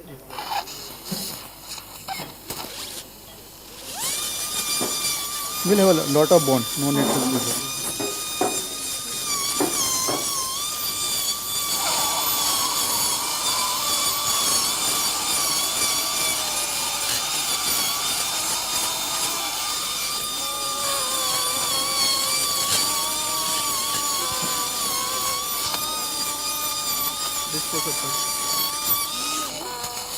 It is a new birth.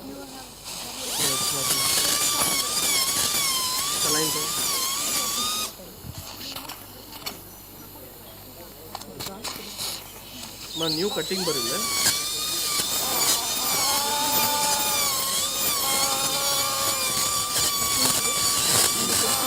new ಇருக்கு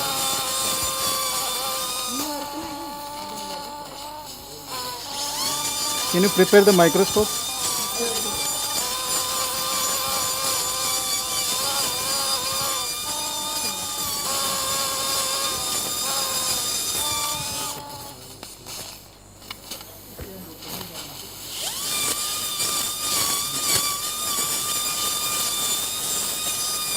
எங்கேயும் போகாது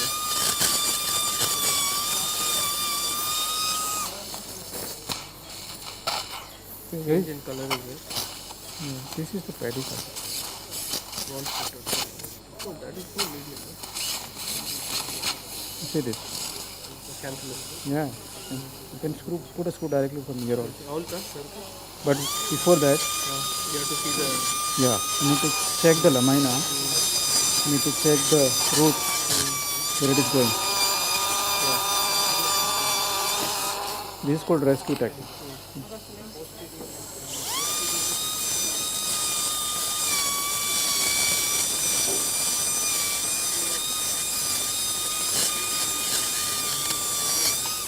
Give me microscope, I can show them. लेके आओ microscope.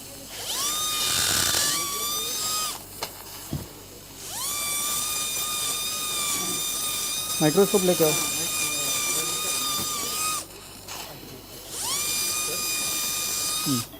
ये दे दो. Give me that nibbler. Nibbler. Jay sir, one doubt I wanted to just clarify with you, sir. Yeah, please. If suppose we are not having such a distorted anatomy, Yes. and if we have encountered the medial breach, without exposing the pedicle fully, can we just change the direction of the screws and go ahead with the screw? Yes, that already, that is the first step you're supposed to do. Okay. So there are list of method you can do. One, you change the straight probe to the curved probe. Yes, You sir. change the entry little 2 millimeter above, 2 millimeter down. Okay, sir. Then you confirm with the neuromonitoring. We have tried change the entry point first, 2 millimeter above. We have changed the entry point because it's severely osteoporotic. It's giveaways. Okay, sir. Then we check with a different entry point. It shows that that there is a positive neuromonitoring we are getting. Yes, sir. So we need to Expose. expose the things. Third thing, we can skip the things. For that, we need to put a S1 pedicle. S1 pedicle screw, yeah. I don't want that before because so we are trying, and somehow TLIF has to be done in this patient, particularly for L4-5. So better to expose the foramen. You see the pedicle. If it is possible, we can put directly screw from there. Yes, sir. It gives little extra advantage of decompression as well, right, sir? No, a patient having L5 radiculopathy. Patient is having severe L5 radiculopathy. So it's already planned. Yes, sir. So L4 5 till if drill. You want to? Yeah, microscope is sterile. Yes, sir. I say sterile formula. It is connected there. Yeah, output will be connected. Output connect பண்ணும் microscope output.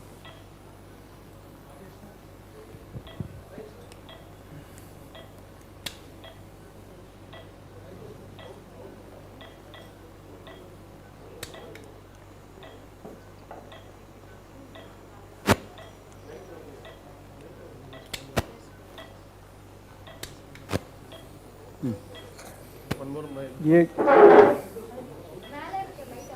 ये थोड़ा सीधा कर, ये ठीक से लगाओ. Give me some more space.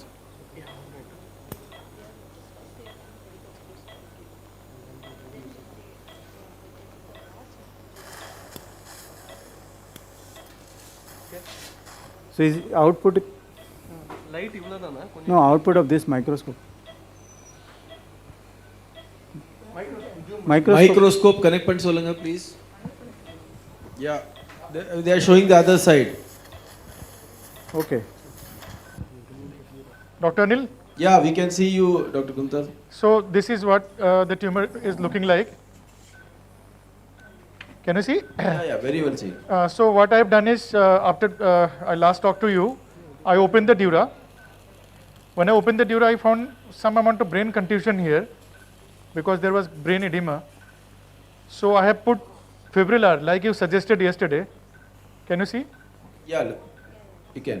With minimal damage, minimal iatrogenic damage, whatever edema was there, I just left it there, put Surgicel over that, put retraction patties, okay? And I utilize this window to go in, and I have released some CSF from the carotid optic system, which has reduced the pressure of the brain further. Fine? Yes. So I have the tumor with me now. It is a encapsulated tumor and doesn't look like GBM or glioblastoma, which was one of the very remote differentials in the beginning. It does look like either a meningioma or could be a hemangiopericytoma because it has some lobulations, appears vascular. So what I'm going to do is I'm going to first detach the tumor from its base, and after detachment I'll see whether I can take it out in toto or if there is any opportunity I would like to decompress it. And as the scan showed preoperatively that the major vasculature, that is posterior cerebral artery and the middle cerebral artery, they have been shifted by the tumor. In particular, the posterior cerebral artery, we could appreciate some brain matter in between. So I hope this artery will not be in contact with the tumor, but the middle cerebral artery could be in contact here. So I have to be really careful over there. So I'm going to behead this tumor from its dural attachment before I take it out. Any questions? Do you coagulate the capsule, complete capsule of the tumor also, or no? I think it can be done. Particularly, I will do also. Can I have a hitch? I'll probably not do so if the adjoining cortex is vital to me. But yes, this is a very good technique, particularly vascular tumors, because many of these tumors will be having blood supply from elsewhere, and no matter where the blood supply is coming from, ultimately they will arborize on the capsule, right? Yes. So if we coagulate the capsule, ultimately the final common pathway is targeted, and we reduce the blood supply. So just to have better retraction on the dura, I am putting in one more suture. Yeah. For the younger people who are here, hypervascular tumors are a very distinct entity in neurosurgery, and they are our most formidable enemies. Absolutely. So you must remember that which of the lesions can be hypervascular, and then modify your strategies before. So before surgery you must plan, and then operatively you must plan everything. You must do it properly. Yeah, like in this patient, we did an extended bony work.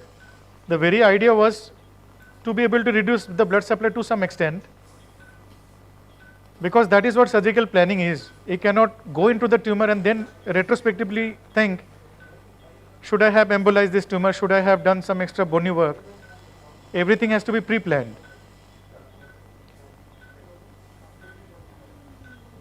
Because once you enter inside the tumor, you are not in control. You have to finish the job very quickly. So I'm doing some capsular coagulation here. As I said, it will lead to some degree of devascularization. So whatever technique is there with you, utilize, make the tumor as avascular as possible. Sometimes the complication is directly proportional to the bleed that the tumor presents to you. Because when you are in haste, you are doing the procedure rapidly, you tend to injure the adjoining areas, including the cortices. And the present concept of brain function says that each and every part of the brain is important. Probably gone are the days when we used to label them as eloquent, non-eloquent. So no matter what people believe, just try to preserve whatever is coming your way, unless it is absolutely essential to get rid of that. For that same reason, I think artery sacrifice in skull-base tumor has gone out of vogue. Because even if balloon test occlusion shows good tolerance on the part of the patient, you never know in the subsequent years of life when the patient becomes hypertensive, you give antihypertensive, what kind of effect is it going to have on brain perfusion? You never know.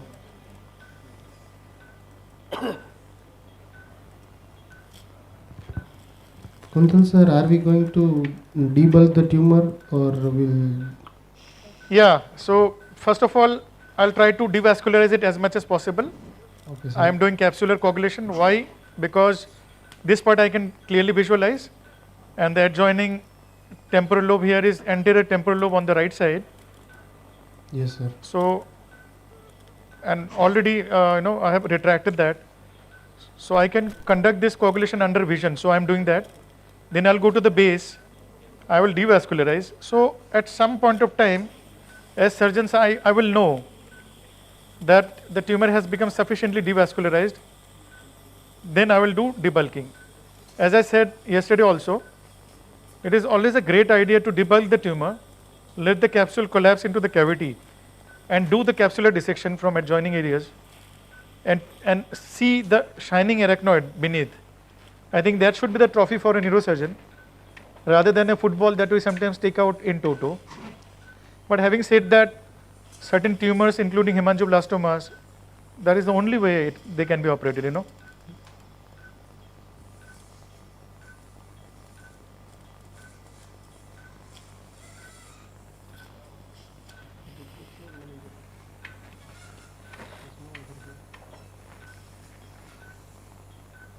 Can you apply some more traction on the dura?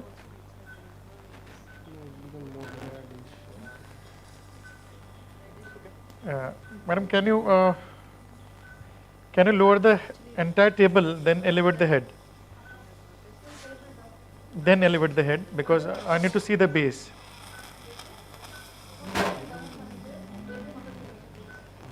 Just let me know when you are doing it.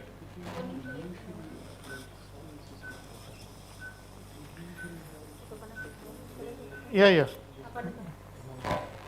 Hold table low, and then the head can be elevated.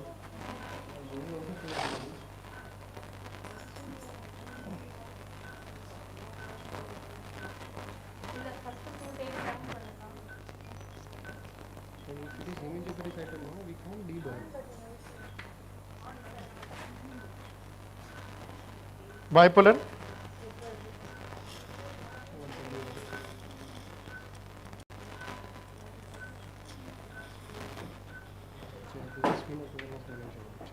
Yeah, can you slightly elevate the head now?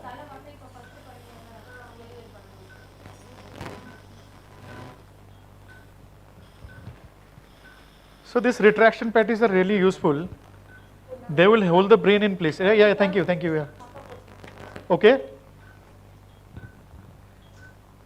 Are you there? Yeah, we are watching you. Yeah. So like these patties are really useful in protecting the brain. You just need to be working where you exactly need to work. Collateral damage should be reduced. So the very idea of our endeavor is to reduce collateral damage. So minimize the amount of exposed brain by tailoring the craniotomy. That is the essence of keyhole approach.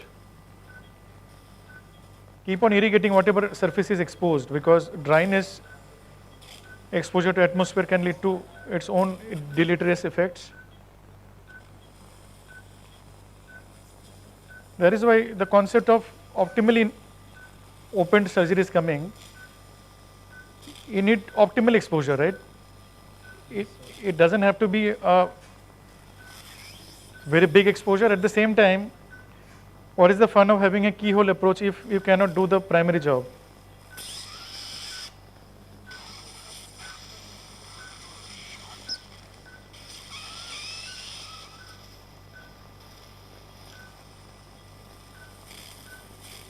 Scissor.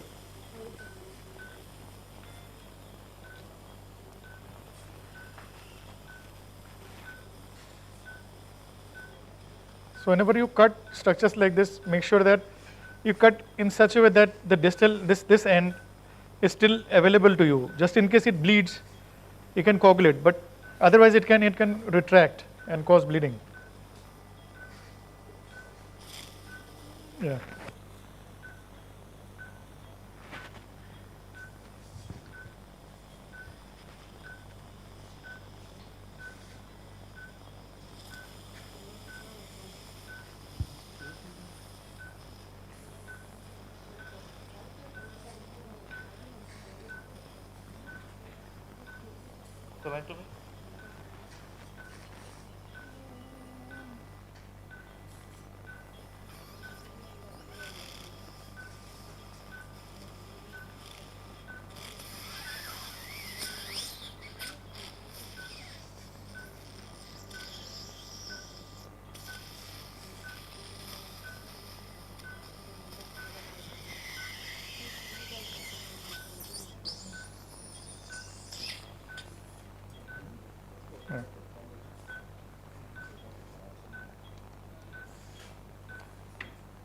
Bipolar.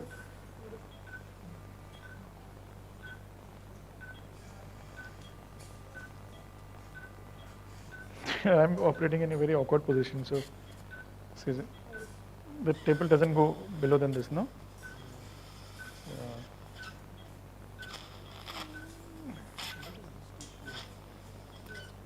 Bipolar.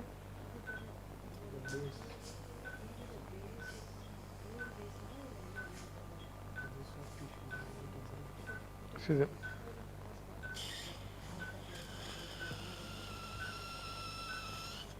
Sir, one doubt, sir. Yeah. That soft tissue which we are coagulating, Yeah. which is separating the base and tumor. Yeah.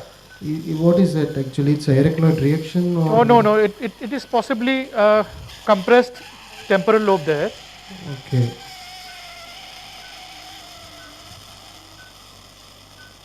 Some temporal pia may be there. But whatever it is, I'm going to remove it because I need to visualize the capsule of the tumor. Yes, sir. And anyway, this part may be already gliotic, right, sir? Yeah. Because if you could see the preoperative scan, there is a lot of edema. That was slightly unusual. There are two unusual things in the radiology of this patient. One was a lot of edema on the posterior side of the temporal lobe. Yes, sir. And the second was, sister, can you give me bipolar? And the second was this lesion is diffusion restricting, right? Yes. So it could be, could be anaplastic meningioma. Let's see. But the history suggests it is a long-standing tumor. The symptom is there for a long time.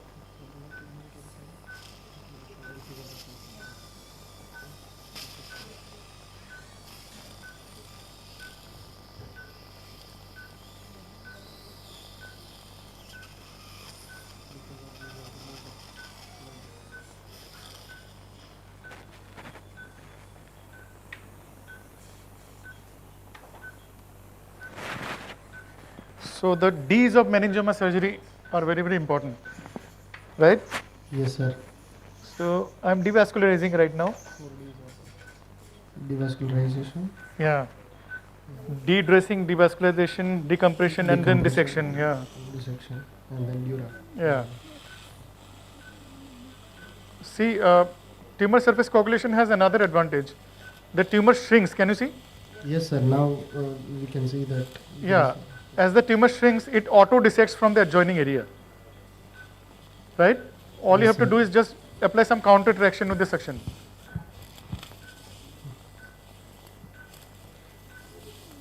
That is where we are more worried about the MC and Yeah, branches, yeah, right, yeah, sir? yeah, yeah.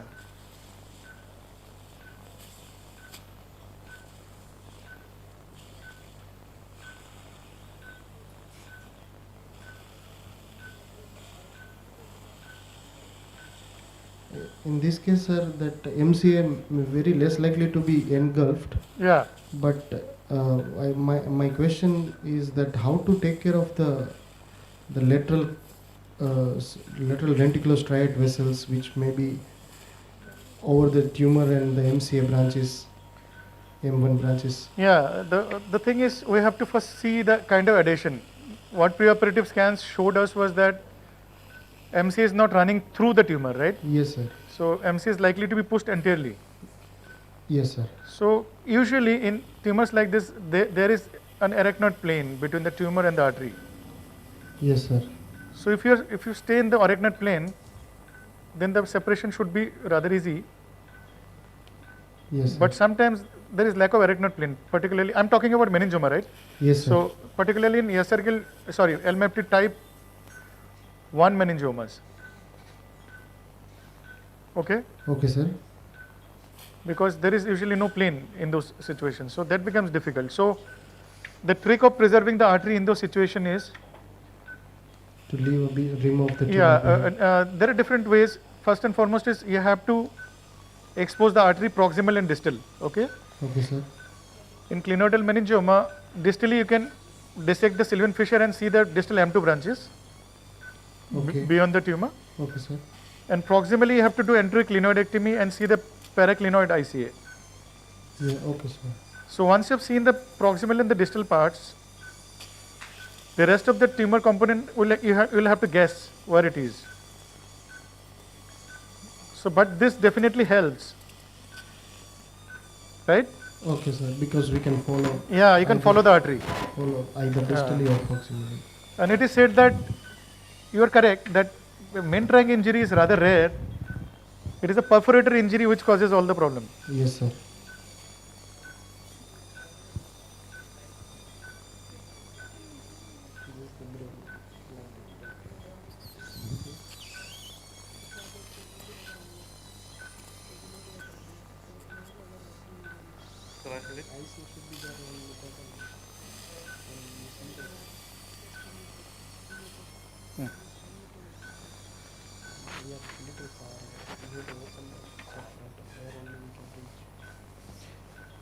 One thing that I want to emphasize to all of you Yes, is that never operate on a tense brain. The biggest enemy for a brain surgeon is a tight brain, right? Yes, sir. So you have to know the ways of relaxing a brain. The cisternostomies, the basal cisternostomies are popularized. Yeah. One of the techniques which I have used, and this I picked up from tricks of the trade, you know, this neurosurgery tricks of the trade, cranial, is to make those, just see where you can see those mini cisternostomies. So watch on the surface and see where you can see. It's not very easy under magnification, and make these small nicks wherever you see a small space, and allow the CSF to seep through, and you will notice that in about 10 or 15 minutes the whole brain comes down. It's a very intelligent thing to do. So you don't have to, because when the brain is tight, you obviously can't go to the base and release CSF. Yeah. So watch for the large vessels on the cortical area, see for the small CSF areas and open it up. Exactly. Sometimes you may have to do pre-operative lumbar drainage. Yeah. Like for example, procedures where you need to go through the intrahemispheric fissure, where there are no natural cisterns, you see. When you do skull basal tumors, you have the carotid cistern, you have the perioptic cisterns, but when you go intrahemispheric, natural cisterns are not there, they are absent. So lumbar drainage really helps in those situations. So as you see, as I am shrinking the tumor, I am not only devascularizing,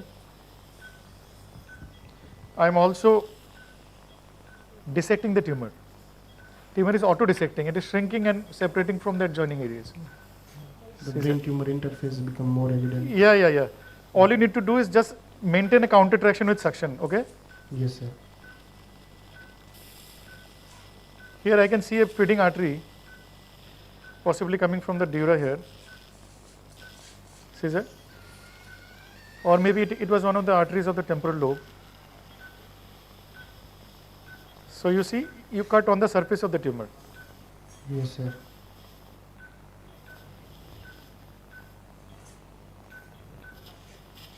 Because many times it keeps on bleeding despite coagulation. By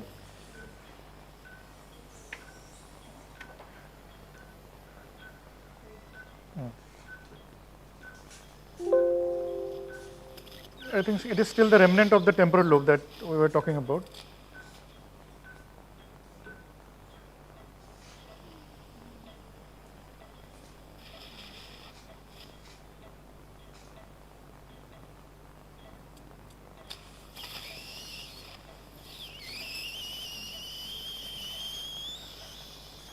So sometimes foot control or a mouthpiece are really helpful because you don't have to take out your hand every time. Okay? Yes, sir. I don't use mouthpiece, but we do have foot control in our institute. So it is all about getting used to it. Once you get used to it, this is an excellent tool. When you are working at the depth where the focus constantly changes, taking your hand out could be really annoying.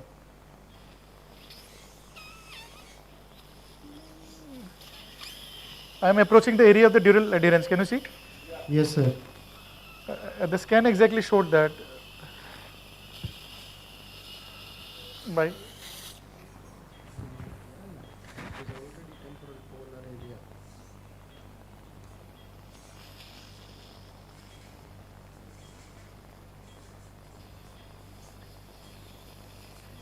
somebody once advised me that a good neurosurgeon is one who does his surgery slow. You have to be meticulous. Look at the Japanese. Yes, sir. So high magnification, very deliberate, and you should not call it slow, it's appropriate speed. Appropriate speed and meticulous. It's appropriate speed because you really can't run when you should be, crawling. Absolutely. So what I want to tell you is enjoy your surgery, okay? Yes, sir. Build yourself that way. Test cricket will always remain special. Look at what happened to us yesterday. We ended up losing the test match.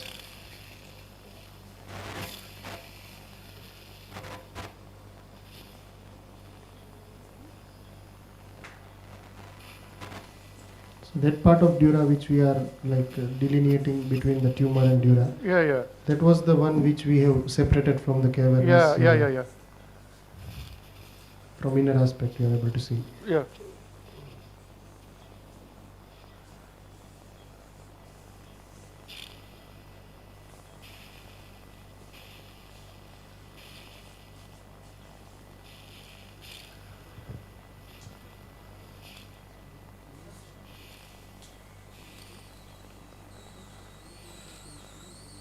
I always consider tumor surgery as a test match, okay? Whereas aneurysm surgery is a T20 match. Yes, sir. Even if you want to play it your way, the aneurysm will make you, go for 6s and 4s. Yes, sir.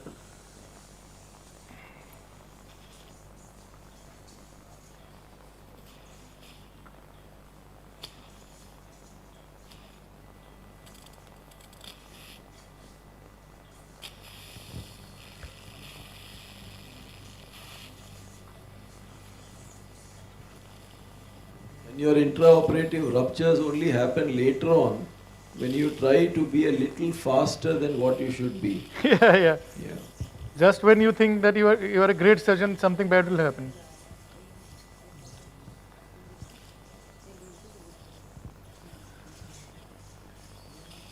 So you see, I can see brain here. Can you? Yeah, we can. So, we just saw it. Yeah, I'm just going to utilize that brain cuff and cut across the tumor there.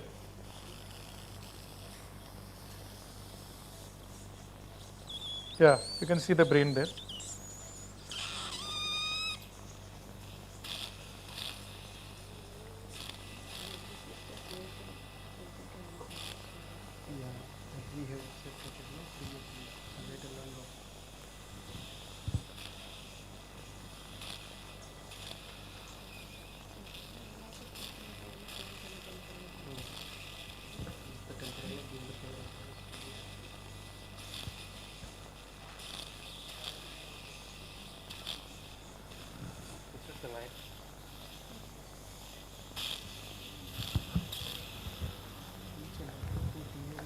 Scissor.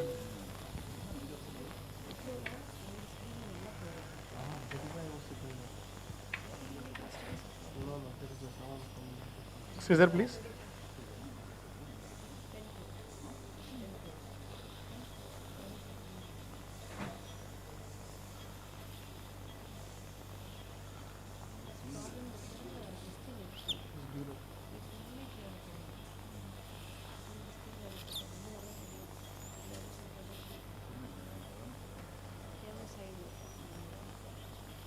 Bye.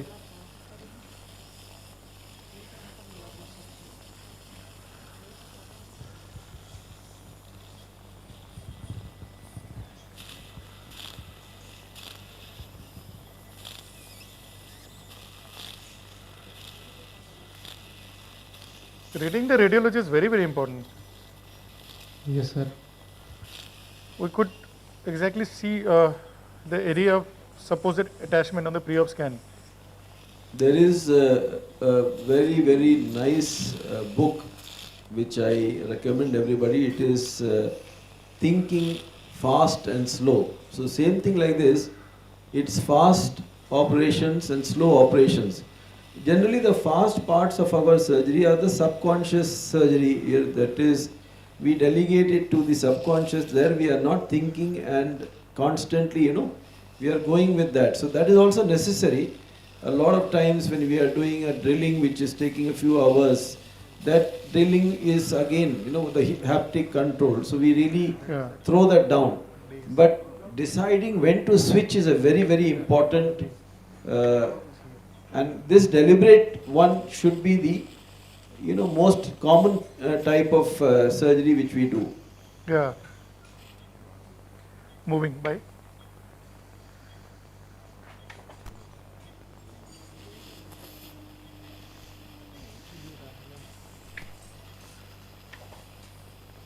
Bye.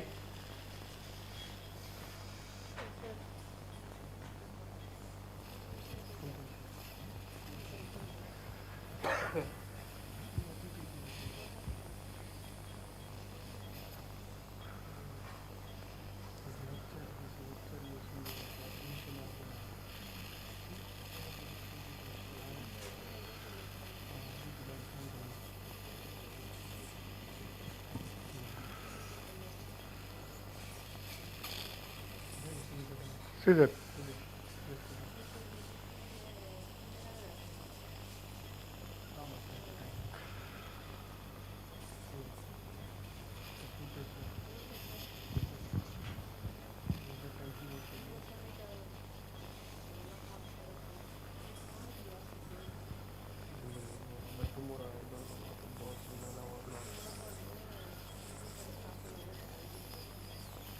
Bipolar.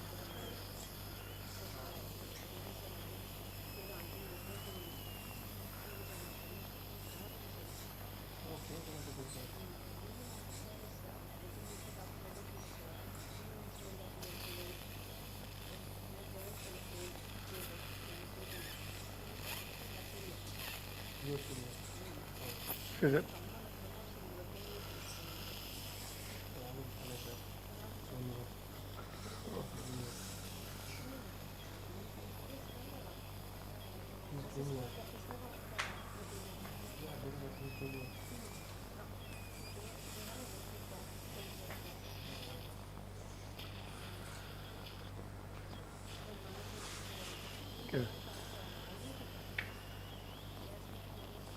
Can somebody rest my elbow?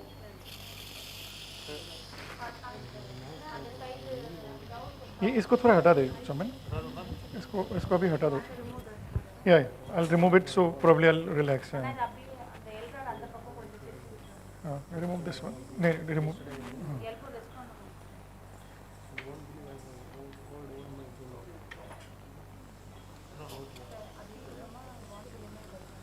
no that's all right elbow rest को थोड़ा कर दो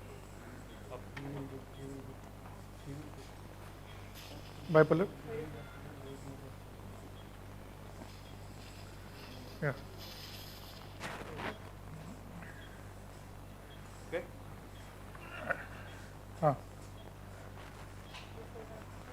And that side is all right bipolar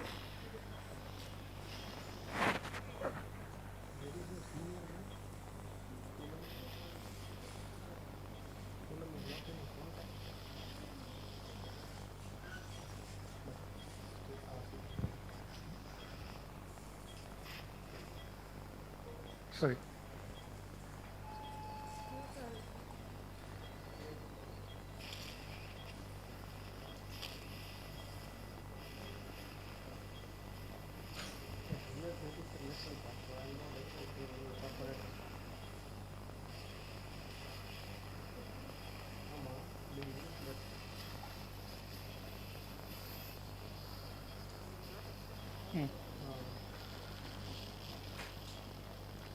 bipolar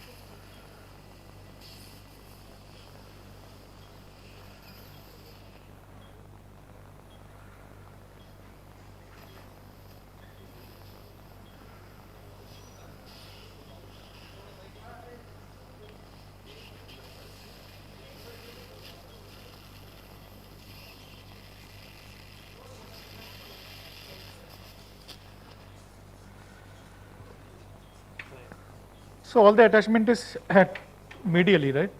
Yes, sir. Posteriorly it is free. I can see some amount of CSF coming out from probably the tentorial incisura. So I just have to detach it further here before I either decide to roll the tumor or debulk. Okay?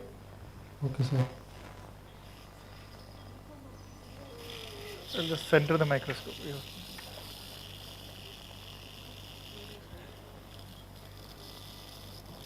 So suction is the retractor also here.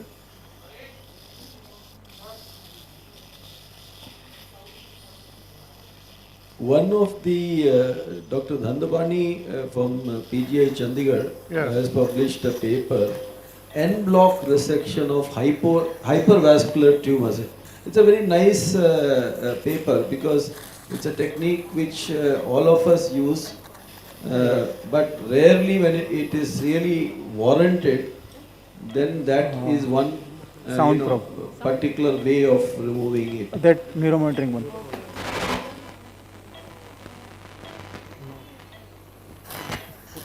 Yeah, Dr. Jayesh, we are seeing you on the main screen. You have decompressed very nicely. Okay, let me show you. So very interesting. This picture is. There are many things we can show you. Look at this. First, wait. Give me dissector. Larger dissector. Fine. So, am I seen there? Yeah, Yes, you sir, are seeing yes, very sir. clear. Okay. So if you see, there are 4 routes we can see here. Right? Exiting route. This is the exiting route. Yes, sir. Traversing route. Am I audible? Yes, Yeah. sir. Yes, sir. Exiting route. Yes, sir. Traversing route. Yes, sir. Cambian triangle here. Yes, Is a sir. disc space. L4 for disc space here. Yes, sir. This is the pedicle, I can feel it. So this is the traversing route which is exiting from lower part of foramen here, once Yes, the sir. pedicle end, right? Yes, sir. I hope I am clear here. Yes, sir. Yes, sir. So this is the basically A Tilif pedicle. area. Yes, sir. Here, this is the pedicle. So what I did, I have removed the inferior articular process. So my screw entry point was from here. Give me sound probe. It was not wrong, but if you see, the little bit 2 millimeter trajectory is changed. Can you see this? Yes, sir. Because I am touching this traversing nerve root. Look at this. Stimulating. This is my navigation probe, this monitoring probe. Monopolar monitoring sound. Now, if this was my previous pedicle entry I have taken. Look at, because I am this exiting L5 nerve root was coming in the hitting. Now I have a pedicle in my eye. So now I can directly put the screw here. Yes, sir. This is the rescue screw. Under vision, yeah. If you have nothing to, this is your last saviors.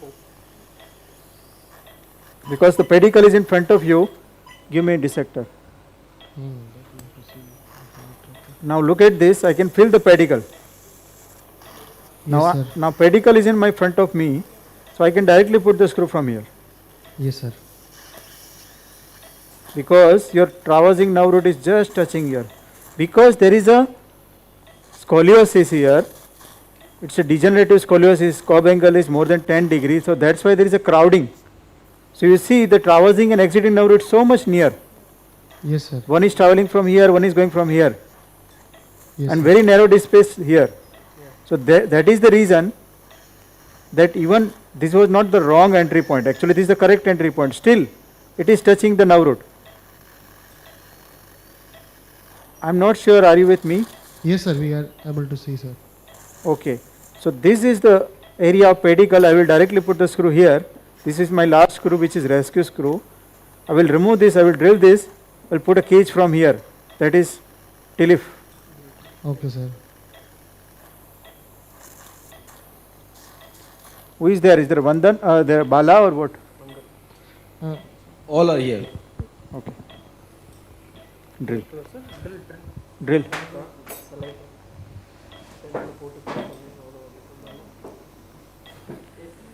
So, Pandey sir, are you there? Yeah, I am here. So, any query in Tilif?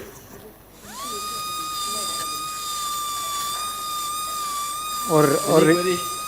Any of you want to ask him?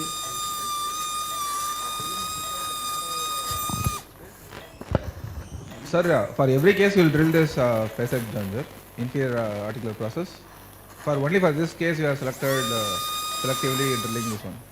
I don't getting you. What? In all cases you will drill the inferior articular process? No. Okay. In case if I want to do a Tilif, open Tilif, then yes. Because I utilize that bone also, I have a lot of good space, my foramen will be free, my root will be dancing, so yes. Anyhow I am going to fix it, I am going to fusion it, so yes. For open Tilif, yes. MIS Tilif, yes. Not for just a foramen decompression or pedicle screw. This is something different case because it has a degenerative scoliosis and osteoporosis, and my entry point is broken twice, so that's why this is a rescue screw, bipolar.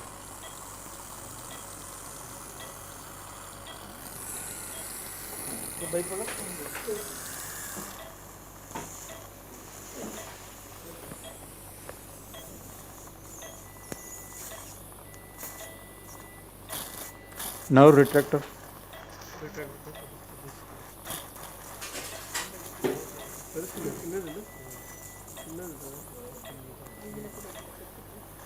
Okay. Go from here. Yeah. Go. Yes, yes, yes, yes. More retract. Saline.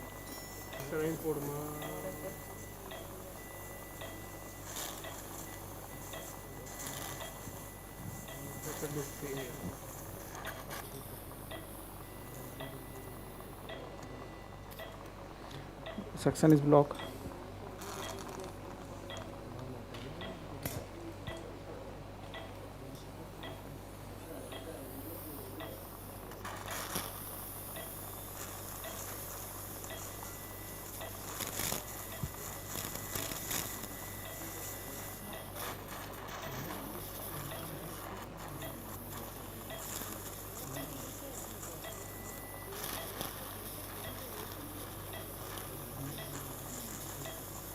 Retract. Retract.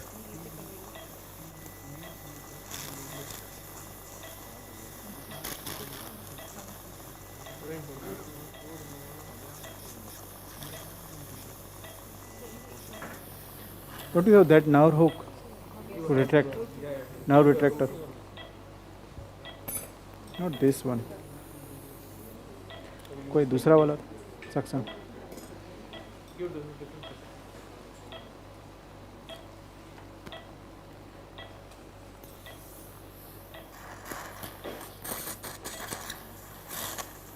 Okay.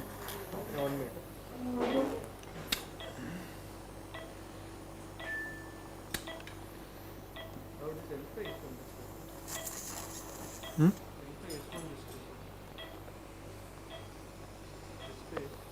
Can we do a Siam? Siam? High up. Table light up. Siam awainga bita.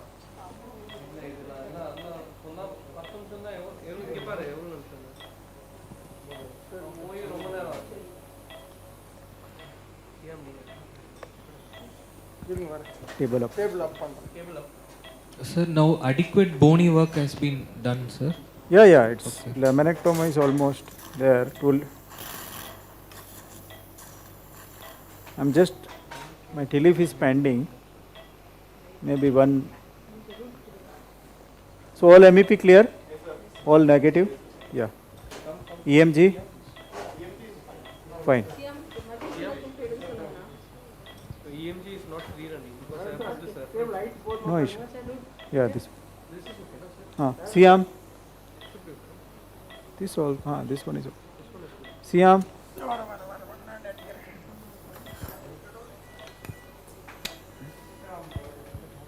Come, Siam, come. Mask. Hold this. No, okay. Let first Siam done. Give me dissector.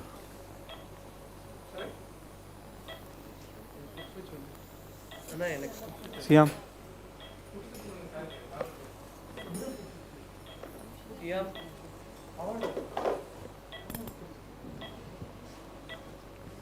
Siam. Put stand.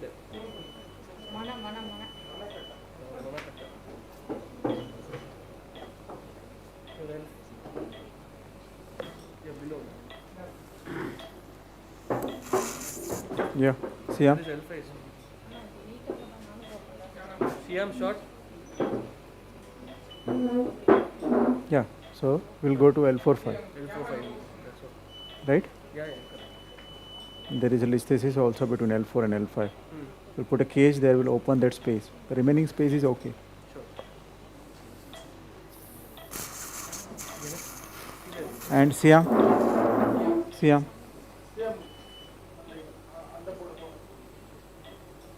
That is the sacralized L5 part. L5 is on this. Yeah. You have to go one level above. Siam? Yeah. This is our pedicle point of force. Sure, you can put. First let's put a TLIF cage, then we'll put a screw and then we'll put a rod for everywhere. Okay, retract this. No root retractor.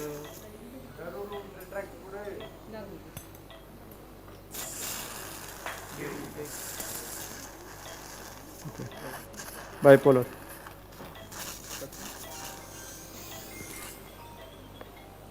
Saline.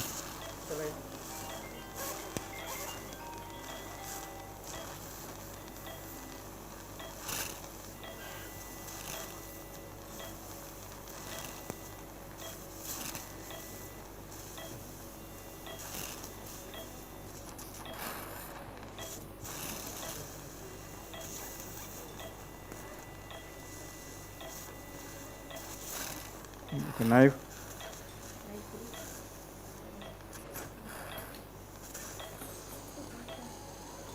Knife.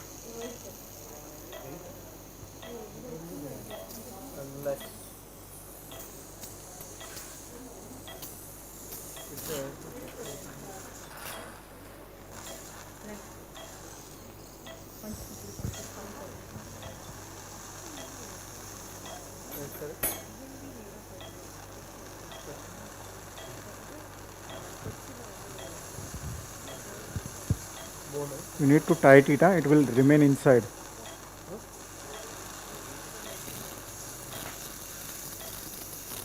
Yeah, make it tight, otherwise it will remain inside. Bipolar.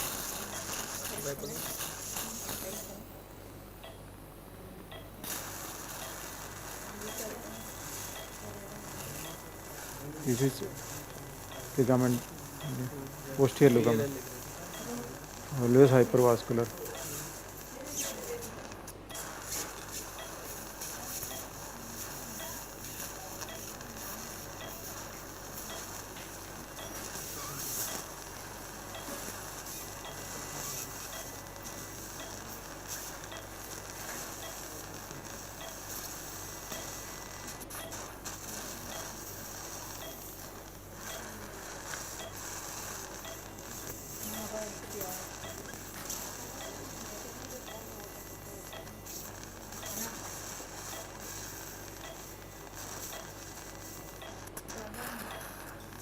Okay. बड़ा blade दो. Blade. Blade. 15 number would be okay. Very sharp. 10 is also okay. 15 ready பண்ணிட்டேன். 10 15.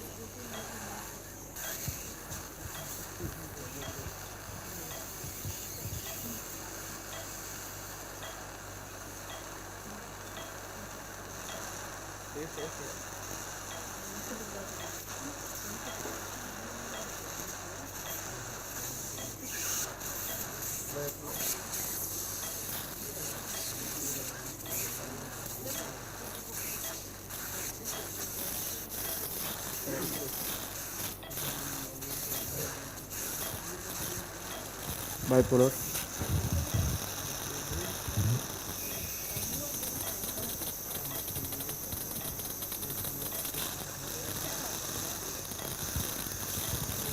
Give me dissector. Give me dissector.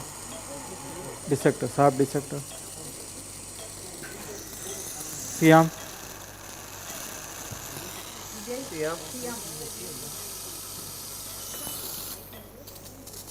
மேல வந்து பண்ணு.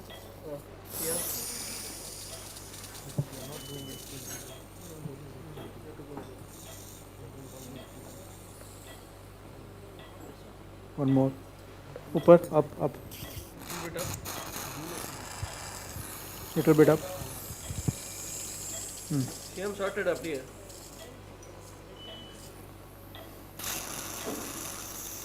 Siam.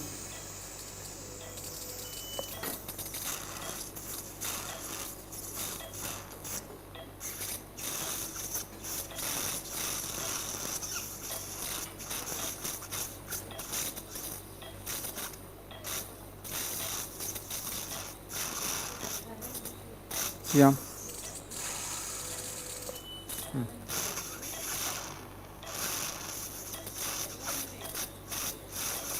Bipolar.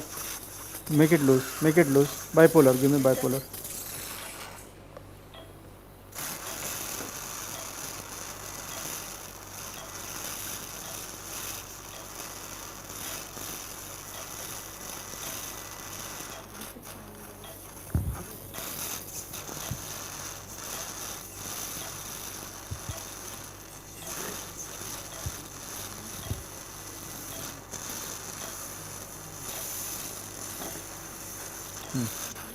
Okay, loose, loose.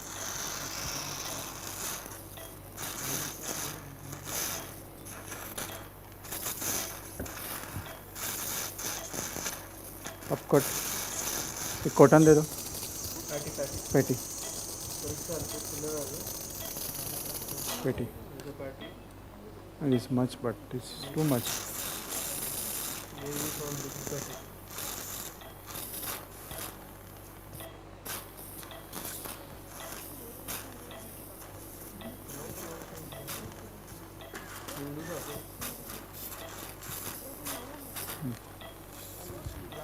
Okay, make it back.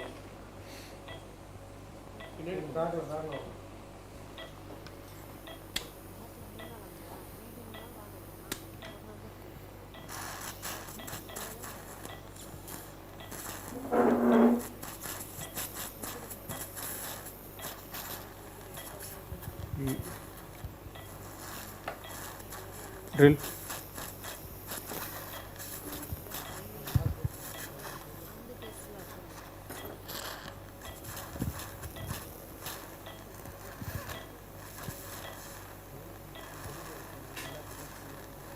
Drill.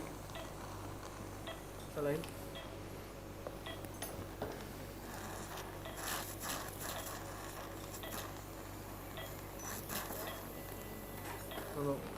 Pedal மாற்றி கொடுங்கன்ட்டு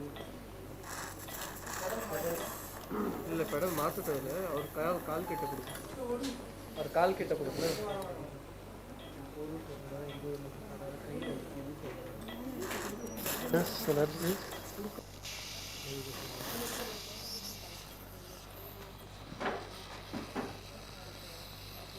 tumour बहुत बड़ा है ये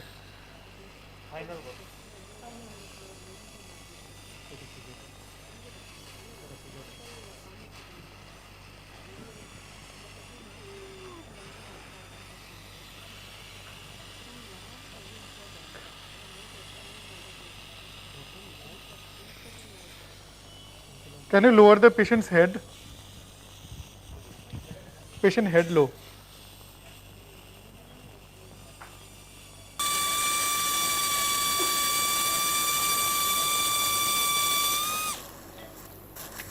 मत डालो. More. Yeah. Don't put. Bipolar.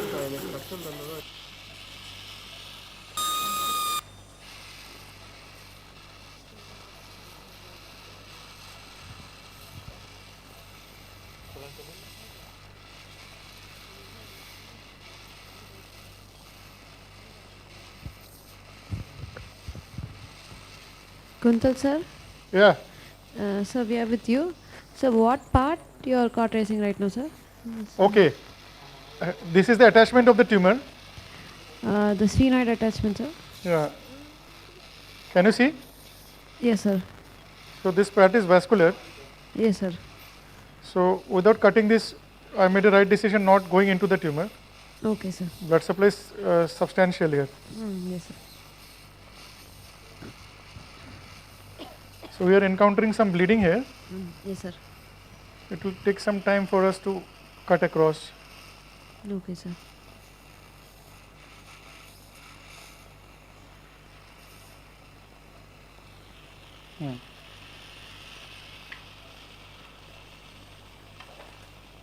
So once we cut this, I think the blood supply will finish completely. Okay, sir. Yeah.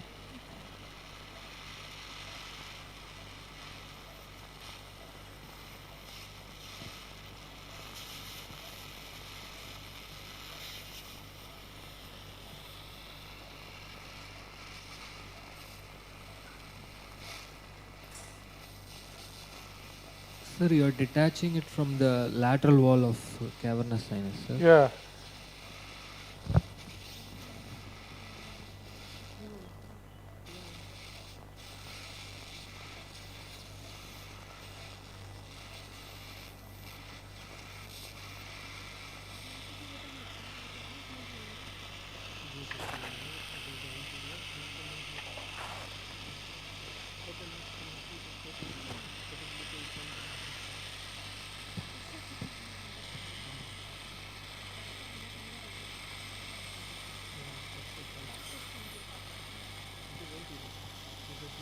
Scissor.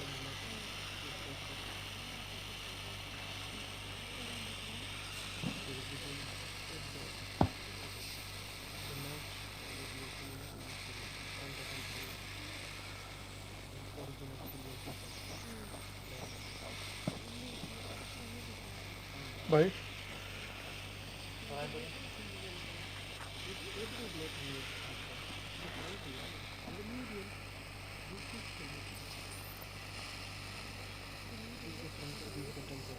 Shaban saline.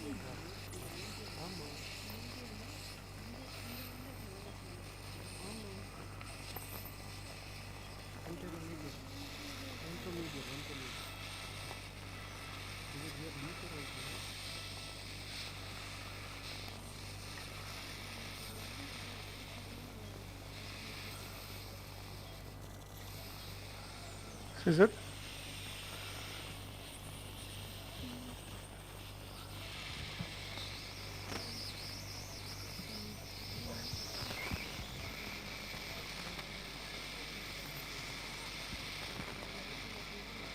Bye.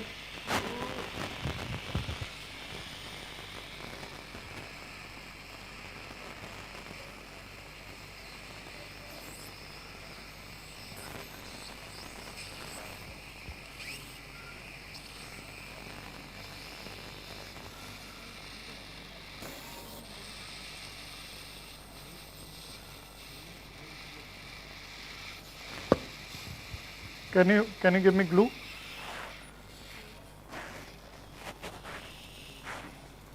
So there are some tentorial venous lakes, okay? Yes, sir. So they keep on bleeding. Let me see if I can inject some amount of glue in there. Shaman, can you put the retractor, because the tumor has some volume, okay, Pala? Yes, sir. Yes, sir. Which is not allowing me to look at the base without two instruments there.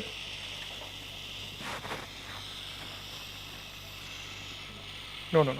Angle mein hai tera, angle mein hai. It will further rotate. Yeah. Otherwise, it will cut across.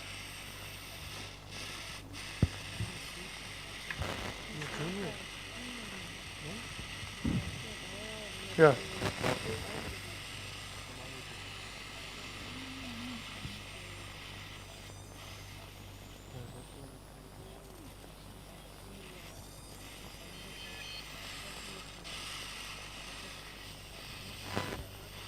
Hasn't really reduced. Can you give me the bipolar? Let me see. Yeah.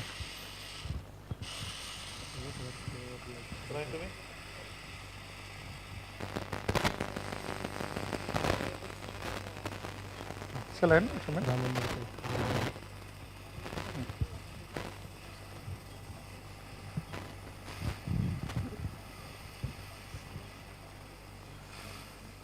No, that is the tent. This one, no, it is a tent. So, see, ultimately, sinus is nothing but medial extension over the leg. Okay, sister, give this scissor to me. Moving. You just try to understand the temporal lobe if you remove, and if you look at the base of the temporal hand को थोड़ा rotate कर दें तुम्हारे brown का, हाँ. It will made up of two things. One is the bony part, which is lateral. If you go medially, it will be tent or dura.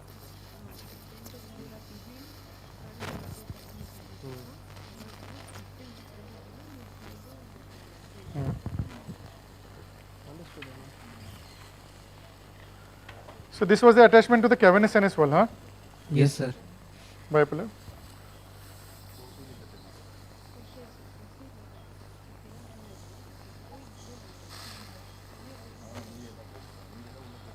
Anterior, superior, anterior, then base. Now we are coming almost 360 degrees. Now we are going towards a tent. Yeah, tentorial incisura. Can you give me the scissor? Can my chair go slightly high? Scissor. Just hold on before you do it. Yeah.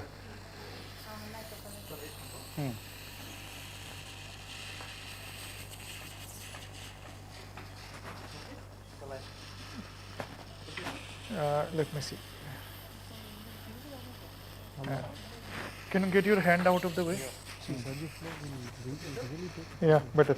when the bleed is like a jet like Yes, I think I'll go from behind. That will be better. Bend it. instantly. So only in the posterior parts there is some attachment left.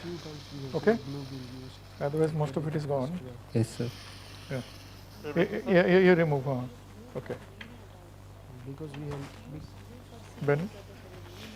Yeah. Oh, bipolar will do, sister. Bipolar will do. Yeah. Are you all there with me?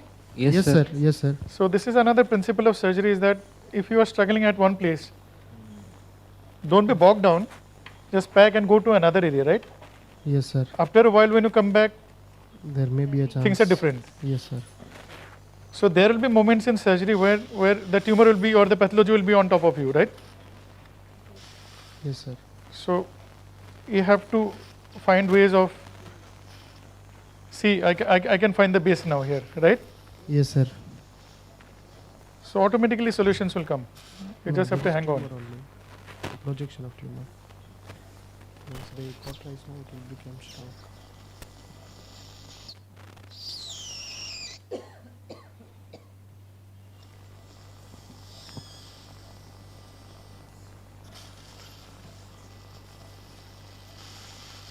See that to me?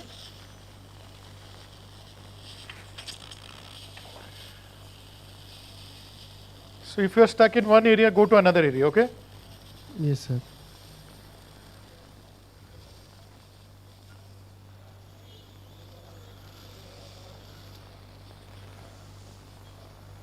Bye.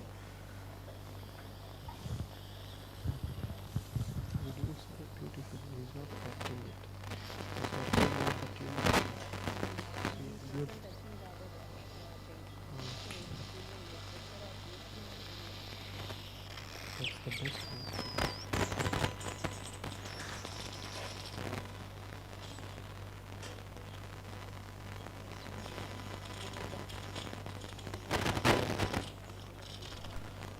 Yeah.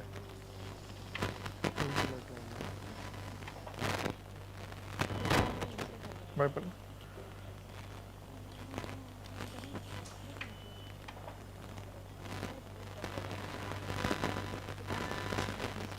Transcortical.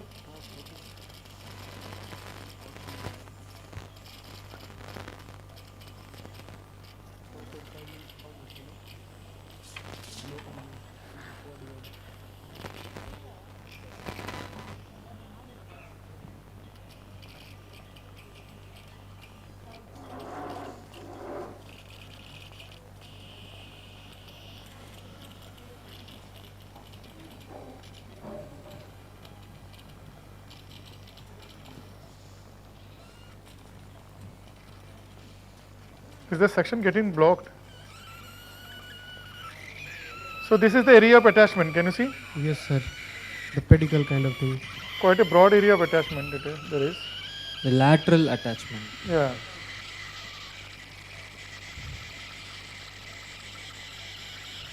And you have to cut in small amounts. If you make a big cut, it will keep on bleeding. Scissor, madam. Is the suction working? It is making.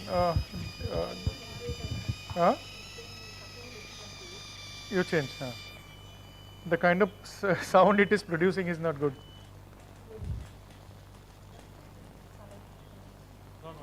Ma'am, how is the patient? The blood pressure and blood loss? How much, ma'am?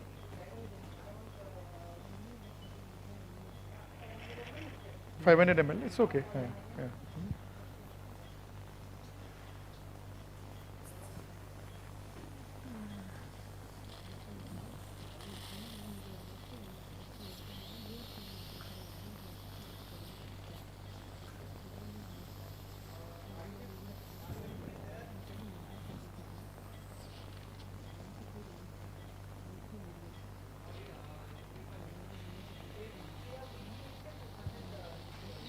Okay, madam. Okay. Bipolar.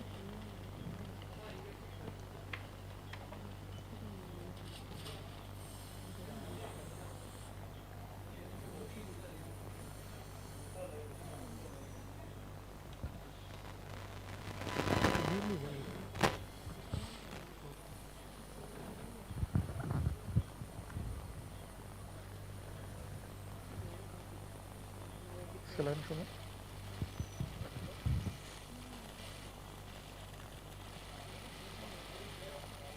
Sugar.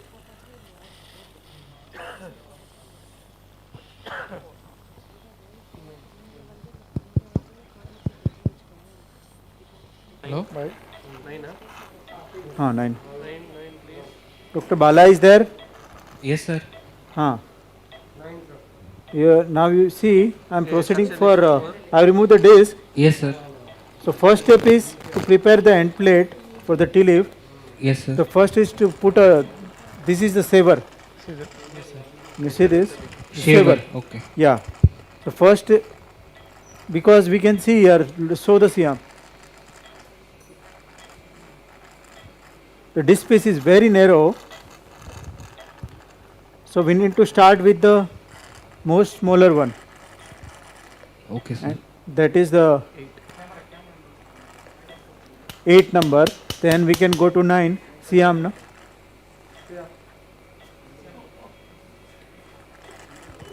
Section 4 are okay.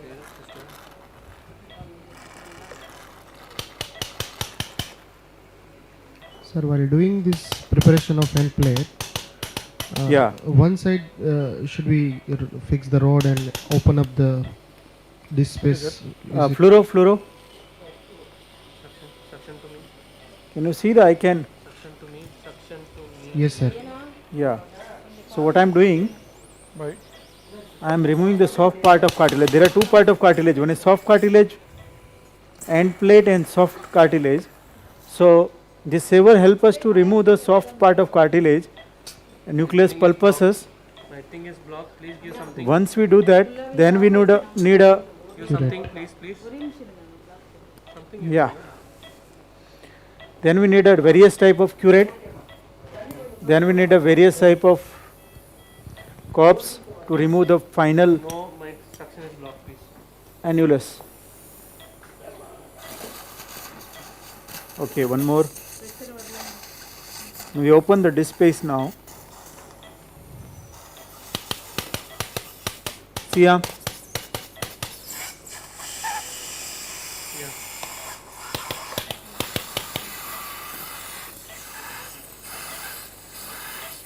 Can't go perpendicular, still narrow. Yeah. Okay. Give me disposables.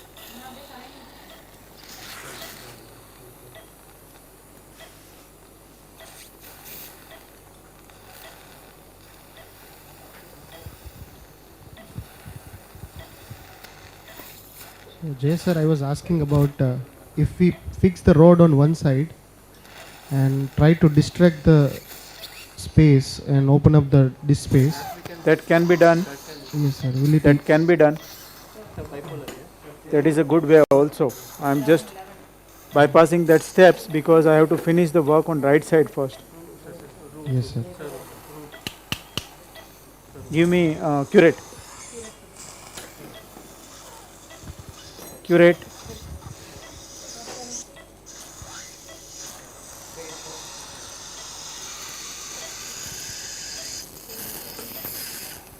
Siam.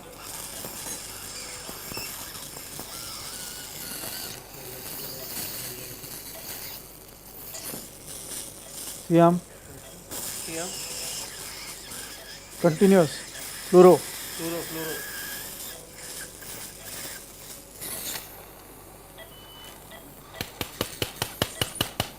Siam.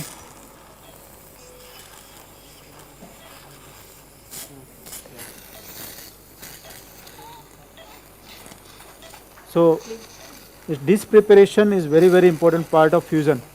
Finally at the end is outcome is depend on the degree of fusion. For that we need to have a very good disc part preparation. Okay, give me dilator. Trial, trial. Spacer or trial. 9 8 9. Start with 8, then we increase the space and then we take 9.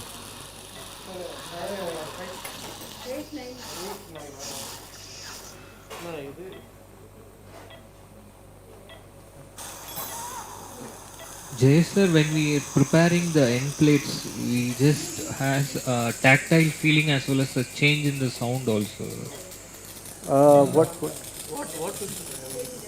I don't get you. No. When you are preparing the end plates, after removing the soft cartilaginous portion of the end plates, you will feel for the change in the sound as well as the feel, that gritty sound. Yes, gritty sound Yeah. will tell me that I have completely excised the end plate. Yes, sir. And cartilage. Yes, sir.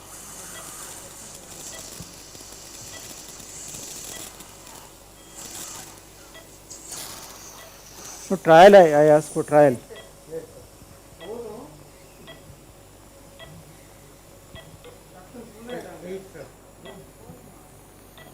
Section. Is it like this, no? Yeah, like it's 1 meter. Yeah.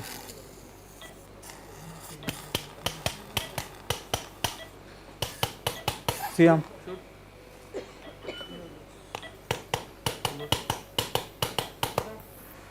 Okay, fine.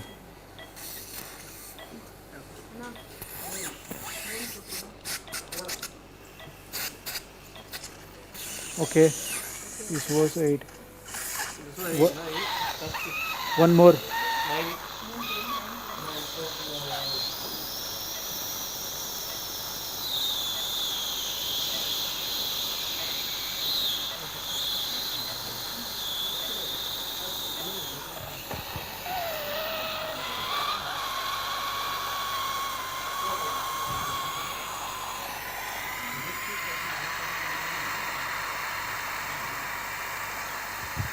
Jay sir, which sizer we have used here? 8 mm, right? This is 9. 9 mm. Suction to me, Okay. please. Suction to me. 1 meter. No. Not single. Siam.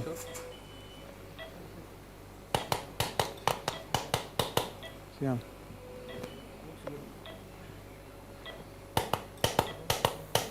Siam. Siam. Okay. 9 fill பண்ணா 9 will fill 9 will okay. 9 fill பண்ணதோட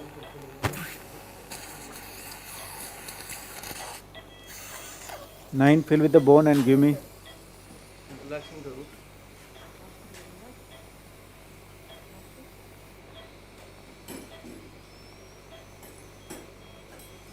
In the cage, bullet cage. Bullet. Bullet cage. 20 mm. 20 mm. Ana idu dana 8 mm. 8 mm. 9 mm, sorry, 9 mm 20. You need a reverse angle curate to curate चाहिए उसको direct करने के लिए. No need. No need. Put it right. More, I am more putting more towards right now. Because the convexity is toward right. So better to put little bit towards right.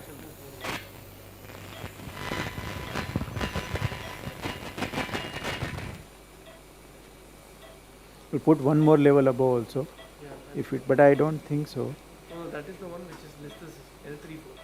L34. So yeah, we'll put Tackle that and 4, 5 and L34. One level above also. one level above that. This 3 is already fused. L5 is L5 is circulate. Yeah. Screw here. Rapid.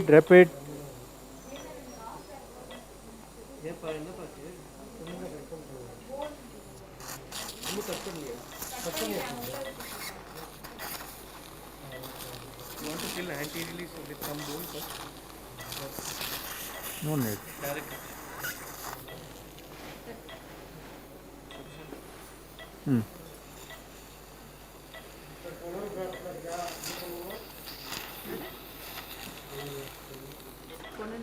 Okay.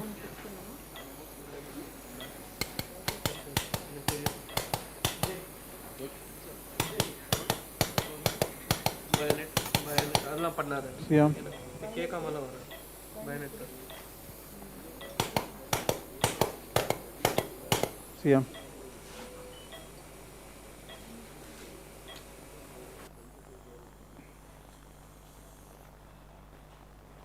Can you give me scissor? Let me just cut it open and see. देखते cut के देखते. There is some supply still. Bipolar.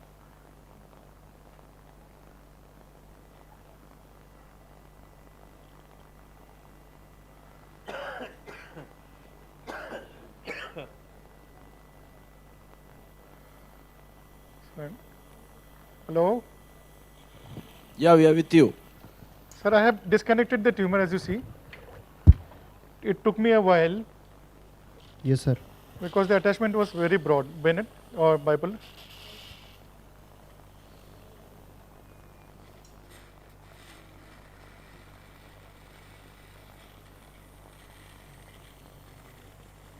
Okay? Yes, sir. This was where it was attached. Posterior part of sphenoid wing, lateral part of cavernous as we thought. Yes, sir. Sphenocavernos. Okay? Yes, sir. So, but I still feel that it is better we remove this tumor in toto. Yeah.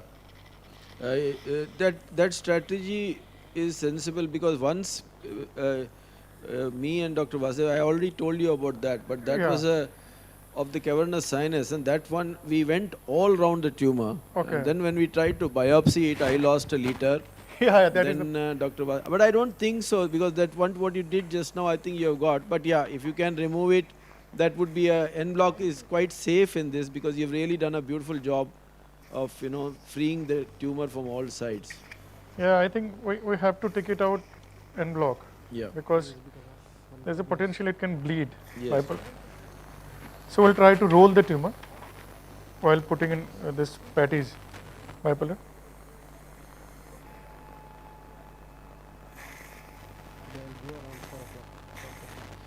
You have ISO cool, you have broader forceps, whatever you want, you can ask them, they will give you. Okay. Yeah.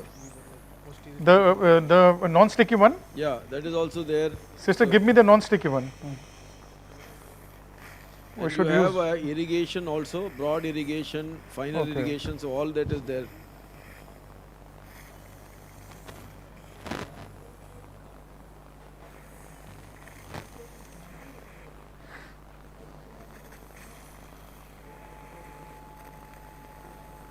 यहीं पे थोड़ा बहुत होगा, उसके बाद नहीं है.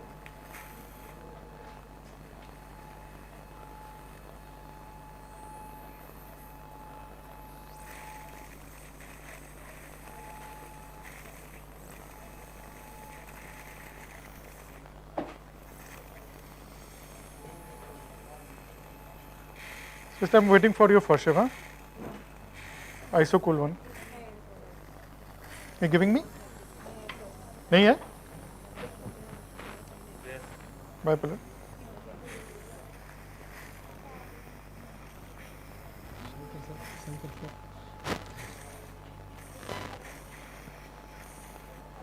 As he rolls the tumors, you see there is still redness there, and Yeah. he is able to get it.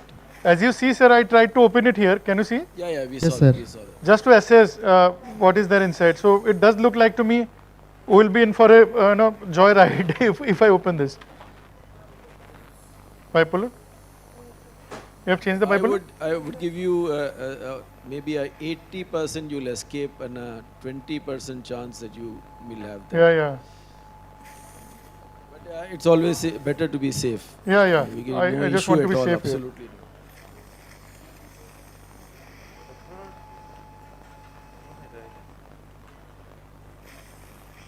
Or maybe I was using the other one. The tumor is quite sizable, you see. Yes, sir.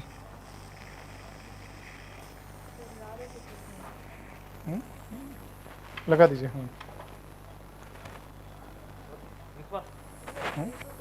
ऐसे कुल ना दे दीजिए.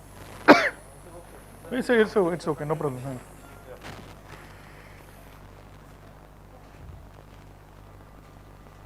Sorry. Sir, in such cases where we are worried about encountering bleed while debulking, sir. Yeah. The DSA and the pre-op embolization would have helped, or is it have any role, sir? It should help theoretically, but many times it doesn't. There is a certain percentage which you can embolize, certain percentage of the blood supply. And what we have noticed in whatever, that's what the presentation on hypervascular tumor was. It is useful, but it should not give you a false confidence. So you will be knocking off something like 23% of the blood supply, but 23 means you've got some 78% left for you to deal with. So that is there. So obviously there is a very, very important thing, but there's a lot of skepticism in hypervascular tumors about the role of embolization. And you have a lot of other catastrophes which can also occur. Give me. So strategies have to be devised. That is definitely useful. But this has got, that many flow voids were not seen. Yes, sir. In fact, I had a vestibular schwannoma which was hypervascular. Yes, sir. There are some schwannomas which are hypervascular. So that one, I tried my level best, all the strategies. And I was actually cursing myself because the pre-op showed the flow voids. In fact, that gentleman, then we came out, we did a subtotal resection because we had already lost blood, and then he was embolized, and then we did a radical resection second stage. So these tumors, the caveat said that today itself, for the young people, try to get that Dandapani's paper on en-bloc resection.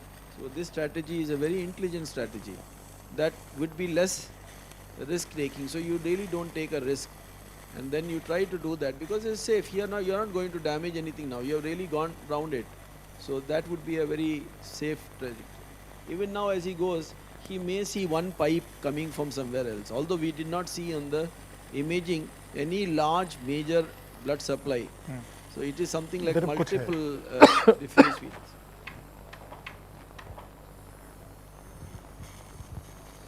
Intraoperative bleeding can be a real challenge for neurosurgeons.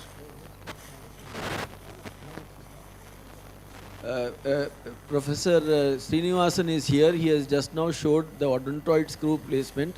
And Yes, sir. Any of you who is interested, one by one you can go and have a learning, or you can go too, because that is one of the main reasons why we were, we requested him to come, because if we had a case, then obviously he would be the person in the country to show it to you.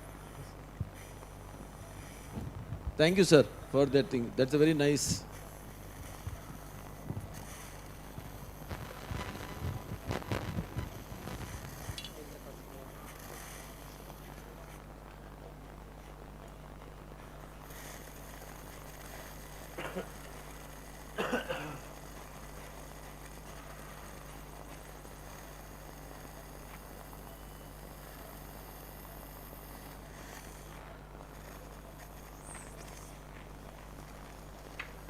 It's going on and on and on, eh?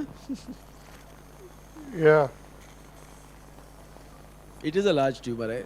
Actually, when I saw it itself, it was a large tumor.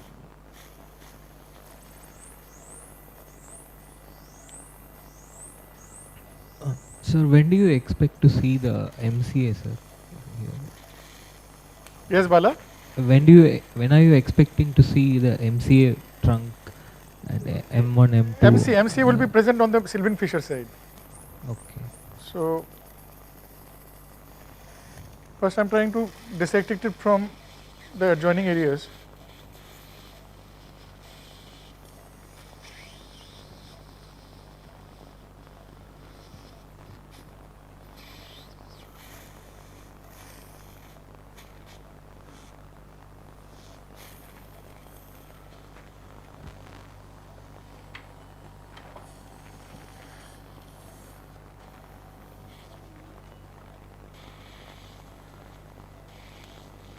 Dr. Srinivasan is showing the odontoid screw on models here, so that is going on parallelly.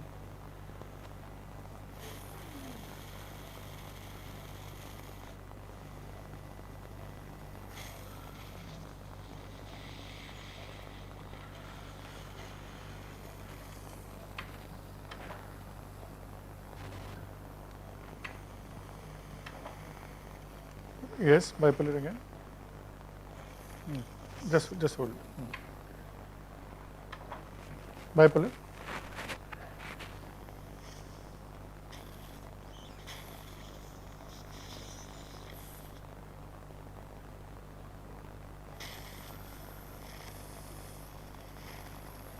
Can I have a bed? This is scissoring.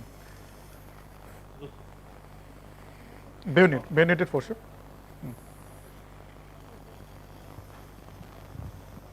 And this is the era of retractorless surgery. So see how Professor Kuntal has not applied anything to the temporal lobe at all. And so that tumor, you implode the tumor. That is, you cause it to collapse on itself, and then you create space for yourself, and then you keep on going. The tumor actually has created your corridor already. Yes.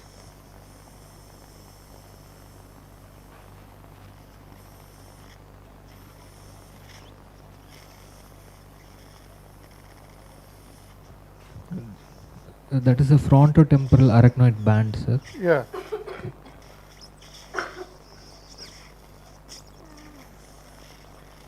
Bipolar. Bala, can you see this artery from here? Yeah. So this was supplying the tumor. Okay. So in tumorous conditions, abnormal blood supply come into play, which may not have been there from the beginning. See that?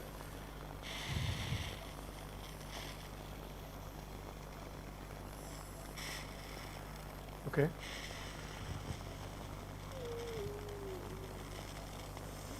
Bennett.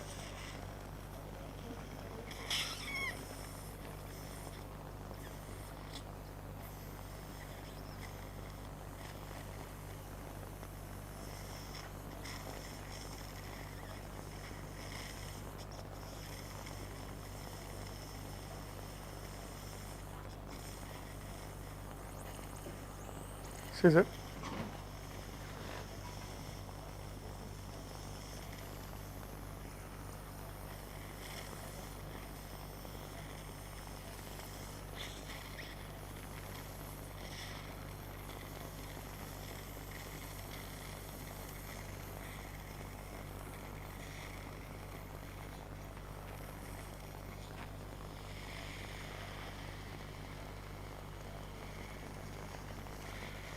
Can you see the medial end of Sylvan fission now? Bennett, please. Yes, we can see. CSF is coming. In the beginning, I had seen and released some CSF from here. Okay.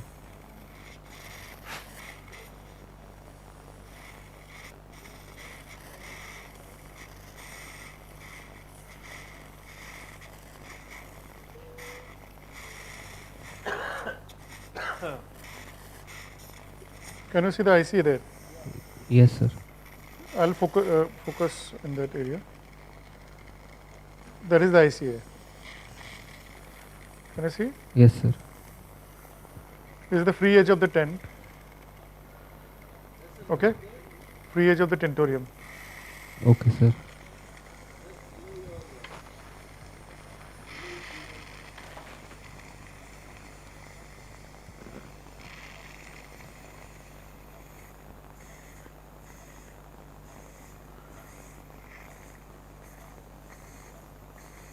Bipolar.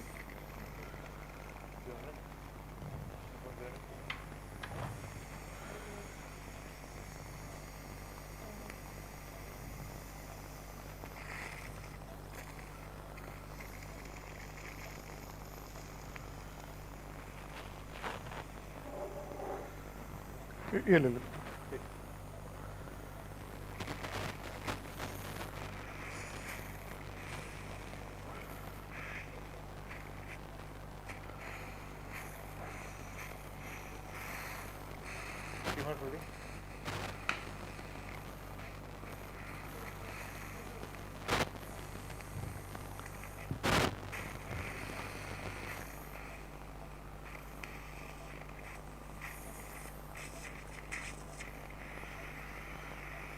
Hold करो तो bleed ना करे.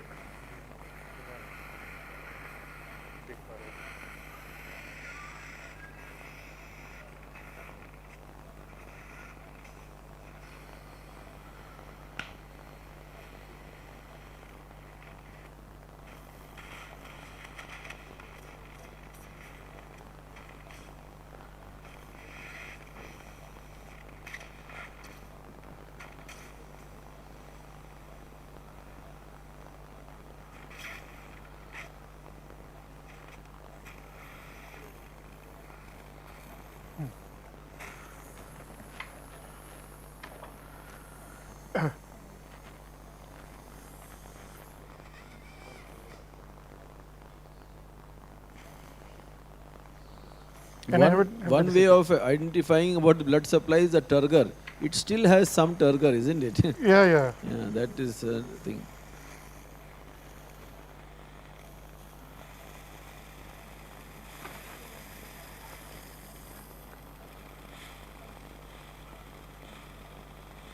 The blood supply to me. But the blood supply has reduced to a great extent. Yeah, sir. yeah, very significant. Yeah. Obviously, the hours which you have done. Can you give me the dissector? Dissector? Yeah.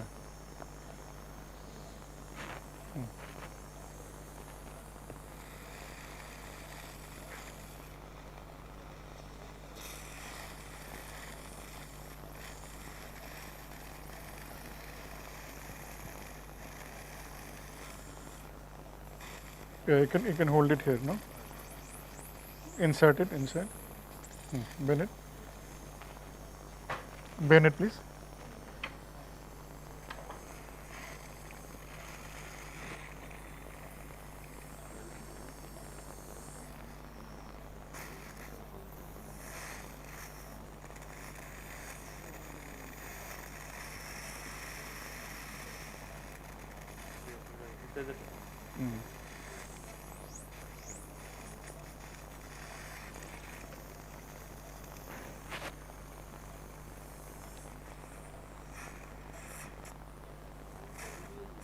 Bipolar system.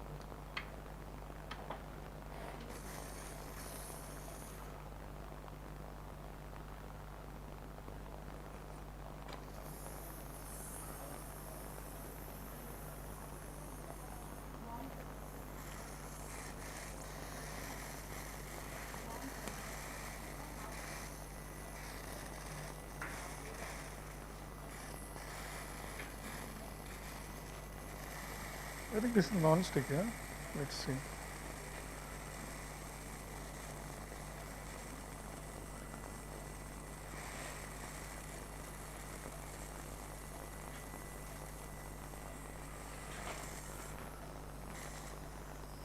Yeah. I think you are nearly there. Yeah.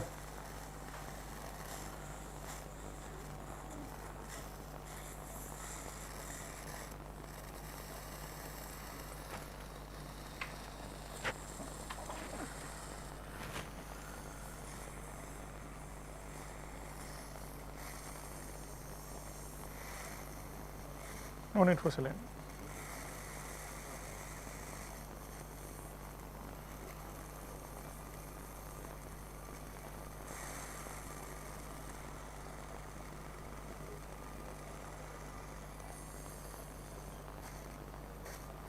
Yeah, left.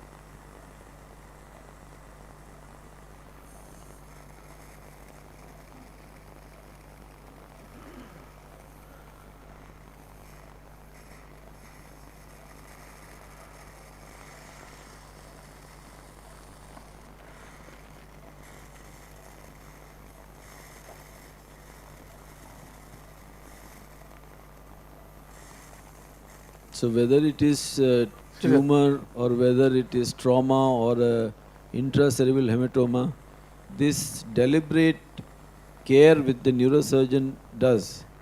In fact, the epitome of this is Dr. Vasudevan. So the whole day he would be operating and there will not be any sign of hurry in him at all. In fact, that I probably have not yet been able to learn from him. But I become impatient, but he would never become. For large acoustics and meningiomas, he would just keep on doing it slowly. And I now see the wisdom of that.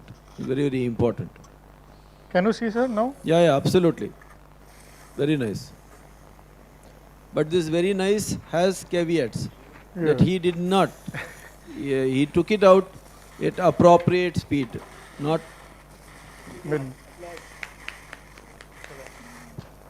That's very, very well done. Thank you. And you know, we have, because we have got so many times. So with experience, obviously, Professor Kuntal would have realized that sometimes we would think that we have gone through, and then we'll get into big issues of hematoma. Then we'll be sitting for a few hours, getting the hemostasis, and it's a mess.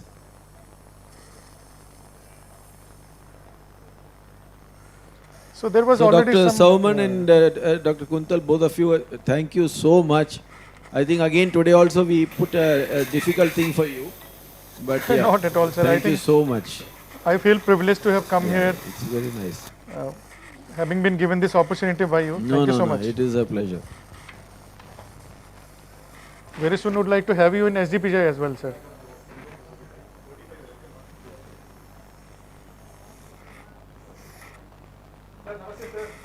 Hi, Krishna. I'm almost done. You have come now. Just now I see you're reviewing the final part of it. Yeah. How are you? Okay, I'll talk to you. I'm on mic right now. Okay, sir, you can move to the next OT. Yeah, thank you. Thank you so much. So I'm just going to coagulate the attachment again. Yeah. Confirm the hemostasis. So just final word. See, this is where the tumor was attached, right? Yeah. As we had rightly thought in the beginning, posterior part of sphenoid ridge, some temporal base and lateral wall of cavernous sinus. The free edge of tent is somewhere here.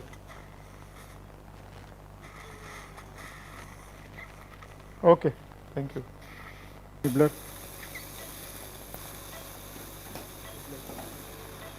Dr. Jayesh, we are with you now. So am I audible? Yeah, you are. So I have completed L4-5 TLIF. That L5 screw, which was finally I have put through open pedicle method. I have completely exposed the pedicle, foramen. I retract the traversing and exiting route, and then you can see in the C-arm. Can you show this one? Can you see? Appreciate both the L5. Yeah, we are seeing the operative field. No. C-arm.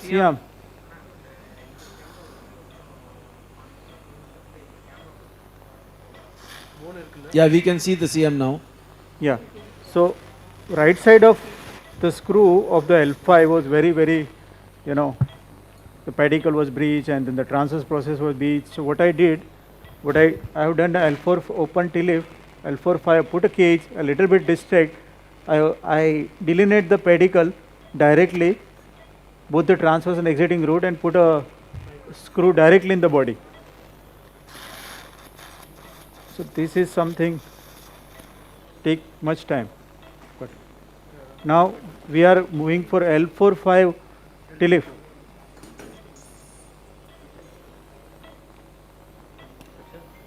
The last part of surgery. Am I audible? Yeah, you are. Yeah. So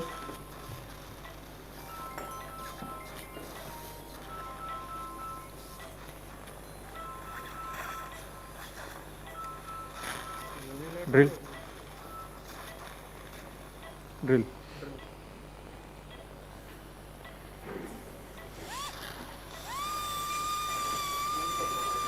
One.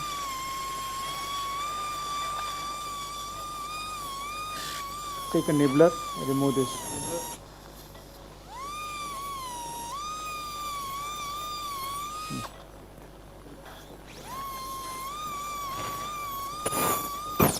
There was so much ligamentum flavum was hypertrophied at L4-5 and L5-S1 both. That's why patient had a radiculopathy. I think so it would have been definitely helpful.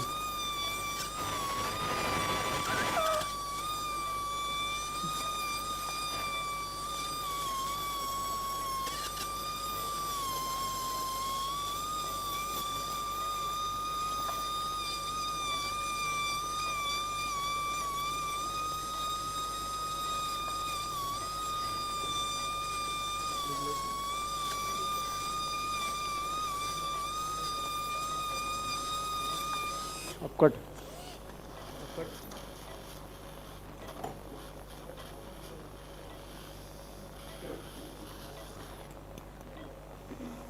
Dr. Divya is there?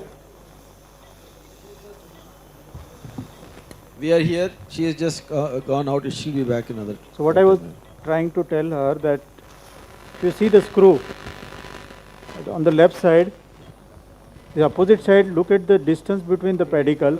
The right side, you see the distance between the pedicle. Yes, sir. This is because of scoli. That is the most challenging part, because the root anatomy, everything will be different from the normal one.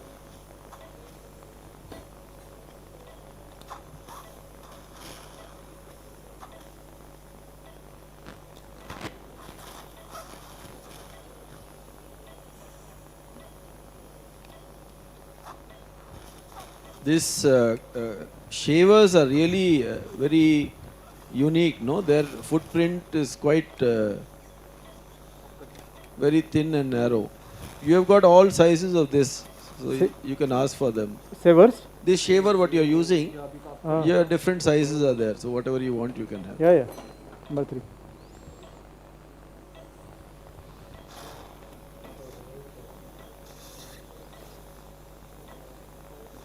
Hold it.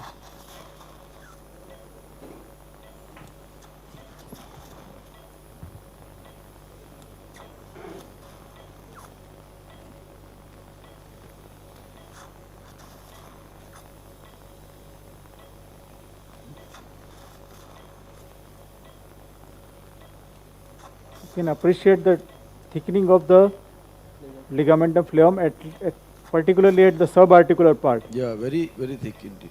Subarticular part is most important, and at the end root should be followed till the beneath the pedicle, because this subarticular part of the ligament flavum is responsible for radiculopathy, not only the canal one. So I am talking about this one. This should be free.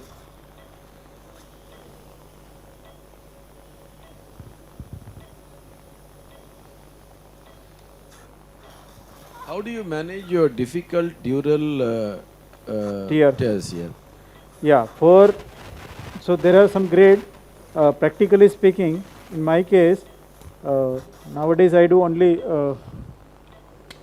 majority of case MIS discectomy, endoscopic discectomy. So for that, if there is a arachnoid tear, only the arachnoid tear and dural prolapse, means arachnoid prolapse from the dural tear, I do nothing. Just leave it like that. Maybe a little bit fat over that. I have no experience with MIS, but is your incidence a little less or is it more of the neurotomy? It is almost nil, we can say. Okay, that is an advantage of that, isn't it? Because what happened, you are already preserving the midline, we are preserving the biomechanical structure, fascia is tight, so there is no space for. Yeah, there is no space. Itself it's create a kind of pseudo meningocele. Unless like a ball valve, it creates a. If there is an infection, yes, then there is an issue.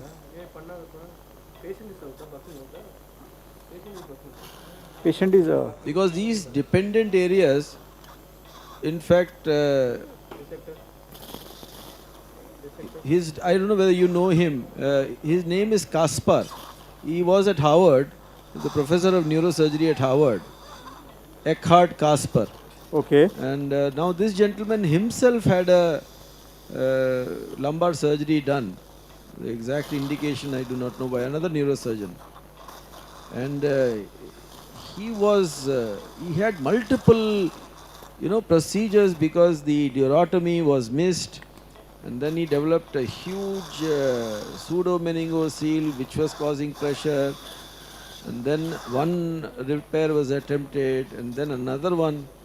So he underwent, I think, 3 surgeries as a neurosurgeon. And during one of the meetings, I think he was in real severe pain for that. So, I mean, these things can be, because once the patient stands, the pressure variation is there. So these can be really disabling sometimes. Yes, absolutely. For the young people, the way he is handling the thing has to be seen, because your upcut is one of the commonest cause of getting into that. So there are few principles to prevent the dural tear that I always follow, including in MISS. That your starting drill in the bony work should be cutting, whatever number 3, number 4. Once you reach the ligamentum flavum, your bone work, till you complete all the bone work, your ligamentum flavum should not be open. It should be very close. So you complete the bone work, you then detach ligamentum flavum completely. It will help a lot. And once you remove the ligamentum flavum, while removal via upcut, you should make sure that first you should clear the dura from the center and opposite part, because there is a chronic adhesion. There will be definitely chronic adhesion between the dura and ligamentum flavum and arachnoid. That is the most common part, reason for the CSF leak and dural tear. And use lot of saline while doing lumbar decompression. Saline. It will help to release the things.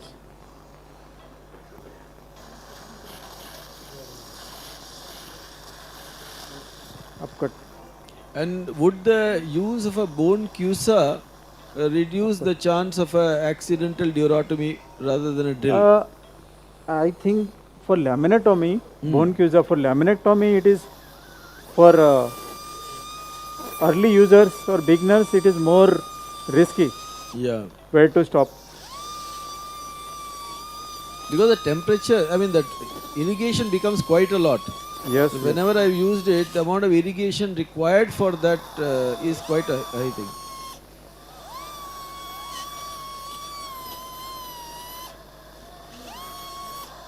Upcut. So this is the pars I am drilling. So if you are doing fusion, you have a liberty to remove the pars to give a space for discectomy and to put a cage.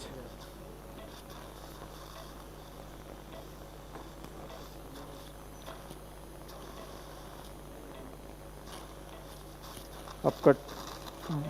Can you retract the dura from here? I have actually seen a lot of failures, because there was a trend in the middle where they were only doing screws and placing a Wildsay's fusion posterolateral, and then not doing any anterior interbody, and a lot of them the entire implant fails.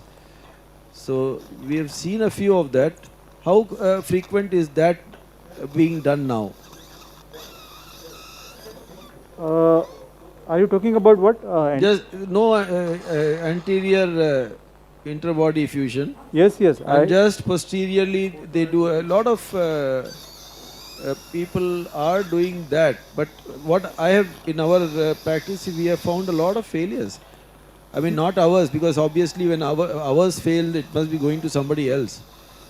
So I think only posterolateral fusion without interbody fusion, it gives all the theory, all the literature says that the interbody fusion is best, no doubt about that, and is also logical.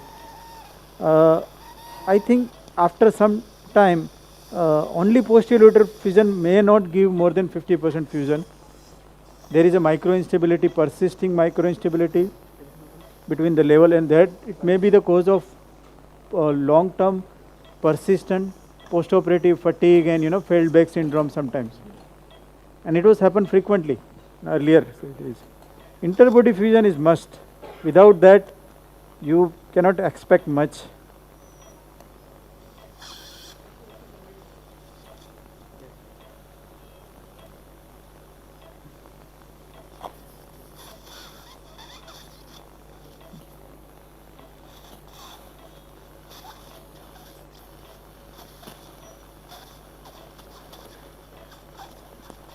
Bipolar.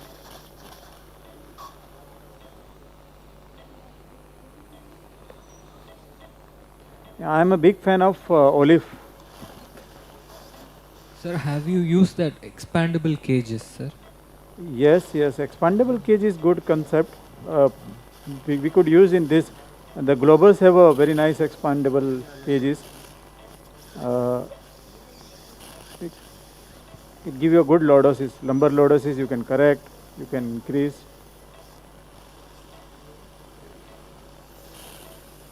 But for single level or it is okay. Means 0 degree is sufficient. It's costly. Expandable cage is costly.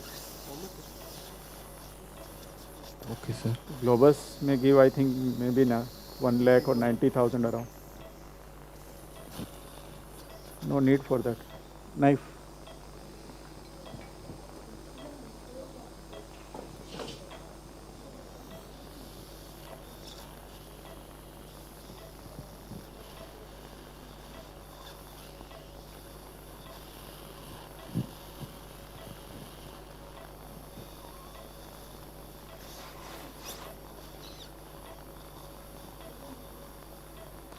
So, can you see, Bala? Yes, sir. You are doing discectomy. Yeah. No. So my point was, if you remove the pars, Yeah. you get a very good lateral space. Yeah. You get a good space for disc space preparation. Yes, sir. Once you start doing now, then you will have a habit for that. Break the part. Yeah, you just break the pars, drill that part. You also get a lot of bone from that. So yeah. Yeah, that's also okay. Mainly ortho people.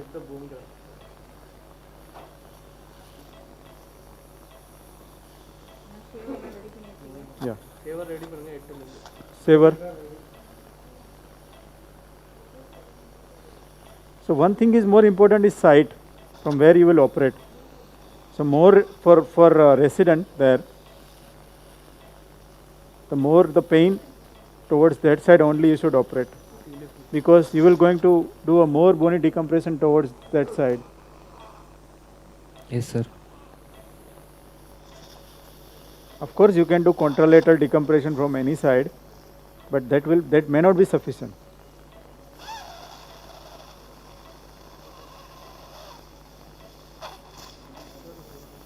One more thing I have learned, you should always coagulate the annulus at the end of surgery. All the nerve fibers which is responsible for back pain, yeah, sinovertebral nerve, majority of them, supplies the posterior. Yeah, you should coagulate it. Any kind of discectomy. It will also add healing also. Sever. There's a lot of movement at this level. I think that was a good decision of yours to fuse this level also. Yeah. So I'm using Sever. So this Severs will help me to get release of nucleus pulposus as well as end plate cartilage.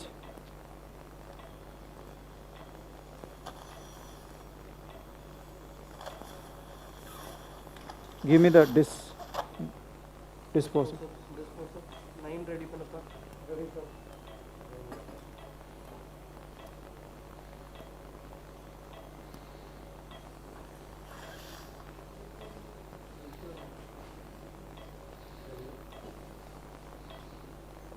So my plan is to put a 2 kg on the right side, more towards the right side,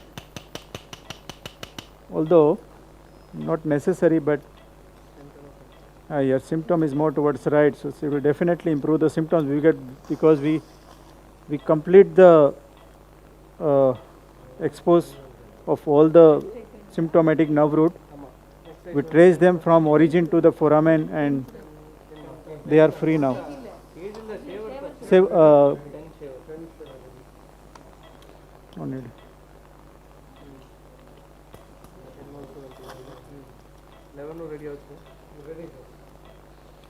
Disperses.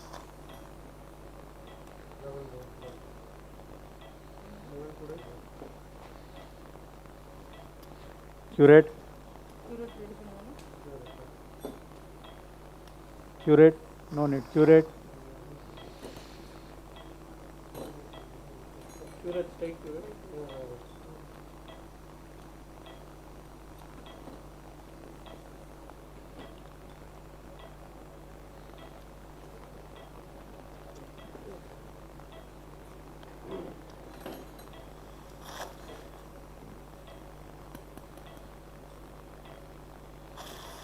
So I am rubbing the end plate cartilage,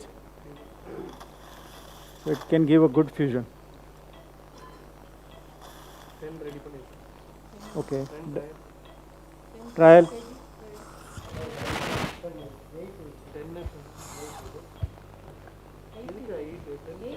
Start with 8. Start with 8 always. Then go up. Give me hammer.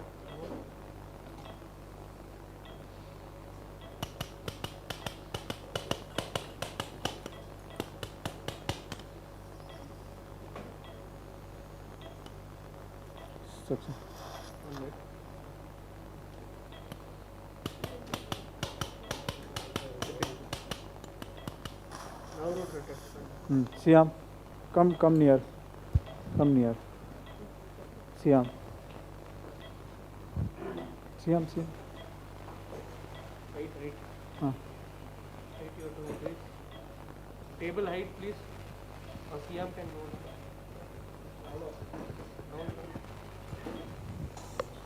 go. Okay.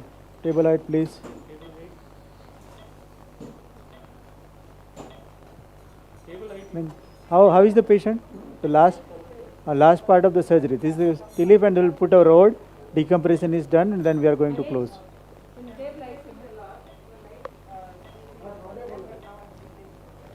I think you can give muscle relaxation. I think neuromonitoring part done. Finally, you do the neuromonitoring. If you are okay, all MEP clean. I'll do one. Yeah, you do right now.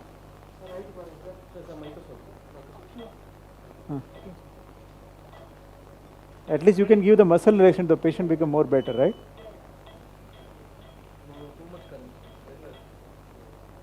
Done? All MEP is good. Free running EMG is okay. You can give the muscle relaxation. Okay. Siam. Good.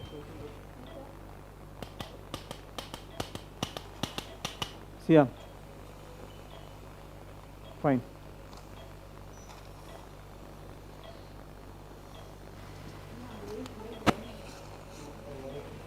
Give 9.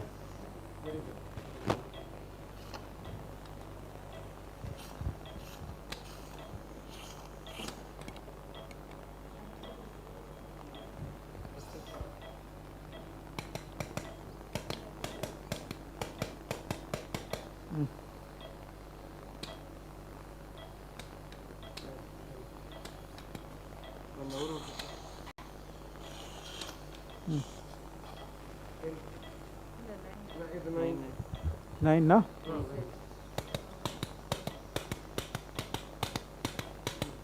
SIAM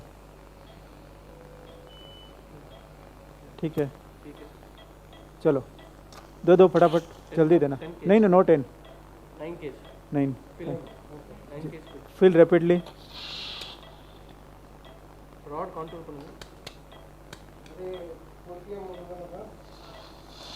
இத fill பண்ணுங்க இத fill பண்ணிட்டீங்களா fill பண்ணுங்க இன்னும் எடுக்கவே இல்லையா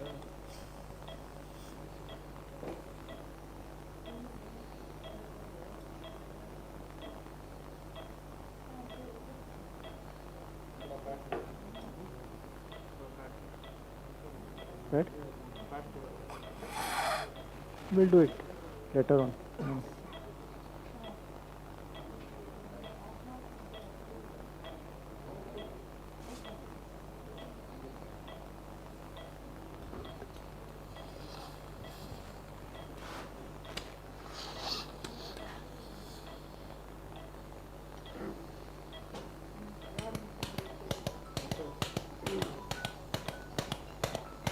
Siam.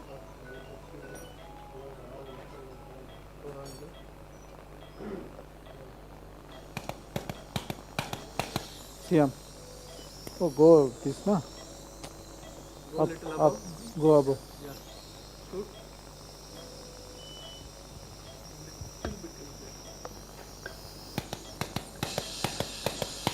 Siam.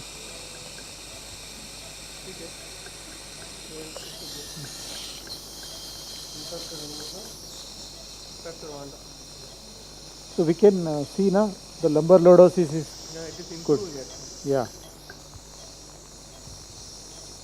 Lumbar It has lordosis. opened up the foramen and everything. Yeah. The patient was symptomatic because of L4-5 and 3-4. So it will getting improved. Rod reduction. Okay.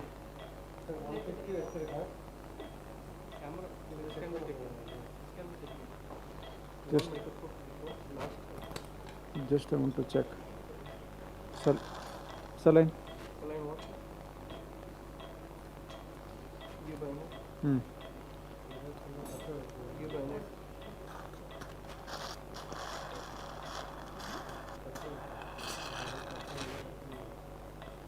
Remove this. Section block, no? Section block. Section block.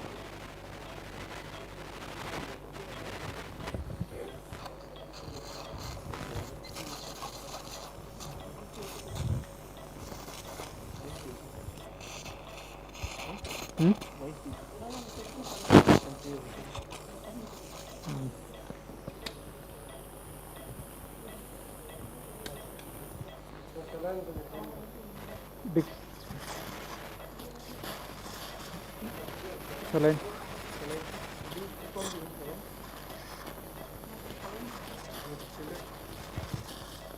Dissector. Dissector.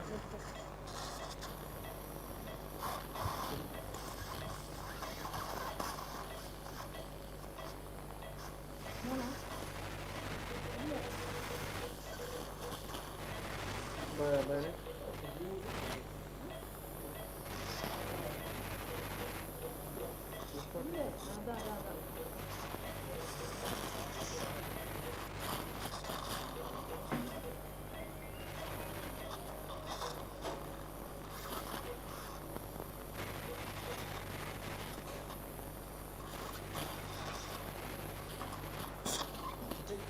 Okay.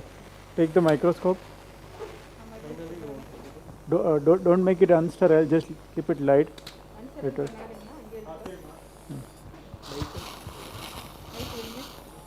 Okay, give me the rod. Rod measurement. Rod measurement. Head changer. Head changer. No, rod measuring tha. Head changer tha. Head aligner.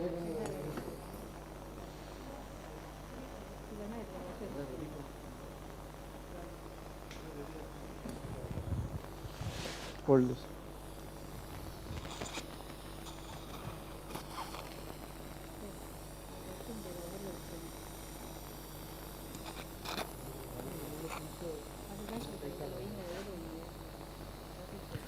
Jay sir? Yeah. Yes, tell me. Can you tell us about how do you contour the rods for this patient? Yes, exactly. So it's all depend. Suppose now I will check this. Can you see the Siam? Not shown, sir. Show the Siam. Measure it. So one very important concept in spine surgery is your rod should be bent. as per normal lumbar curvature, or as per normal dorsal curvature, or the normal dorsal lumbar curvature. If you suppose, if you want to make a natural lumbar lordosis like 40 degree, then your bend should be like same. Okay. So you just imagine the normal spine curvature. You see the C-arm? Yes, sir. So look at the lumbar lordosis. Is it good now? Looking okay, sir. So it's like normal lumbar lordosis. Yes, sir. So cage it has improved. yeah, after putting cage, it's become almost 40 degree. This one? Yeah. Rotator? So you just make it 40 degree. Fender? Can you see this? Focus the camera here.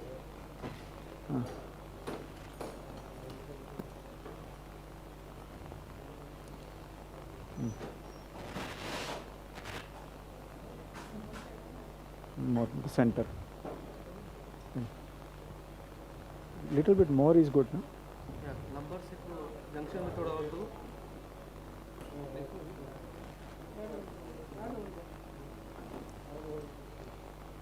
Camera? Yeah, we are seeing the rod. Yeah. So it's like a normal lumbar curvature. Can you rod holder?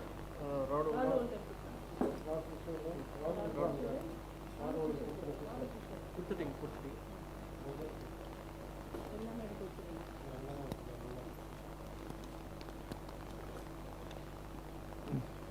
Give the initial. Make it loose. Make it loose. Okay. Put in the center. Yeah.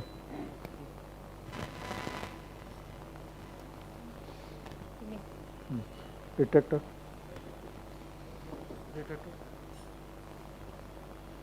Yes, sir. Hold it.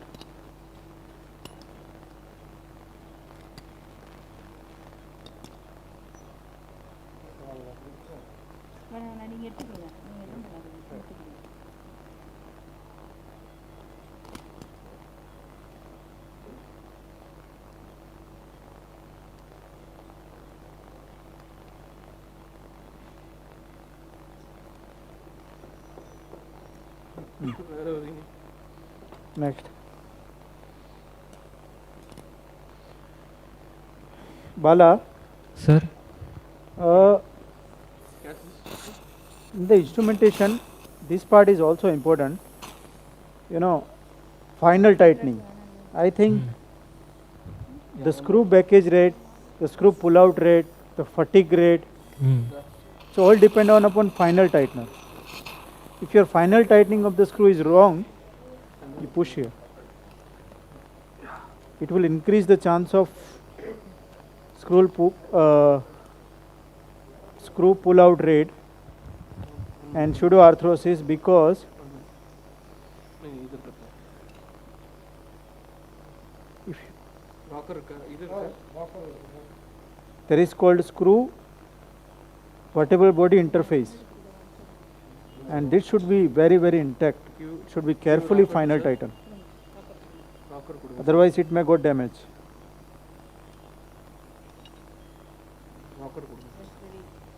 Yeah.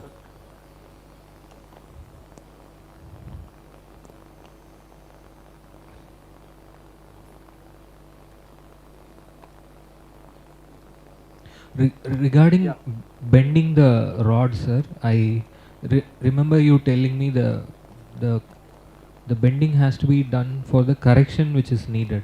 Yes. And correction should be needed. Like in this case, we are planning for more coronal deformity. So I am putting the straight rod. So if I am able to fix all the 4 screw in the straight rod without any resistance, without any extra effort, it means I have corrected the coronal as well as sagittal deformity. Okay.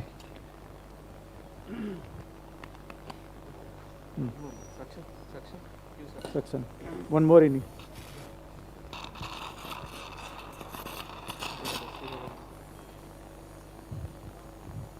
Give one more rod. One more rod.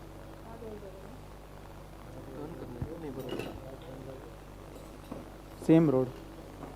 Same 130 ना? थोड़ा और bend करना. 130 क्या? ठीक है उसको थोड़ा और बेंड कर. ये 120 है. 120 लास्ट टाइम करते हैं. अरे 120.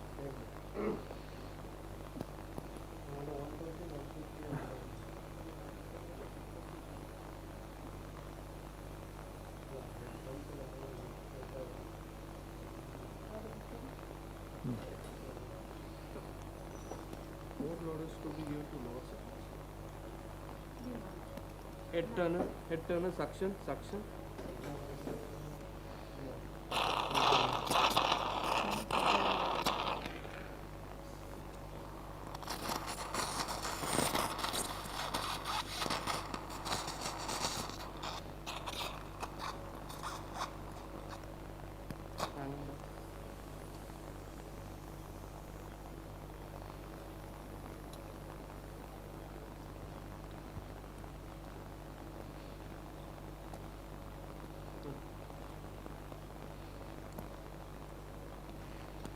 इसको खोलना. No, this one. स्क्रू खोलने के लिए. ओके उसको पुल आउट करो थोड़ा पुल आउट करो. Screw driver suction.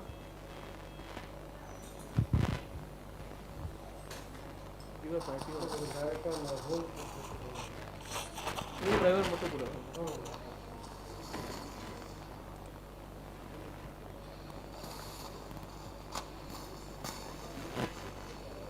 Screw driver pull out பண்ணும். நீ எதுக்கு இதெல்லாம் கொடுக்குற?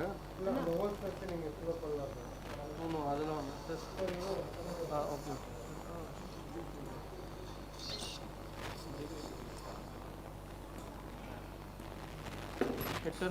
Should also give a therapeutide. Give osteoporotic management otherwise, because that last part L5 is very osteoporotic. This also.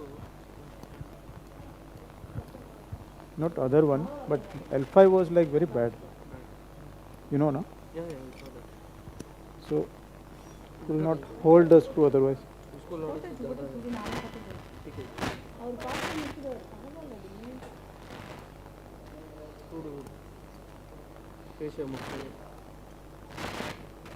make it straight.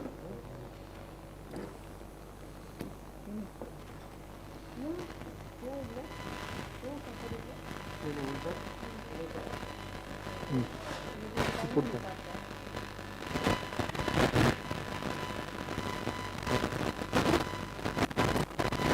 Make it correct.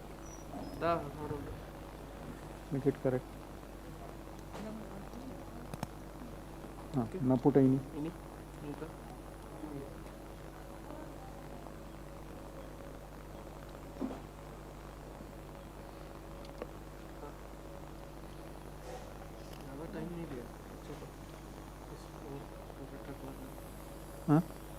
Time भी नहीं होता. One rod rod pusher. हाँ, इसमें रॉड पुशर चाहिए. Rod pusher. ये में put है नहीं. ज़्यादा नहीं निकल जाएगा.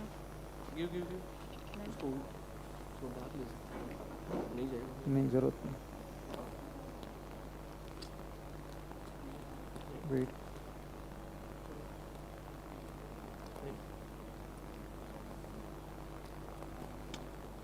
Wait.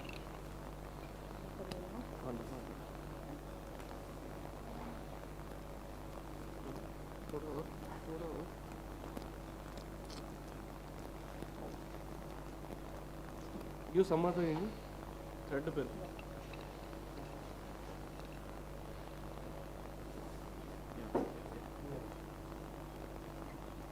Inita. Okay.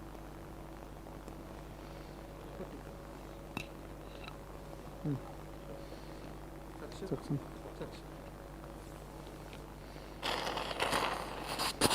Any? Take this.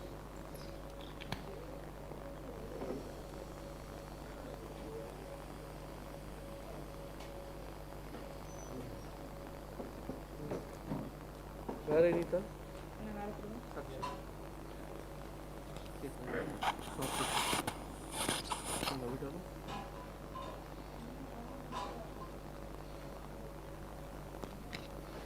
Final tight. tightener, please.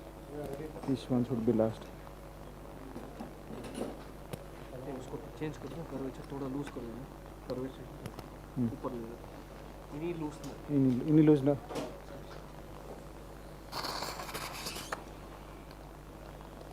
இதுதான் old.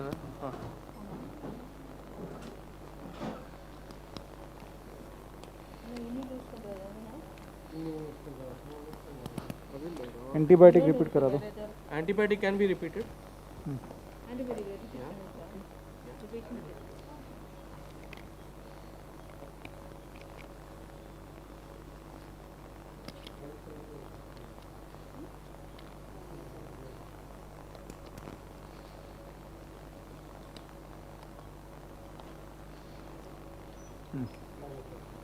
Final tightener.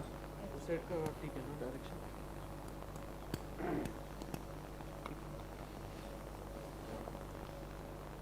It should be always by a single hand. ये हटा दो. भाई क्या बोल रहे? Single hand. Single hand. One should counter. Only one should. No, not by 2%. It should be by always. One should counter. Yes. Otherwise, screw can be pulled out. double है. One is enough. Nobody should counter. Only you supposed to be counter. पूरा better है.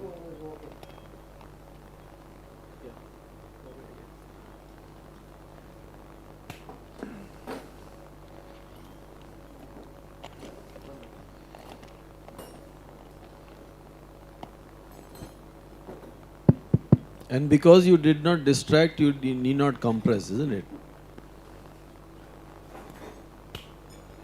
What, sir? Because you did not distract while putting the cage, No need of you need not to compress, isn't No it? need, Yeah, no need. yeah. That's all depend on because the cage we have put it was under resistance. Yeah. So we know that there is a snugly fitted.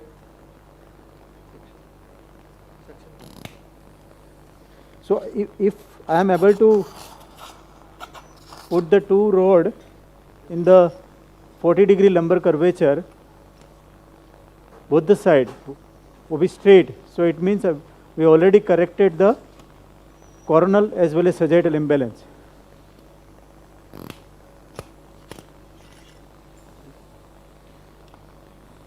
Arams. Suction. This final tightening is very, very important, I think. As I told again and again, it should be done by one person only, so that he can understand the balance between counter force and force. Otherwise, the screw interface with the body will be break. The chances of screw failure would be high.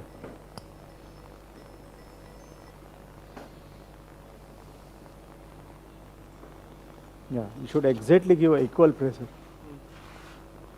And this importance of this step is never to be underestimated.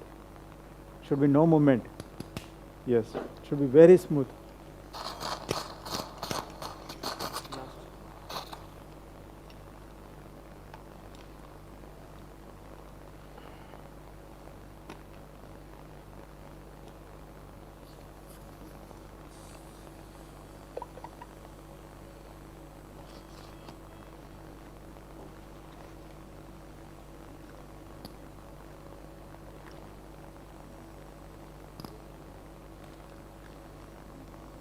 Should be smooth. Yes.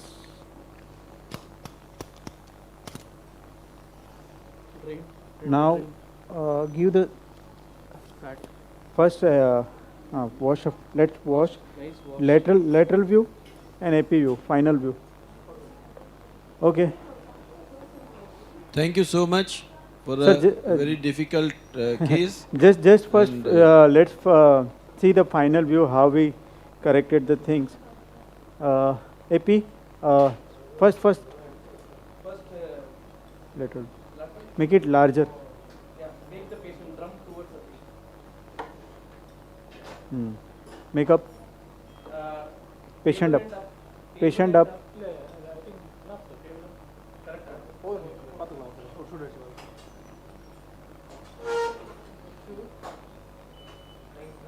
No, down, little bit down.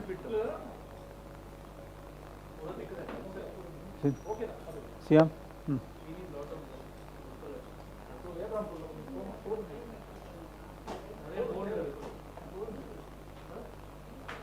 Can you see the C-arm? Yeah, very nice.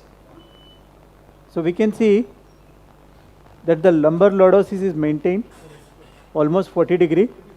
So we have little bit and this 2 cage is helpful to make the balance. And patient had almost L5 and S1 radiculopathy, so that we have already corrected. We have decompressed both the L5 root, we have decompressed both the L4 root and right side L3 nerve root. And also the osteoporotic concerns, your screw length is quite a lot into the body. So Yes. that also prevents any Yes. malfunction. Coronal AP view.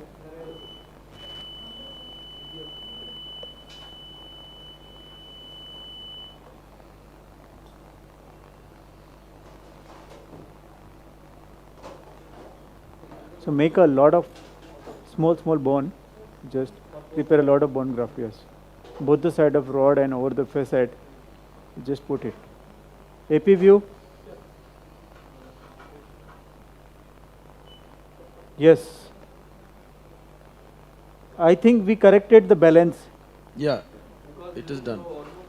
And we put a cage more towards the right side, little bit. Can you notice that? Yeah. So patient had a right radiculopathy. So that is good enough. Yeah. So last part, let's put a SI joint block. Give me bupivacaine 0.25. You have a Kinocort. It is there. Kinocort is there. Yeah, Kinocort take almost take 1 ml, take 2 ml for one side. 40 mg per ml, 1.5 ml you take. Mix up with bupivacaine 0.25% and let's skip the hyaluronidase. Sometimes we put it, but and take a dye, separate take a dye. This normal dye. So take a dye separately. Take a in one syringe you take a 1.5 ml Kinocort and 1 ml bupivacaine 0.25. So you heard the content? Yeah, we have heard.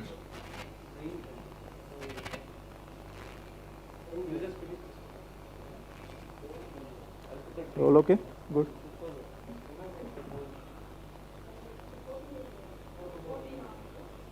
So, Pandey sir, are you okay with the screw? Means, are you satisfied with the screw trajectory? Absolutely. I mean, this is very difficult. It was a very difficult thing, I knew. But unfortunately, I couldn't give you something. But I think this is what should have been given to you. Yeah, you can give me in evening. And we can have my concern was that this navigation, they need to get their act together. Yeah. Because the other person from the company, he was also telling me that they are also at Vanagram Apollo, we are having some concerns. Right. We need to have that thing done. Okay, 20 number LP needle. Take 2. So sometimes what happen in the SI joint, if patient is having a severe sclerosis, it will not going inside. You see the SI joint line, but needle will not going to inside because the entry point of the SI joint will be maybe closed. You focus there in the CM. So you need a 2 needle. So you should inject the SI joint and enter the SI joint at different 2 places. We'll show you very practical and very nice technique, which everybody can do in 5 minutes. Huh? That's okay. We'll do it later on. First, let's SI joint. Let's complete and then you can close it around.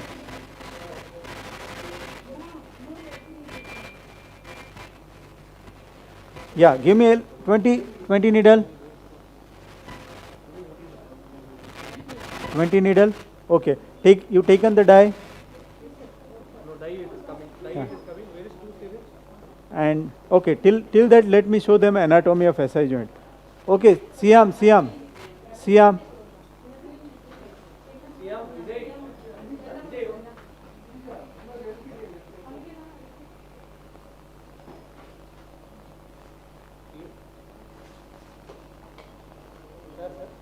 Yeah.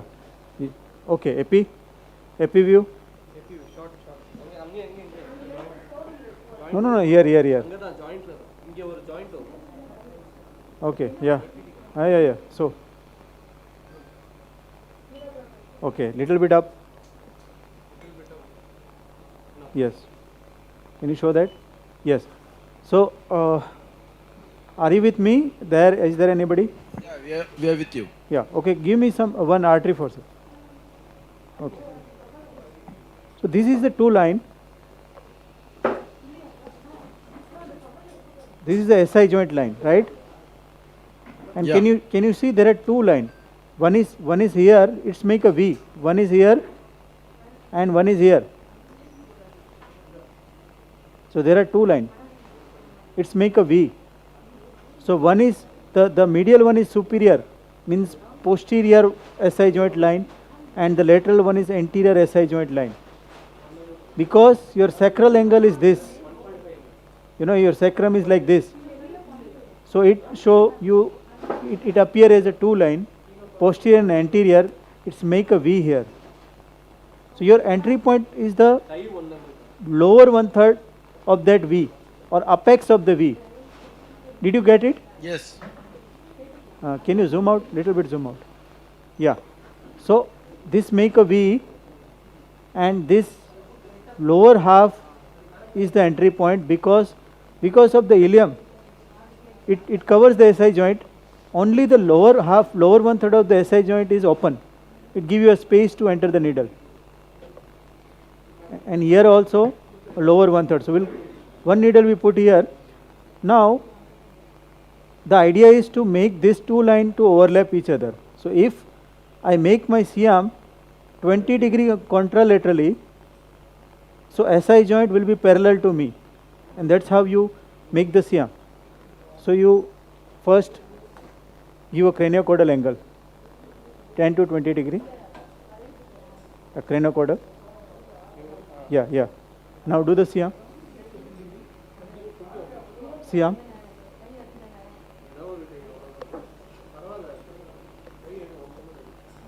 CM. Go down.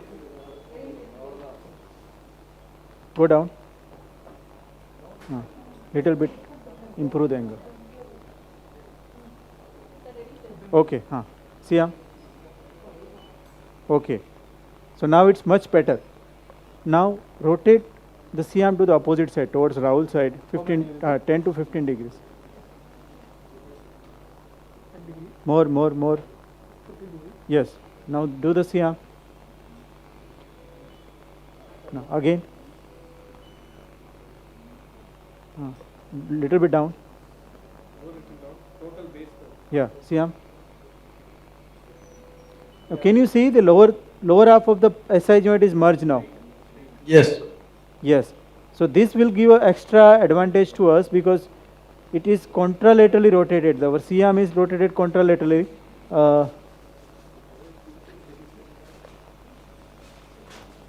Okay. CM. So you take CM towards your side. Right side.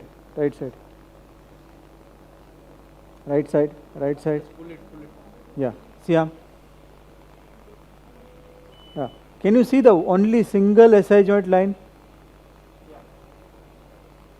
Yes. Okay. Fluoro.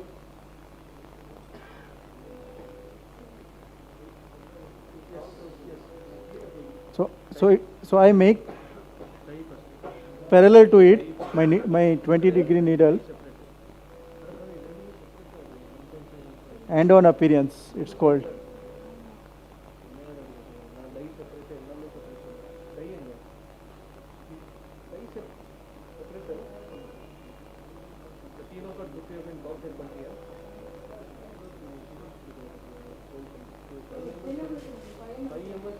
So I am in the joint. What needle are you using? 20 LP. Okay. So I can feel the joint. Yes.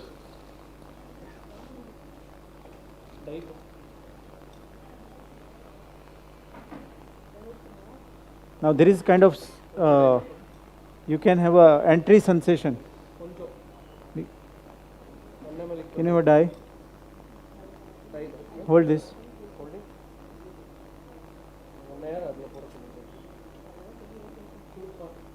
Shoot it. No. No. No, it is not inside. See, it is not inside because both the line demarcate. Give me the needle again. Still.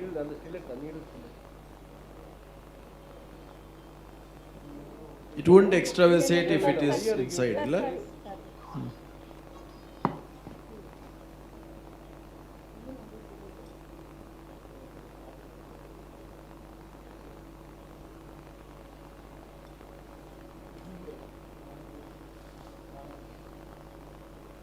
Siam. Siam.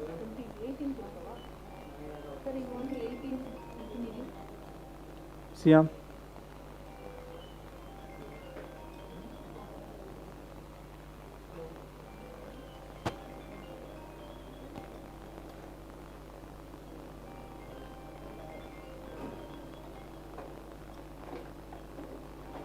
Siam. Needle, dye.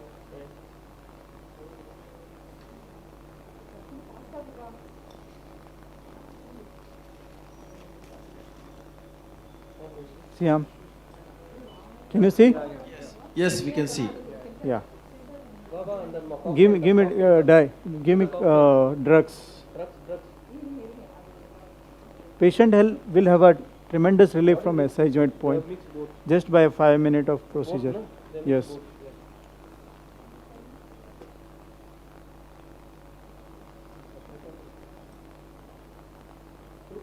How long is the effect? How long does it last? Maybe 1.5 to 2 months. Oh, very and it would be good enough to it relieve the SI joint because it become severe to moderate or sometimes moderate to mild in that period, and patient will be okay. Okay, completed. Fine. So I think you can close it. Yeah. So give good wash. Very good wash. Do you put vancomycin? No, sir. I never. Okay. If there is a protocol here, please put it. There is a protocol here. You just put a fat there. I'll put a fat. Put a fat. Fat Give good wash. First the fat at the last. Good wash. Then put a vancomycin. If there is a protocol here, and then put a bone on both the side. Lateral side on over the joint. No, never put a gel form or surgicel or anything in the spinal canal. And then put a two drain. Or a single drain would be enough. Just to put a drain here. Sure. And then close it. Yeah, thank you. Thank you, sir. Okay, sir. Yeah, thank you so much. Thank you. Thank you.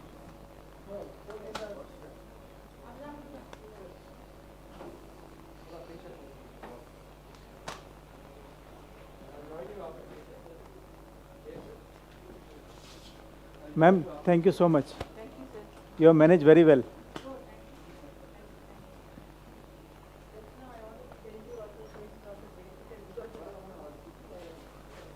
Yeah. You have. Huh? Got benefit, but it was your the blood loss is what? How much? And Dr. Akila, I hope today you can join us for dinner. Yes. All of you, please join us for dinner. You are giving? Yeah.